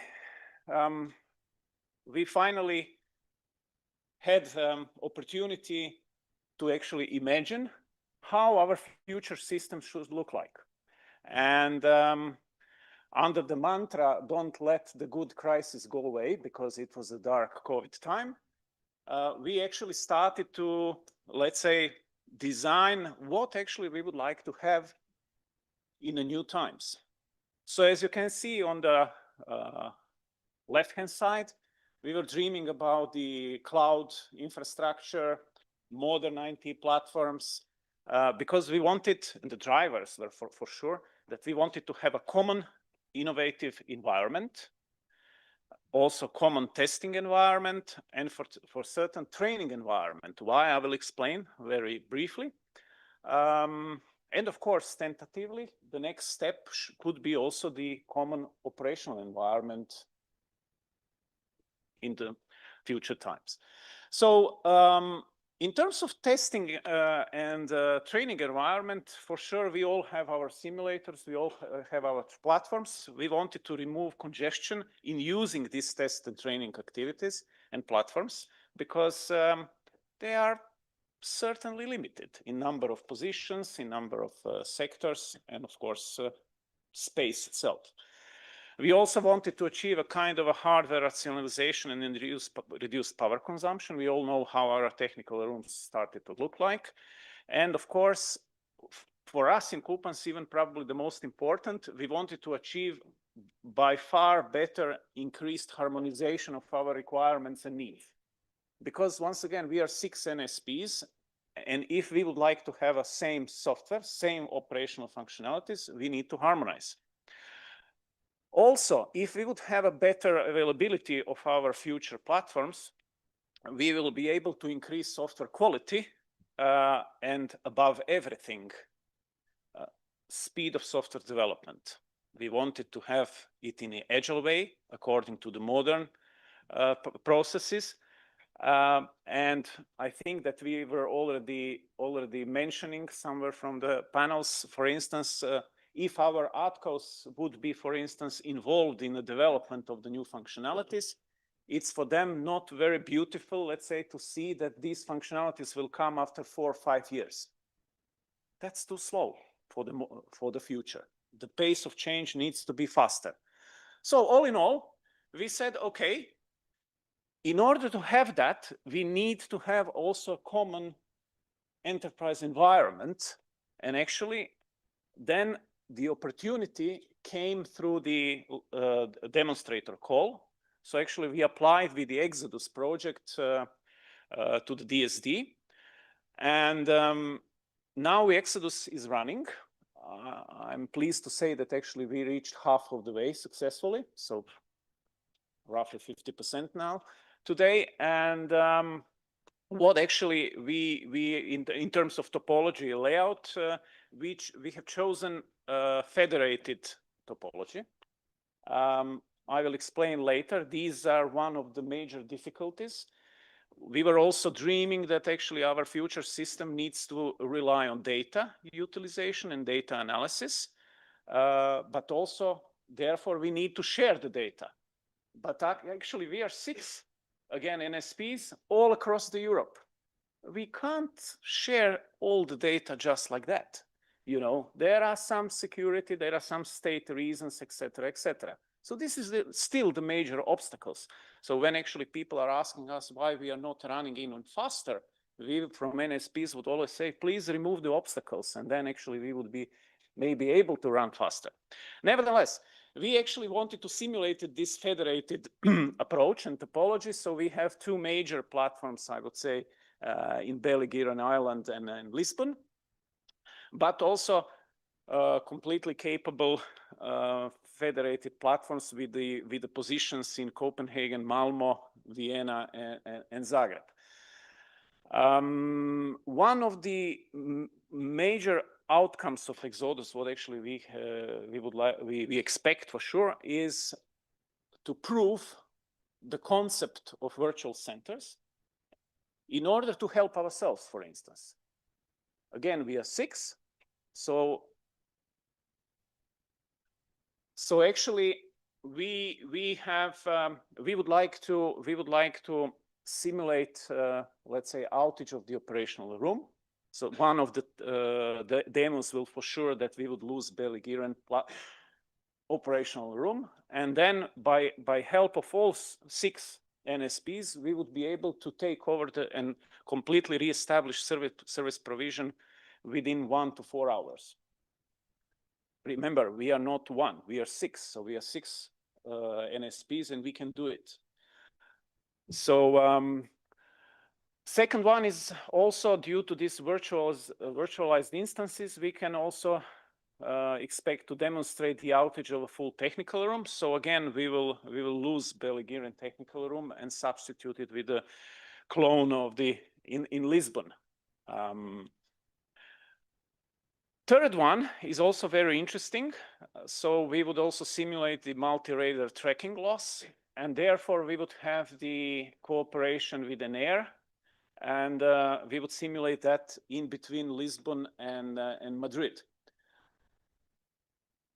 The important thing to say that Exodus is a learning project. We expect that we would have quite a lot of outcomes, and after that we would be able to say, now we know how to go further. Now we would know how actually we could best utilize these new technologies. Just to mention, of course, in terms of our master plan, new master plan 2025, actually Exodus is covering, or main focus is exactly SDO6. These are virtual centers, so this is the essence of the whole thing. But actually, for the purpose of this ATM Transformation Conference, please note that actually this is nothing else than a service-oriented architecture which will enable new delivery models in that way.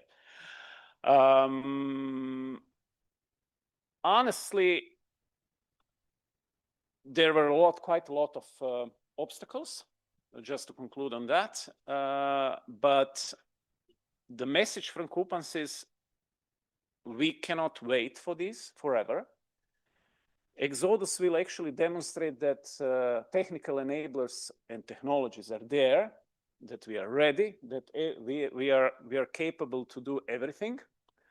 Also, from the perspective, we also would like to, COOPANS is especially keen to create European, if not world, ATM market, where actually we would, in the multi-vendor approach on our platforms, be able to integrate the applications from different suppliers and let's say, again, raise this market, enable faster and innovative applications and changes, and of course, enable with that pace of change. Because I think in the first actually session from Tanya, we actually heard that the traffic is rising quite fast. In some of COOPANS countries, we have in the last couple of years consecutive more than 10%. So with that pace of change, we will not be able to simply cover that, and that's really frightening. So this is one example on how actually we can do it. Thank you very much. Thank you very much, Dario. So you understood, guys, when you see Dario, you see 6 people, huh? It's not one person. 6 ACCs in 10 days. I will remember that. It's quite a big achievement.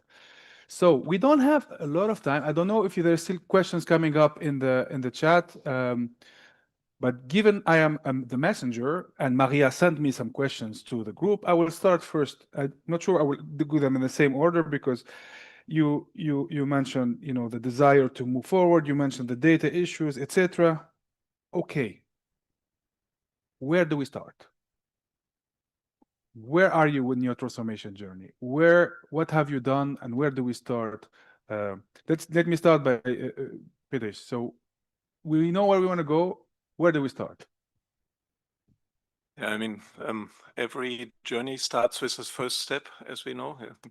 And how we try to start is, on the one hand, you have the operational systems and the non-operational systems. And among those group, those which are linked to the operational systems because they are for testing or training. And you have the business support systems. And what we did is we started a program to transfer all the business support systems to a cloud environment. We started a program to develop and step by step do the training in a cloud environment, and to develop the early service-oriented architecture systems, where we have chosen to use the area of a backup system for a center in Munich and the tower systems in total. So we started those development projects already. And what we learned is there are plenty of questions which you haven't raised before you start. If you try to answer all questions before, you will never start. If you even try to ask all the questions before, you will as well never start. It's important to start. And once you start, the interesting topics you pass by are like there's lots of, I always call it, old thinking in the heads of the people. Yeah? So they ask you questions which are based on the old technology, like latency. Don't we have problems with latency if you do that? Latency will be a problem. From a today's perspective, and while we already developed lots of things, I would say latency is only a problem if you don't do proper architecture first. So if you use contemporary technology, and if you do proper IT architecture, you will have no problems with latency, for example. Yeah? Then I gave some examples on the promises with better operations, quicker development. It may be that these projects are the first ones which are ready before time. Yeah? That's something we don't know, to be open. We never had that. And therefore it delivers on all promises. But to be open as well, it's of course not yet all there and not running, and maybe we have not seen all problems we will face in the future, and not seen all challenges, and maybe not even asked all questions which needs to be answered. And with regard to how to set that up, I mean, you need to create a wave. There are lots of questions in the beginning, but you need to, from top to bottom, decide what to do and how to do that, and start. And in some areas, you can do that with the existing organization. In other areas, you need to set up new organizations. Example, if you want to build a cloud-based data center, don't do that with your existing organization. They don't know how to do that. And but if you do the development, for example, you typically have the developers which are happy that they can develop based on technologies they learn at university, and they don't have to read the 10 books about old software development before they can start to work. So there is not one answer. There are more details, but my recommendation would always be start with the first step. That's the important thing to do. Okay, thanks, Friedrich. Instead of asking you the same question, I would also try to look at the questions online and extract some themes. So bear with me. So there is this question about the enterprise architecture culture, what is available, because it's not only about technology change, but it's also business transformation in terms of business processes. Okay, so maybe Frédéric, because you mentioned architecture a lot also in terms of business in your presentation, what do you think is needed in terms of architecture so that we can get where we want to be? Thank you for the question, Marwan. Yeah, I would say in terms of business architecture, or actually in terms of a whole undertaking that we are talking about, is start with people. So, and this actually mantra that was said again and again today, people are key here. In the SNA, we have started to develop a community of architects.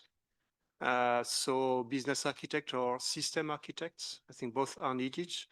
And we have also set up governance of the architecture. So I think, and we already see the first effects of that running, that we are able to have a cross vision between the different programs, because programs are there to deliver and they have roadmaps. And somehow this type of governance helps a lot to make good decision. And so we see the topics that we are discussing today of actually this enterprise architecture is at the very center of this. So yes, definitely, I think in the matter, start with people, start with the governance. We have also set up a data governance to be able to, you know, have processes to be able to decide. And then on this business aspect, I think I already touched on that earlier. We really need to have a modeling of this layer. And I think this is where, and I bounce on what I said earlier, I think this is where we can articulate better the common enterprise model that we are maintaining actually at European level with the local models. And this is the question I have actually.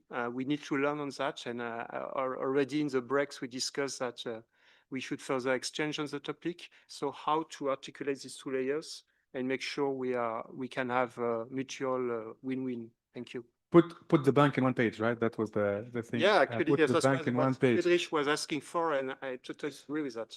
In the chat, many of the questions are actually answered in the discussion. The use of cloud technologies versus moving to the cloud, and the fact that it doesn't have to be, it can be a private cloud. You can use cloud technology. This is answered.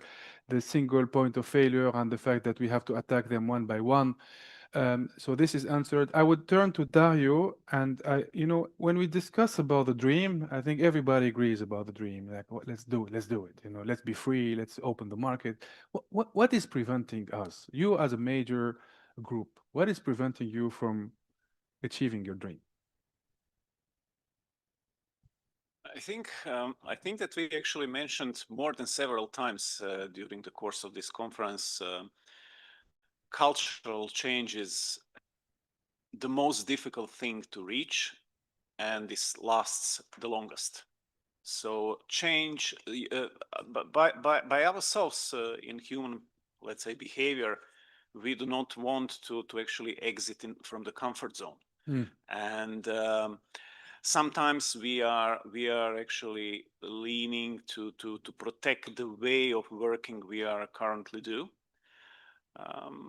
things, but we tend to overlook the benefits which, for instance, modern technologies and processes could offer, and that's the problem. Yeah. All right, I think we are a bit over time. So if you have still questions, they're still here. So, and we have a drink later, so go ahead and ask them the questions. Now it's time to move to the next panel, but first join me in thanking the panel of ANSPs.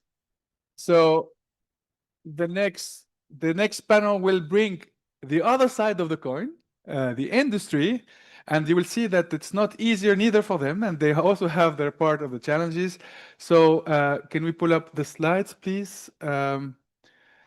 So it's going to be moderated by my dear colleague Marilyn Bastin. So she's the head of the Aviation Sustainability Unit here, but also she has a long expertise in the ATM domain in the sector.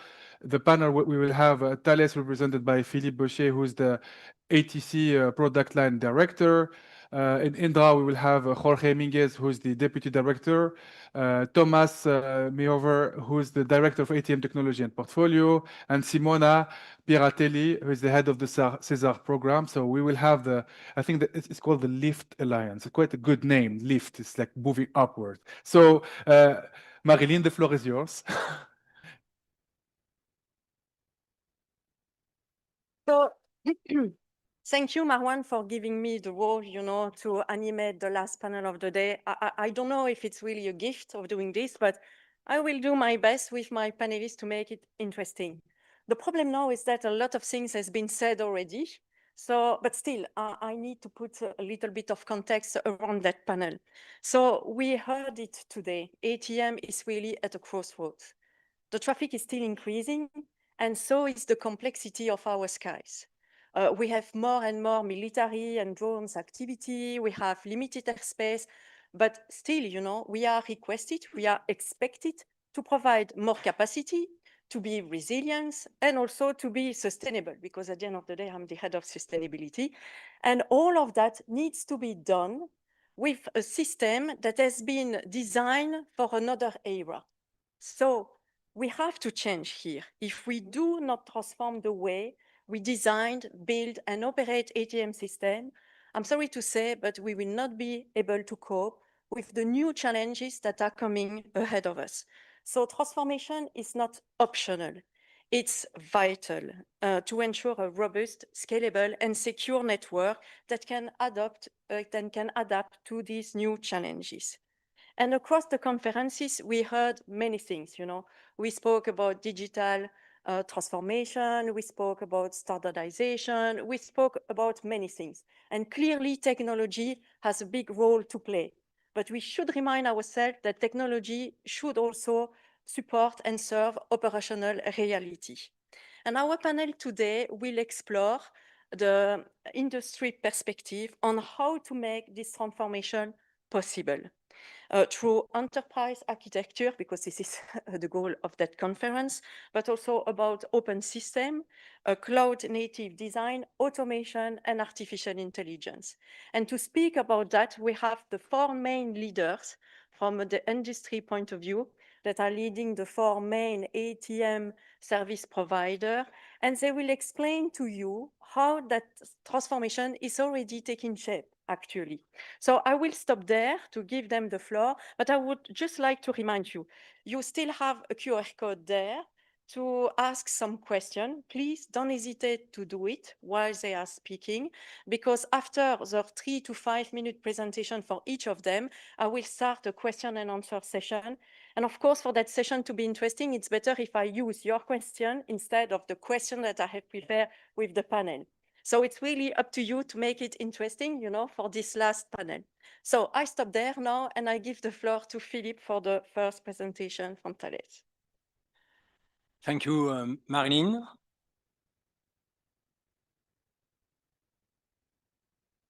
And thank you for welcoming me in this panel. You've heard a lot about this new service delivery model today.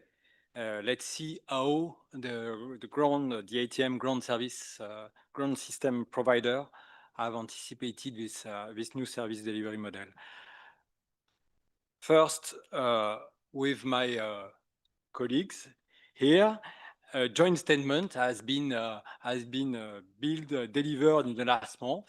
In a few words, this new service delivery model will bring more efficiency in ATM system delivery, an acceleration for new standard elaboration, a strong pillar for next regulation, and an harmonization of the CONOPS in Europe. And not everything will come at once. We know that we need a step approach for that. And as Thales, we consider this step approach starting with 3 pillars stated in the master plan in EATM SDO8. The first one being the open ATM integration capabilities. Our product currently built for a delivery in 2027 for our flagship product called TopSky ATC, integrates open ATM patterns. What we call open ATM patterns, it's the enabler for exporting, importing data, integration of graphical objects, for instance, from third-party systems in a safe and secure manner, and which is the complexity here for a safety critical system. And then the decoupling, so the second pillar from SDO8, the decoupling of business services and IT processing infrastructure using cloud technologies is key for us, and we have is guaranteed today by our new platform, which leverages open source off-the-shelf technologies together with a safe and a secure approach again. And this is a key enabler for the centralization, for the data center that we are building currently as well. Last not least, the level 2 services are already considered. And as a system maker, Thales is obviously convinced because it will ease our own activity. Also, it's not only for the benefit of the NSP, but it's of course it will facilitate our own activity, and of course it will facilitate the insertion, the integration of third-party systems. Many of level 2 services are already delivered by Thales today, like safety net or sequencer, for instance. But as a conclusion, there is no technical showstopper as far as we can see from Thales' perspective for this new service delivery model. We strongly believe that it participates to the CONOPS harmonization, and but this is necessary to support the standard interfaces and the ESA regulation for DPO. And as ATM provider, Thales will need that services are fully decoupled to avoid maintenance or evolution issues between services. Different CONOPS do not impact the whole architecture, and that the deployment are facilitated and even quicker as expected by the NSP. Beyond this new service delivery model, what we see in this harmonization of CONOPS is that it will facilitate also the life from NSPs for training, for control delegation between FIRs, between NSPs, and it will increase the resilience. It will bring resilience patterns between ATSUs in the European context. So, as Thales, we are fully ready to help in this journey, and we really would like to bring more energy, more effort in this harmonization and in this acceleration of standardization of services in Europe. Thank you very much. Thank you, Philippe.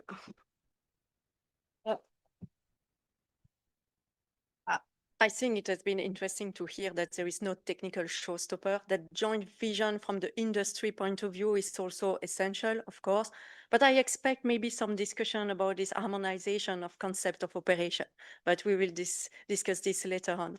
Now I would like to give the floor to our second panelist, Simona from Leonardo, to share her views on this topic. Thanks.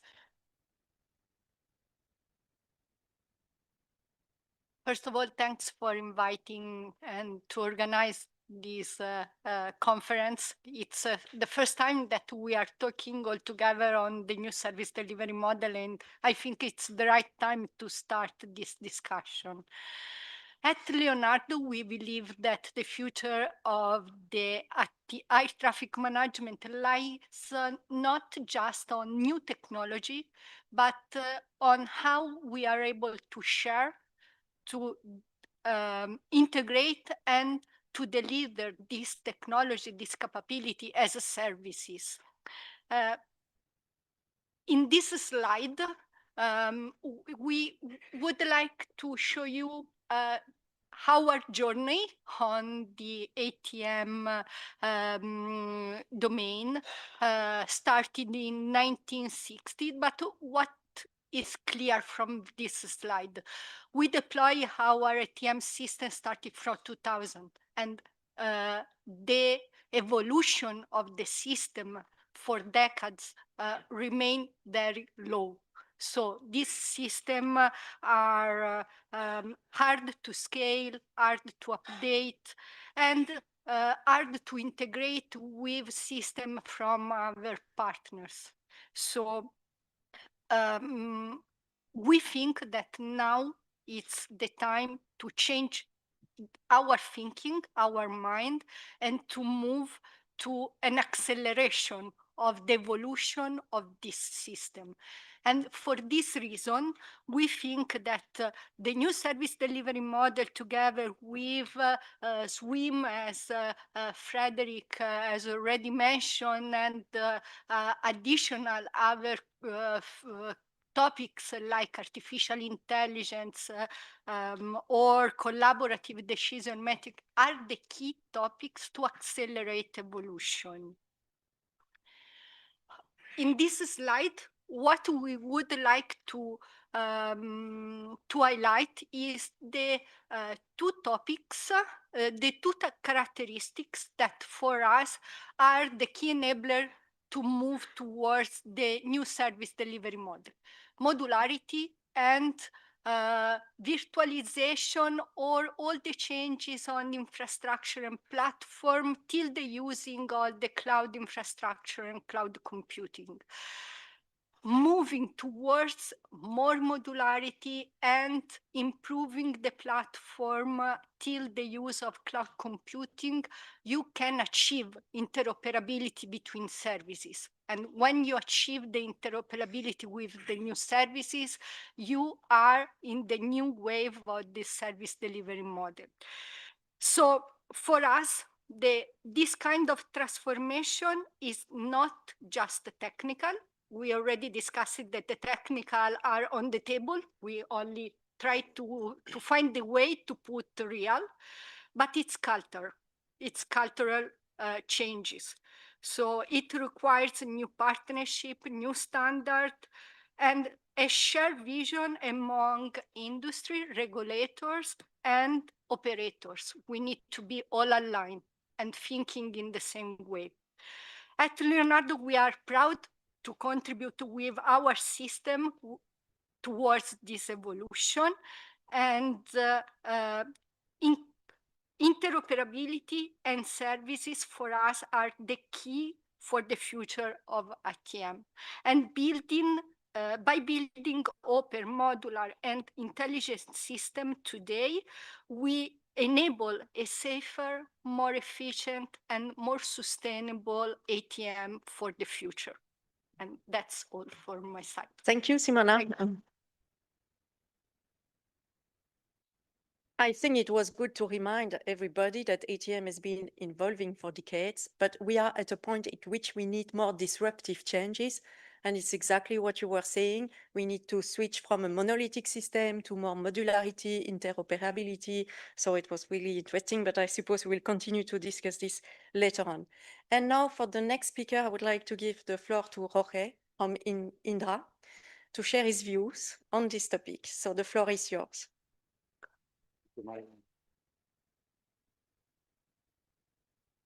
Thank you. So today I would like to share Indra's vision on the new service delivery model. And I would like to start with the why. I think, you know, as an established ATM supplier for many decades, you may wonder what's in this for Indra. So why are we supporting this initiative?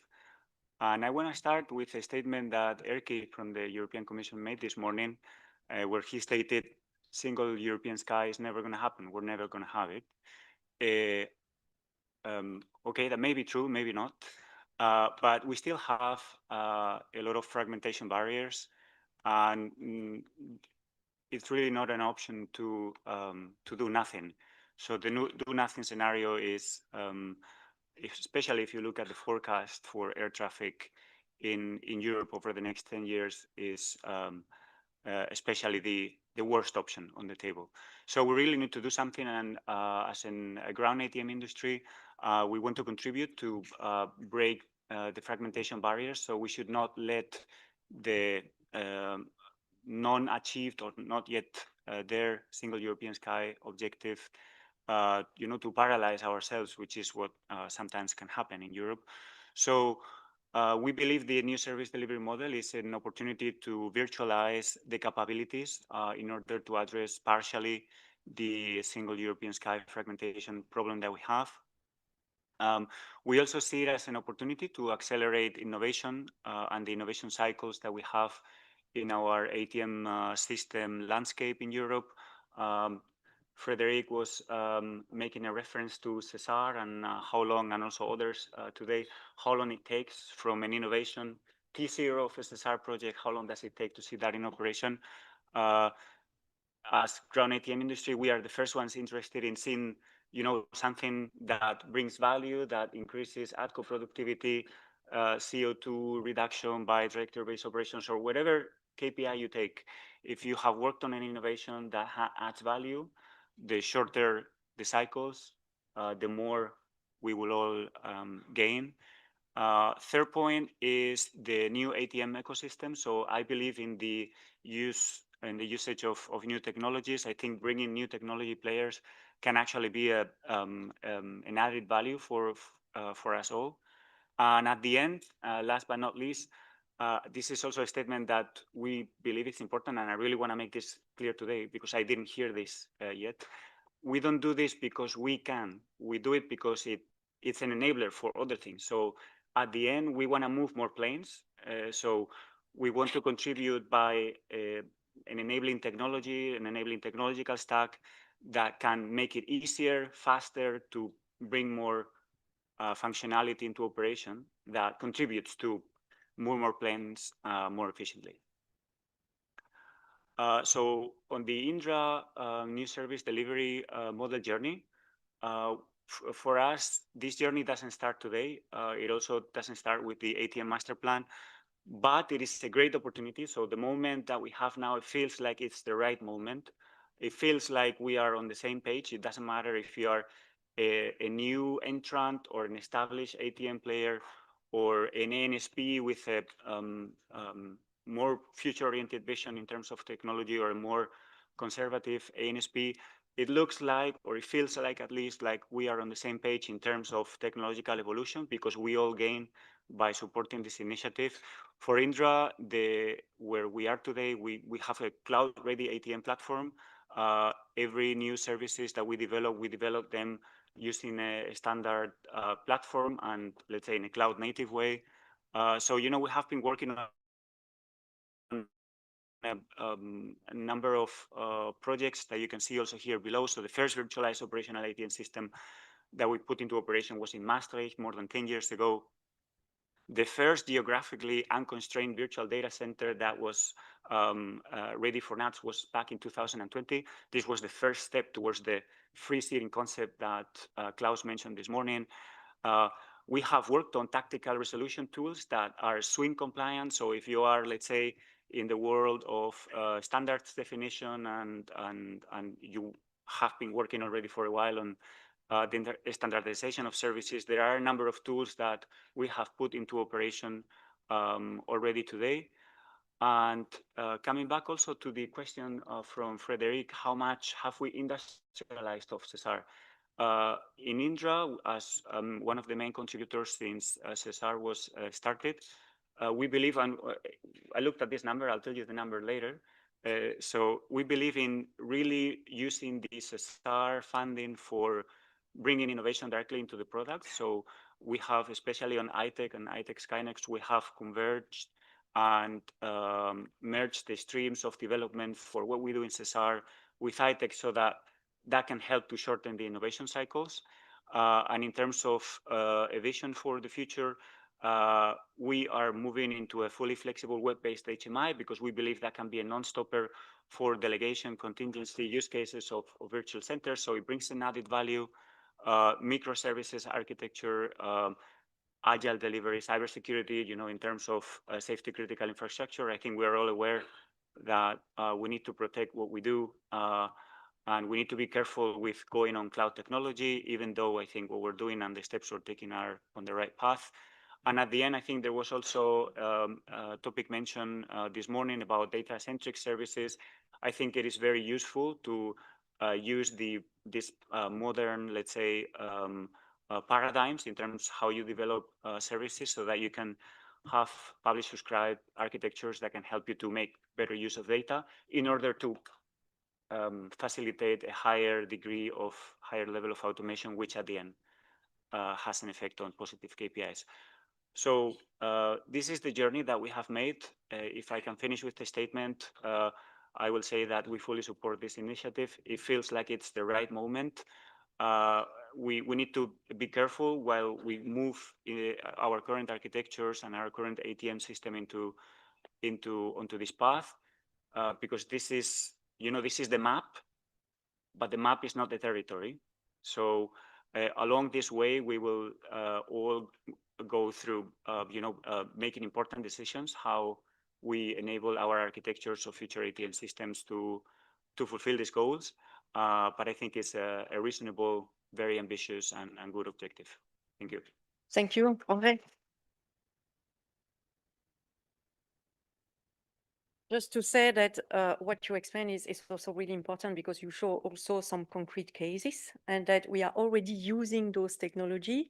The question more now is how to upscale this at a bigger level, because we see that it can work actually. So I think on that, we can be all convinced, but now how to move forward with that. So thank you. We'll discuss this later on. And then I would like to give the floor to our final speaker, Thomas from Frequentis, to give also another point of view. So yeah, the floor is yours, Thomas.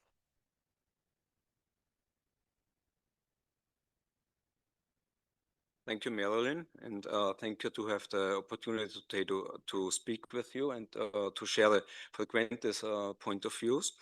And I have to say I'm really happy that we have this chance, this conference, and to talk as a ATM community in Europe about this big change, transformation, and also changing mindset and technology which is in front of us. And let's talk about change and where everyone is as an individual and as an organization.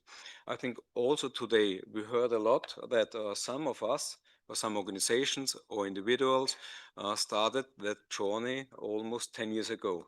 Some maybe even did not think about that a change needs to go on, maybe not in that room, but out in the world. And I had to learn with some pain that it makes a big difference if you talk with someone about that change and all the transformation going on. If someone is already part of that change and has its own view on that, or needs really to pick it up so that he or she can follow. And always reflecting where someone is in that change process helps to onboard additional stakeholder and individuals. With that regard, in Frequentis, we constantly think about how we can best enable and support that change. And architecture, and having here a very clear understanding how the future architecture should look like, is a key enabler, not just in communication, but also in helping to understand what the target picture should look like.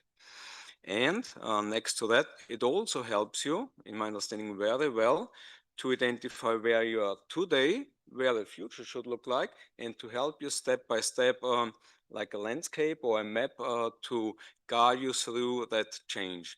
And it also, with that regard, helps you to split down the big amount of work and activities into smaller chunks, starting to do so, as Mr. Menge said, learn, adapt, and constantly check if you're on the right way.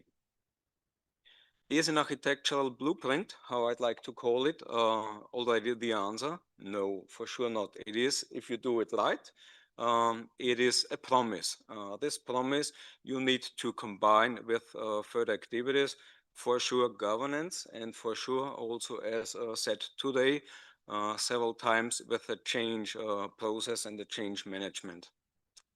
Let's now talk about the perspective of the ATM Master Plan. The ATM Master Plan is very clear that monolithic systems will not help to fulfill our targets which we have and to be successful in ATM in Europe and in the rest of the world.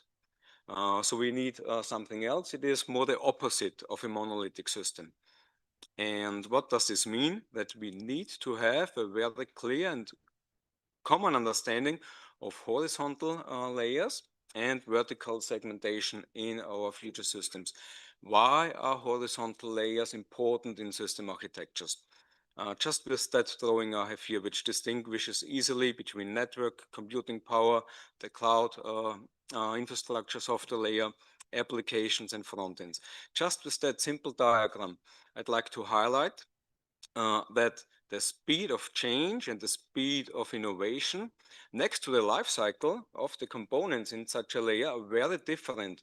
If you would still keep the monolithic system approach, you can't just exchange according to the different speed of change going on in such a simple layer. And the HMI, I think, is the best example. If we have stable versionized interfaces between backend services and front end, it should be, from development point of view, I know easily, and from operational point of view, our NSPs know best. It should be an easy task to implement and a simple change, which does not change CONOPS, maybe just the color, whatever, on a day-to-day basis. But today, with the systems we have, we are so far away. Another example I want to bring is the dependency to hardware. Let's call it just the computing power we have today. If it is a monolithic system, you can't just exchange the hardware because it is in the life cycle already quite old, or that you can buy newer computing power which is more powerful or doesn't need the same amount of energy. So just because of those reasons, it is essential for us to have a very clear common understanding of how we can decouple the different layers on a horizontal scale.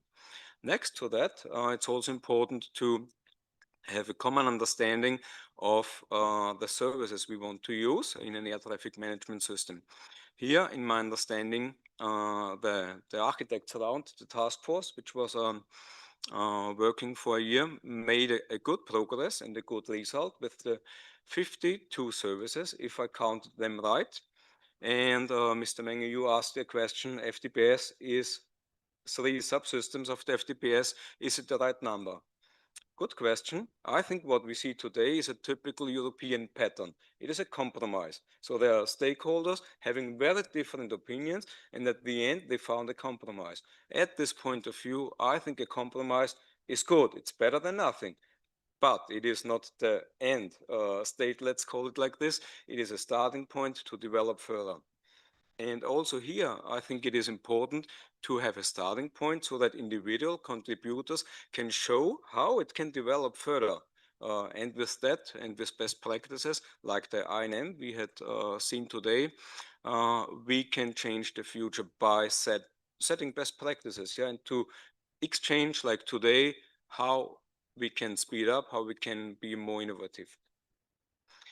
Having that said, I'd like to summarize. The architectural blueprint defines the target state. It helps as a landscape to guide from where we are today to the future and break the individual steps down into smaller chunks.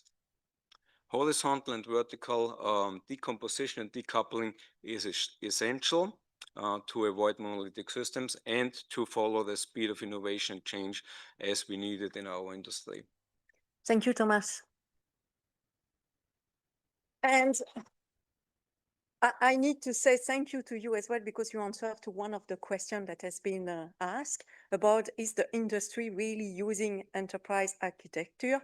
You just gave a concrete example about how to guide the transformation and how to do it. So thank you for that. And so at least already one question answer. Just to say that I have been a little bit too successful with my call for question, because we have received many questions, so I'm sorry. For the panel, so maybe we will not be able to use the question we prepare. Maybe we can start with the question from DFS, to be fair, about how could we decouple more the services into the flight plan box. And yes, Jorge, for you. I really would like to try to answer, or to give you an answer without having the ambition to give the correct answer. So you have nowadays examples of an FTP in a multi-vendor environment, for example, in Maastricht, where we as Indra developed the FTP jointly with Maastricht, and Thales developed the HMI. That's a current example of 2 different vendors connecting an FTP and an HMI that didn't know each other before. However, and I think you mentioned you joined the business in 2019, you probably have heard this quote before, 4 controllers, 5 opinions. You can see that very nicely in the HMIs. So an HMI is not just any component. is the component, is the wish list. So if you look at the level 252 services, being the HMI one of them, when I said before we need to do this carefully, we need to do it, and the new service delivery model, you know, it's not just about cloud technology and decoupling services, it's also about standardization.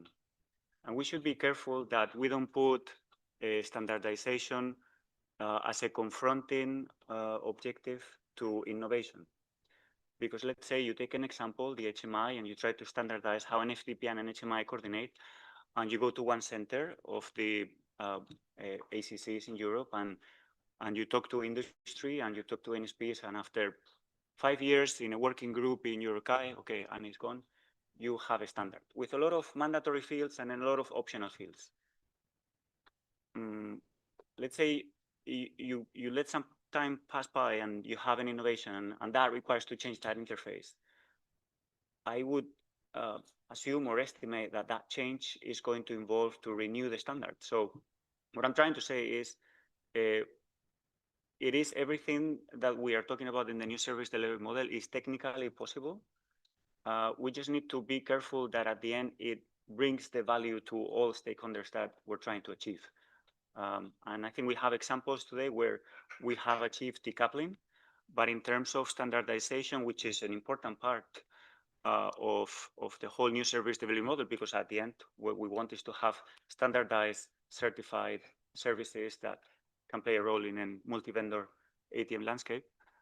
We need to be careful with, let's say, decreasing the innovation speed by having everything fully standardized. I don't think it's the objective, but this is one answer. And another answer to the question, I'll make it short. Why are we behind banking?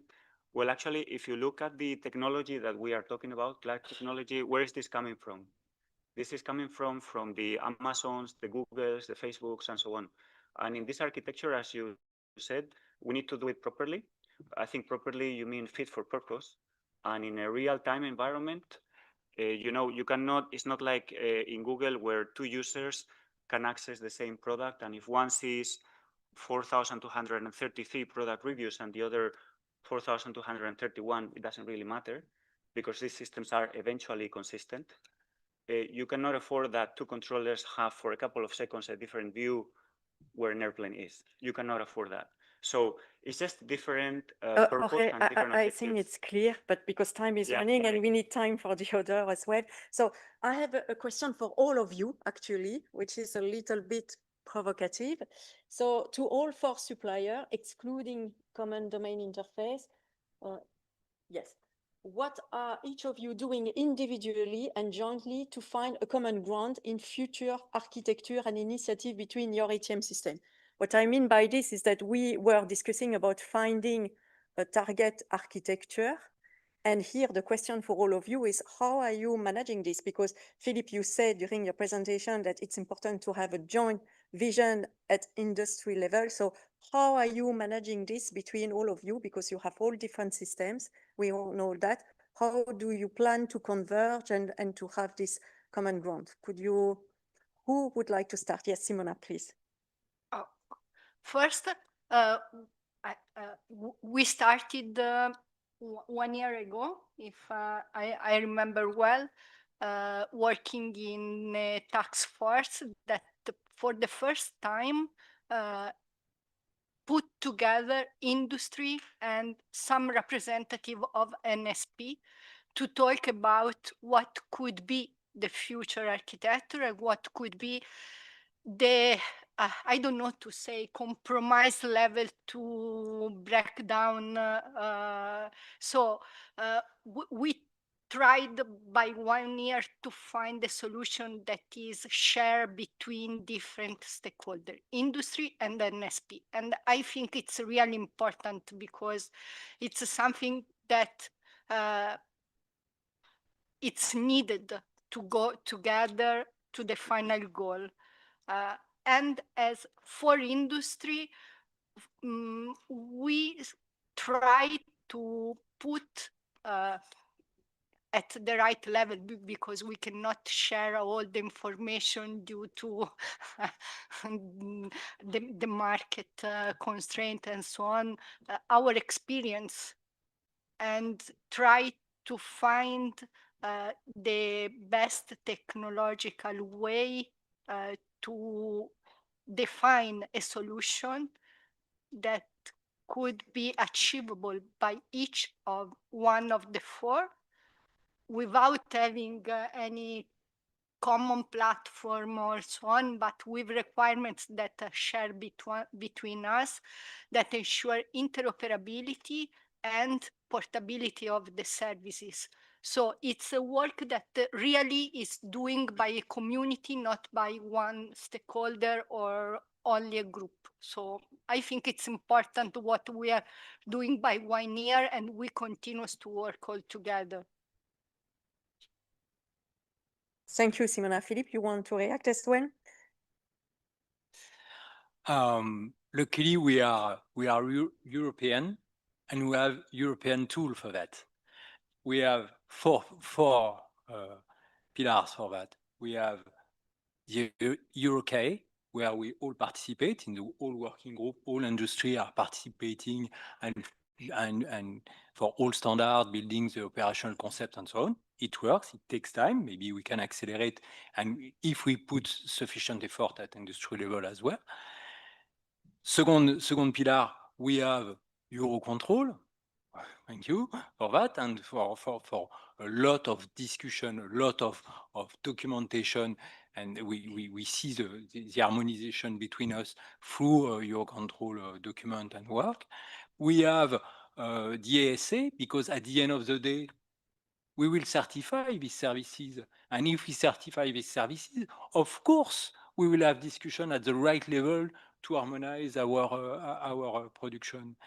And fourth, we have SESAR, and we have, and behind SESAR, the European Committee with the upcoming regulation, which will again push us in to converge. So thank you, Europe, for that. Yeah, thank you, Philippe. But based on that, you know, I will give you the floor, Thomas, just because it's related. You will see the biggest question here, the most weighted question, is really about what is the benefit for you, you know, of doing this. It's just a loss of business, isn't it? So, you know, this is again related. So now, Thomas, if you want to answer to both. So I agree with what Simona and Philip said. We have in Europe some kind of framework, and also the first steps, maybe the baby steps done, they are important. But I'd like to bring in a different perspective. This kind of change is all about mindset. And also when it comes to standardization, it is about mindset.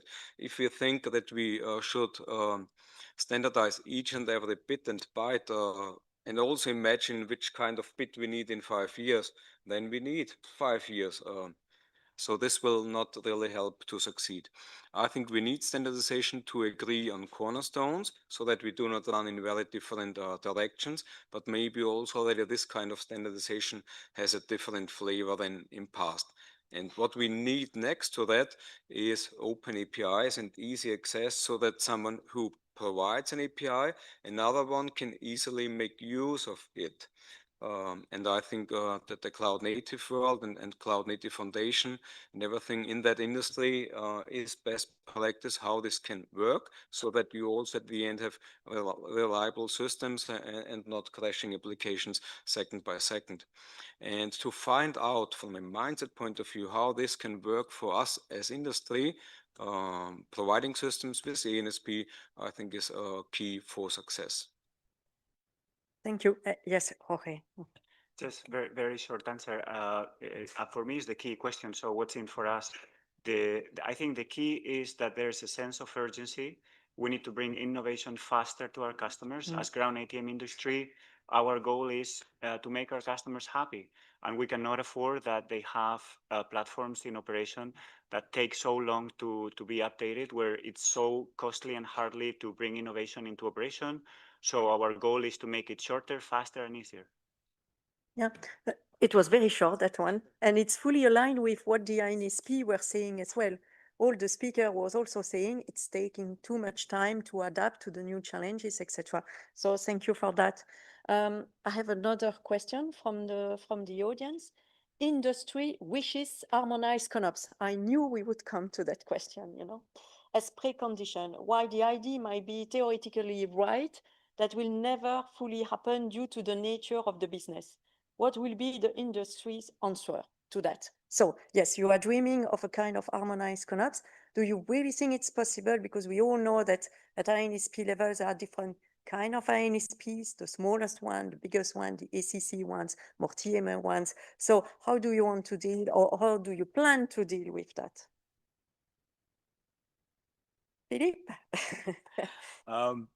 I'm going to answer with a simple example. We are delivering already for more than 10 years L2 services, which is a safety net, a simple one. We are delivering it to NATS, who explained us this morning their decomposition of services and so on. We are delivering it as well to Skyguide. Why? Why can we not bring the benefits brought by the delivery to NATS to Skyguide and vice versa?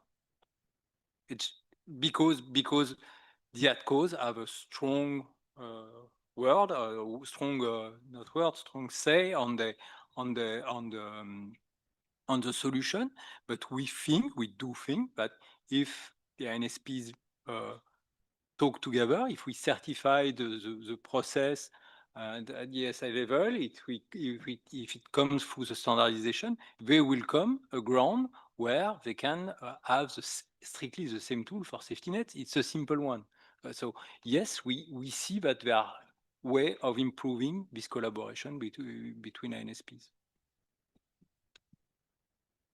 I keep it short. Let's imagine we are successful with the decoupling of HMI and backend services. Under this assumption, we should not underestimate the power which can be generated by having individual HMIs, maybe from customer to customer. It was short indeed. Simona, Jorge, you want to react on that? Okay, so I have another question for you, again, coming from the audience. Can we measure the benefits of this new service delivery model, so service-oriented architectures, in terms of capacity, or at least some promising numbers? Because we are saying it will bring a lot of benefits, but do we have some figures to share?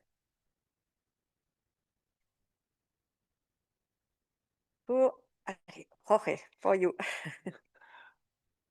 I do not have any figures. My first reaction when I started to work on this was to look in the master plan, because there was a very reasonable exercise on the different CBAs. Sadly, on the CBA for SD08, the new service delivery model, the benefits are not quantified yet. I think we need to work on that. And, you know, maybe this is a case where the business case on principle is negative. But again, I think we should look at this paradigm shift as an enabler for what is to come and for what is needed. So even if the business case came negative, because, you know, to be completely honest, when the Commission invited us to discuss about this, the provocative question was, so you're telling us you're going to take your current architectures, break it down into 52 pieces with no new functionality, and that's going to take 10 years? So we should see this as an enabler for making it easier for our customers. Let's say in the future, we're going to embed an AI-based assistant to increase ATCO productivity, which is a KPI that you can track. We want to make that easier, faster, and, you know, that it takes shorter to be put into operation. So we should go into the CBA analysis carefully, but looking at this as an enabler. Yeah, it makes sense. Thank you. Maybe a last question, because we have only 40 seconds left, but it's because it has been mentioned several times, and it's also because I'm the head of sustainability. So do you think that this new service delivery model shall also address the aviation sustainability objectives? So Philippe or Simona, I don't know, Philippe? Yeah. Obviously, I'm going to repeat what Frederic said. This new level of services will come with data centers, who are virtual centers serving many ATSPs. And so at the end of the day, yes, due to data centers, we can see the benefits, the real benefits. This one is easy to calculate, of having one data center serving a different location for providing air traffic services. Yes, Simona, please. If I may, in my view, we cannot only look at the service delivery model as a standalone to quantify the benefit. If you modernize your system and accelerate evolution, you support all the other new features that increase capacity, make more efficient all the ATM system, and from that you achieve a huge number of benefits. So you have to see the whole environment, not only the service delivery model per se. This is my view. It's totally right. So thank you. I need to stop there because we are already running out of time. But big thank you to all our speakers. So thank you very much for the panel. Thank you. And I must say, I have to give this panel a reward for handling most questions in the whole day. So well done, guys. Okay, you made it. Okay, it's almost the end. We are just 15 minutes late. But we have the most important part of the day, which is the wrap-up session and what we get out of this conference, what we bring home, what you're going to tell your colleagues, your bosses, your teams that you have learned from this conference. We had a peak of 2,500 people online. That's a record. I think people behind are telling me that maybe we should do conferences and not webinars. So we are now in the category of TV shows, I think. No, joke apart. So I told you that I will ask you two questions, and this will help us a lot, really. You know, so we'll put forward the first question. The first question is, you're gonna go back home. Okay, we are Thursday, so Friday is a working day. You go back home. What is it that you take from this conference that you could apply? Oh, no, sorry. No, before that. Yes, we have the wrap-up slide for my takeaways. Okay, so my takeaways. First of all, change is inevitable. We saw it. Okay, there was a lot of expectations. We want it to be better, more sustainable, more resilient, more flexible. So let's say the pressure is there. We need to move. Fine. The good news that we heard today is that there are pioneers. There are people that tried. And they actually succeeded to make change. So change is also possible. It's possible, not easy. Very complicated sometimes. And it takes courage. It takes leadership. And I think our speakers and moderators showed us today that we have leaders. We have people that want to make a change. And it takes courage, and we have courage in our industry to do it. And that change management is core. We talked about people. We talked about processes in business. And we need to make sure that everybody is involved. Tony said that you can bring all the technologies you want, but if you don't have the people on board, it won't work. So we can dream about the new service delivery model. We can dream about the future SESAR architecture, etc., etc. It will not work if we don't have our partners. You saw it even between the ANSPs and the industry. It's a partnership. It's the first time we have, the industry even talking together. They're not competitors. They're here talking together in one voice that we want to change, which is very good. And when we talk about this big change, we also talked about architecture. We talked about architecture in a different ways. And everybody has, interpretation of architecture. At the end, we're just trying to find out, put the bank on one page. What is it that we're trying to achieve and how to get there? It's about the transition. Jill was saying, the magic answer, the how to get strategy into implementation. And we realized, I hope you also, at least I realized, that we are not that special. The same thing we're struggling with is the same thing that our colleagues were mentioning here. It's new technology, new change, how to map it with the business, what to tell the boss about it, how to convince the board, all of that. And architecture, enterprise architecture, I'm very happy we discussed about enterprise architecture the whole day. We're just talking with the team. Wow. it is mainstream outside ATM. So it allows us, the conference, to maybe open our perspective a little bit and see, okay, maybe there is something useful out of this. Maybe I don't have to have the fully fledged, a suit of enterprise architecture tools and bells and whistles, but at least I can get something useful for my business. We talked a lot about the new service delivery model. I think we realized that it's a big thing. We have big players in the room that are saying that they're moving forward with it. So it is going to be a reality. But it also drills, not only, it's not a technology push. It's not a technology push that, hey, I want to move to the cloud because I like it. It is a business transformation. It's change of business models, it's change of capabilities, it's change of services, it's a change of the way we operate, but for the good, because we want to make this industry better. We want to make a positive change on ATM. The agreement on put the bank on one page, agreement on the target architecture. What is it that we want to achieve? Are we talking about the same thing? The language is very important. So I take it as a key takeaway to agree, to put it, in terms of architecture terms. And this facilitates all the discussions between the NSPs, like COOPANS, between themselves, or between the ASICs, or between the industry players themselves. And one takeaway from me, we are not alone. We are together, and we can share experiences. We can share, and we don't have to repeat everything on our own. Now I come back to the questions. The first one is, so can you pull it up, Milena? The first one is, what is it that you're gonna apply tomorrow in your organization? Let's say you are in the middle of this big transformation and you want to tell your colleagues, hey, I learned something from this conference. Maybe I could apply it in my business. So I'll give you some time, give you 2 minutes.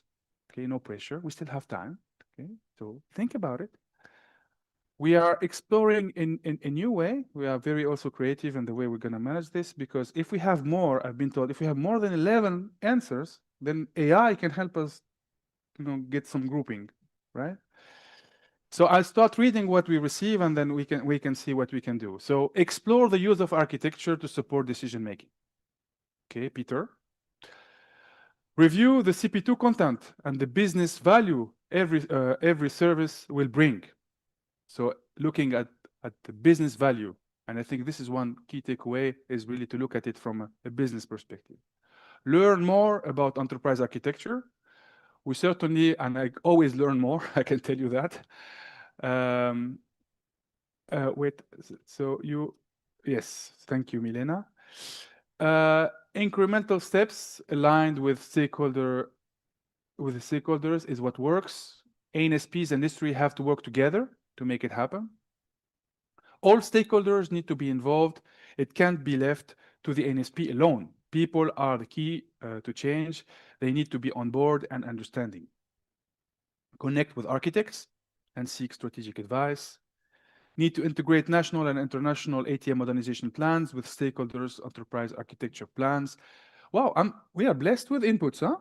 We thought we were not going to have much, but look, ANSPs should talk more without the... Okay, I'm interested. So this is something they will apply tomorrow. Okay, why not? Architect change, govern transformation. Can you pull up? Maybe, Elena, it's a good time to use the AI clustering, perhaps. Do we have enough?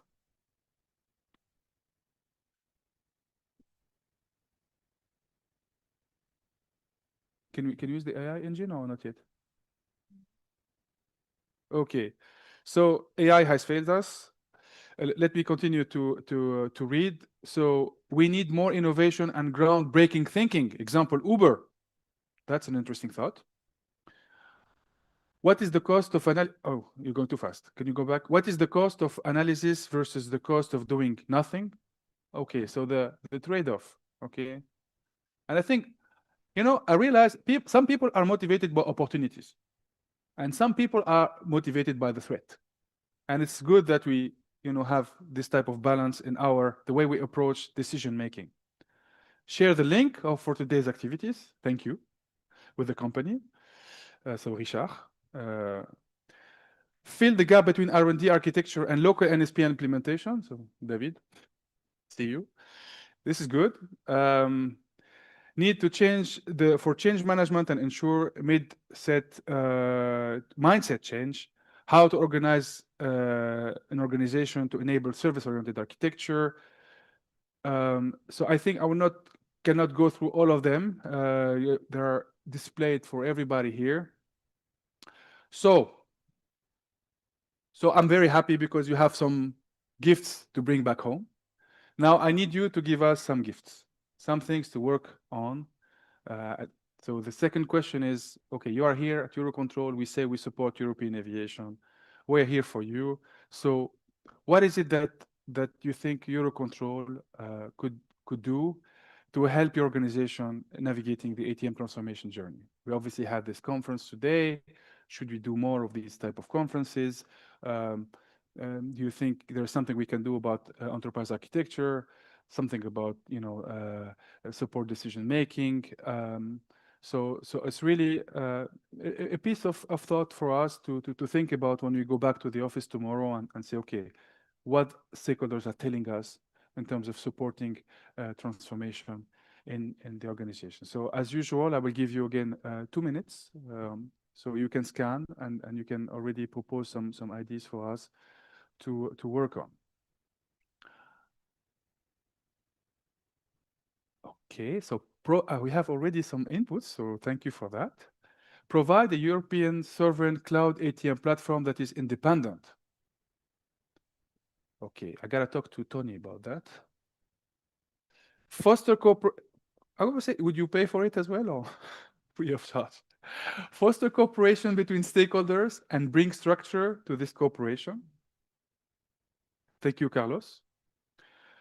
Share models and taxonomy as basis for all stakeholders to build upon and oversee coherence.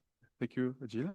It's a good recommendation, and I think this is something that we have to take as a lesson learned also from your intervention here. Build an HR enterprise architecture framework to support a ramp up of skilled enterprise architect at ATM. That's a big thing, and it was quite scary, when you asked the question, Friedrich, and you said how many architects there is here. Because you talk about the thing, but actually the actual people doing the work are not necessarily here. Groups of ANSPs to align on architecture. We are actually organizing, by the way, we have a platform of architects. It's shared by my colleague Marc Brochard. So this is something that we can continue to promote. Continue to act as a leader of European stakeholders to coordinate and hear transformation across the diverse community.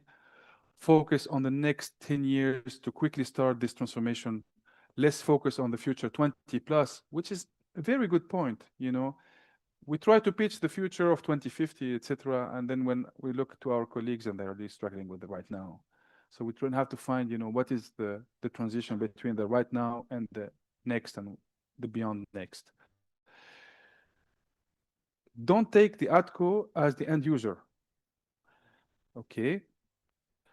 Or the equation, as the Thales representative said, that their voice is too strong. Okay, that's an interesting thought. At the same time, we're also saying that we have to bring everybody on board. So I think everybody has a voice in change and everybody has to be listened to. And certainly if the ATCOs would not like it, it won't happen. I can tell you that. Provide alignment between ATM transformation, CP1, CP2, SDOs, and I agree with that completely because there are so many, we like to create new things, so many artifacts, and we have a role, I think, to translate those artifacts that are happening in the European bubble into concrete things for our stakeholders. I'm very happy. You're very generous. Thank you. Lobby. Okay, for regulation to support service orientation. Lobbying, I'm not sure it's part of our mandate, but certainly we'll consider helping. Incentivize the adoption of enterprise architecture. Take home, incorporate R&D in ATM daily activities. We are investing billions of euros in R&D, so it's going to be a shame if we don't bring that back home to implementation. Challenge ourselves to whatever existing CP1. Is it a good time to use the... Okay, we're going to try AI now. Let's see what we're going to give us in terms of clustering. Okay, let it think. We still have 1 minute, don't worry. Okay, transformation guidance, innovation integration, regulatory support, stakeholder cooperation, enterprise architecture, knowledge sharing. Fantastic. Thank you. Thank you. Thank you really for sharing this with us, because we're going to take this home and see what we can do about it. Now with this, congratulations, we have reached the end of the conference. Let me thank from my heart, thank the speakers, the moderators for coming here and talking to us about their really big applause for the speakers and the moderators, because the success of the conference is actually you. You made it really interesting for people. So thank you for coming from very far sometimes. Olga from Montreal to bring your perspective. I also would like to thank a couple of people. I would like to thank Milena here, Marc Brochard, David, Zdenko, Vilma, Micho, Abdel, they were there, Lucia, Clar, Pascal and his team behind the screen there, and Sandra for helping us to put this together, because it's not easy, I can tell you that. So thank you.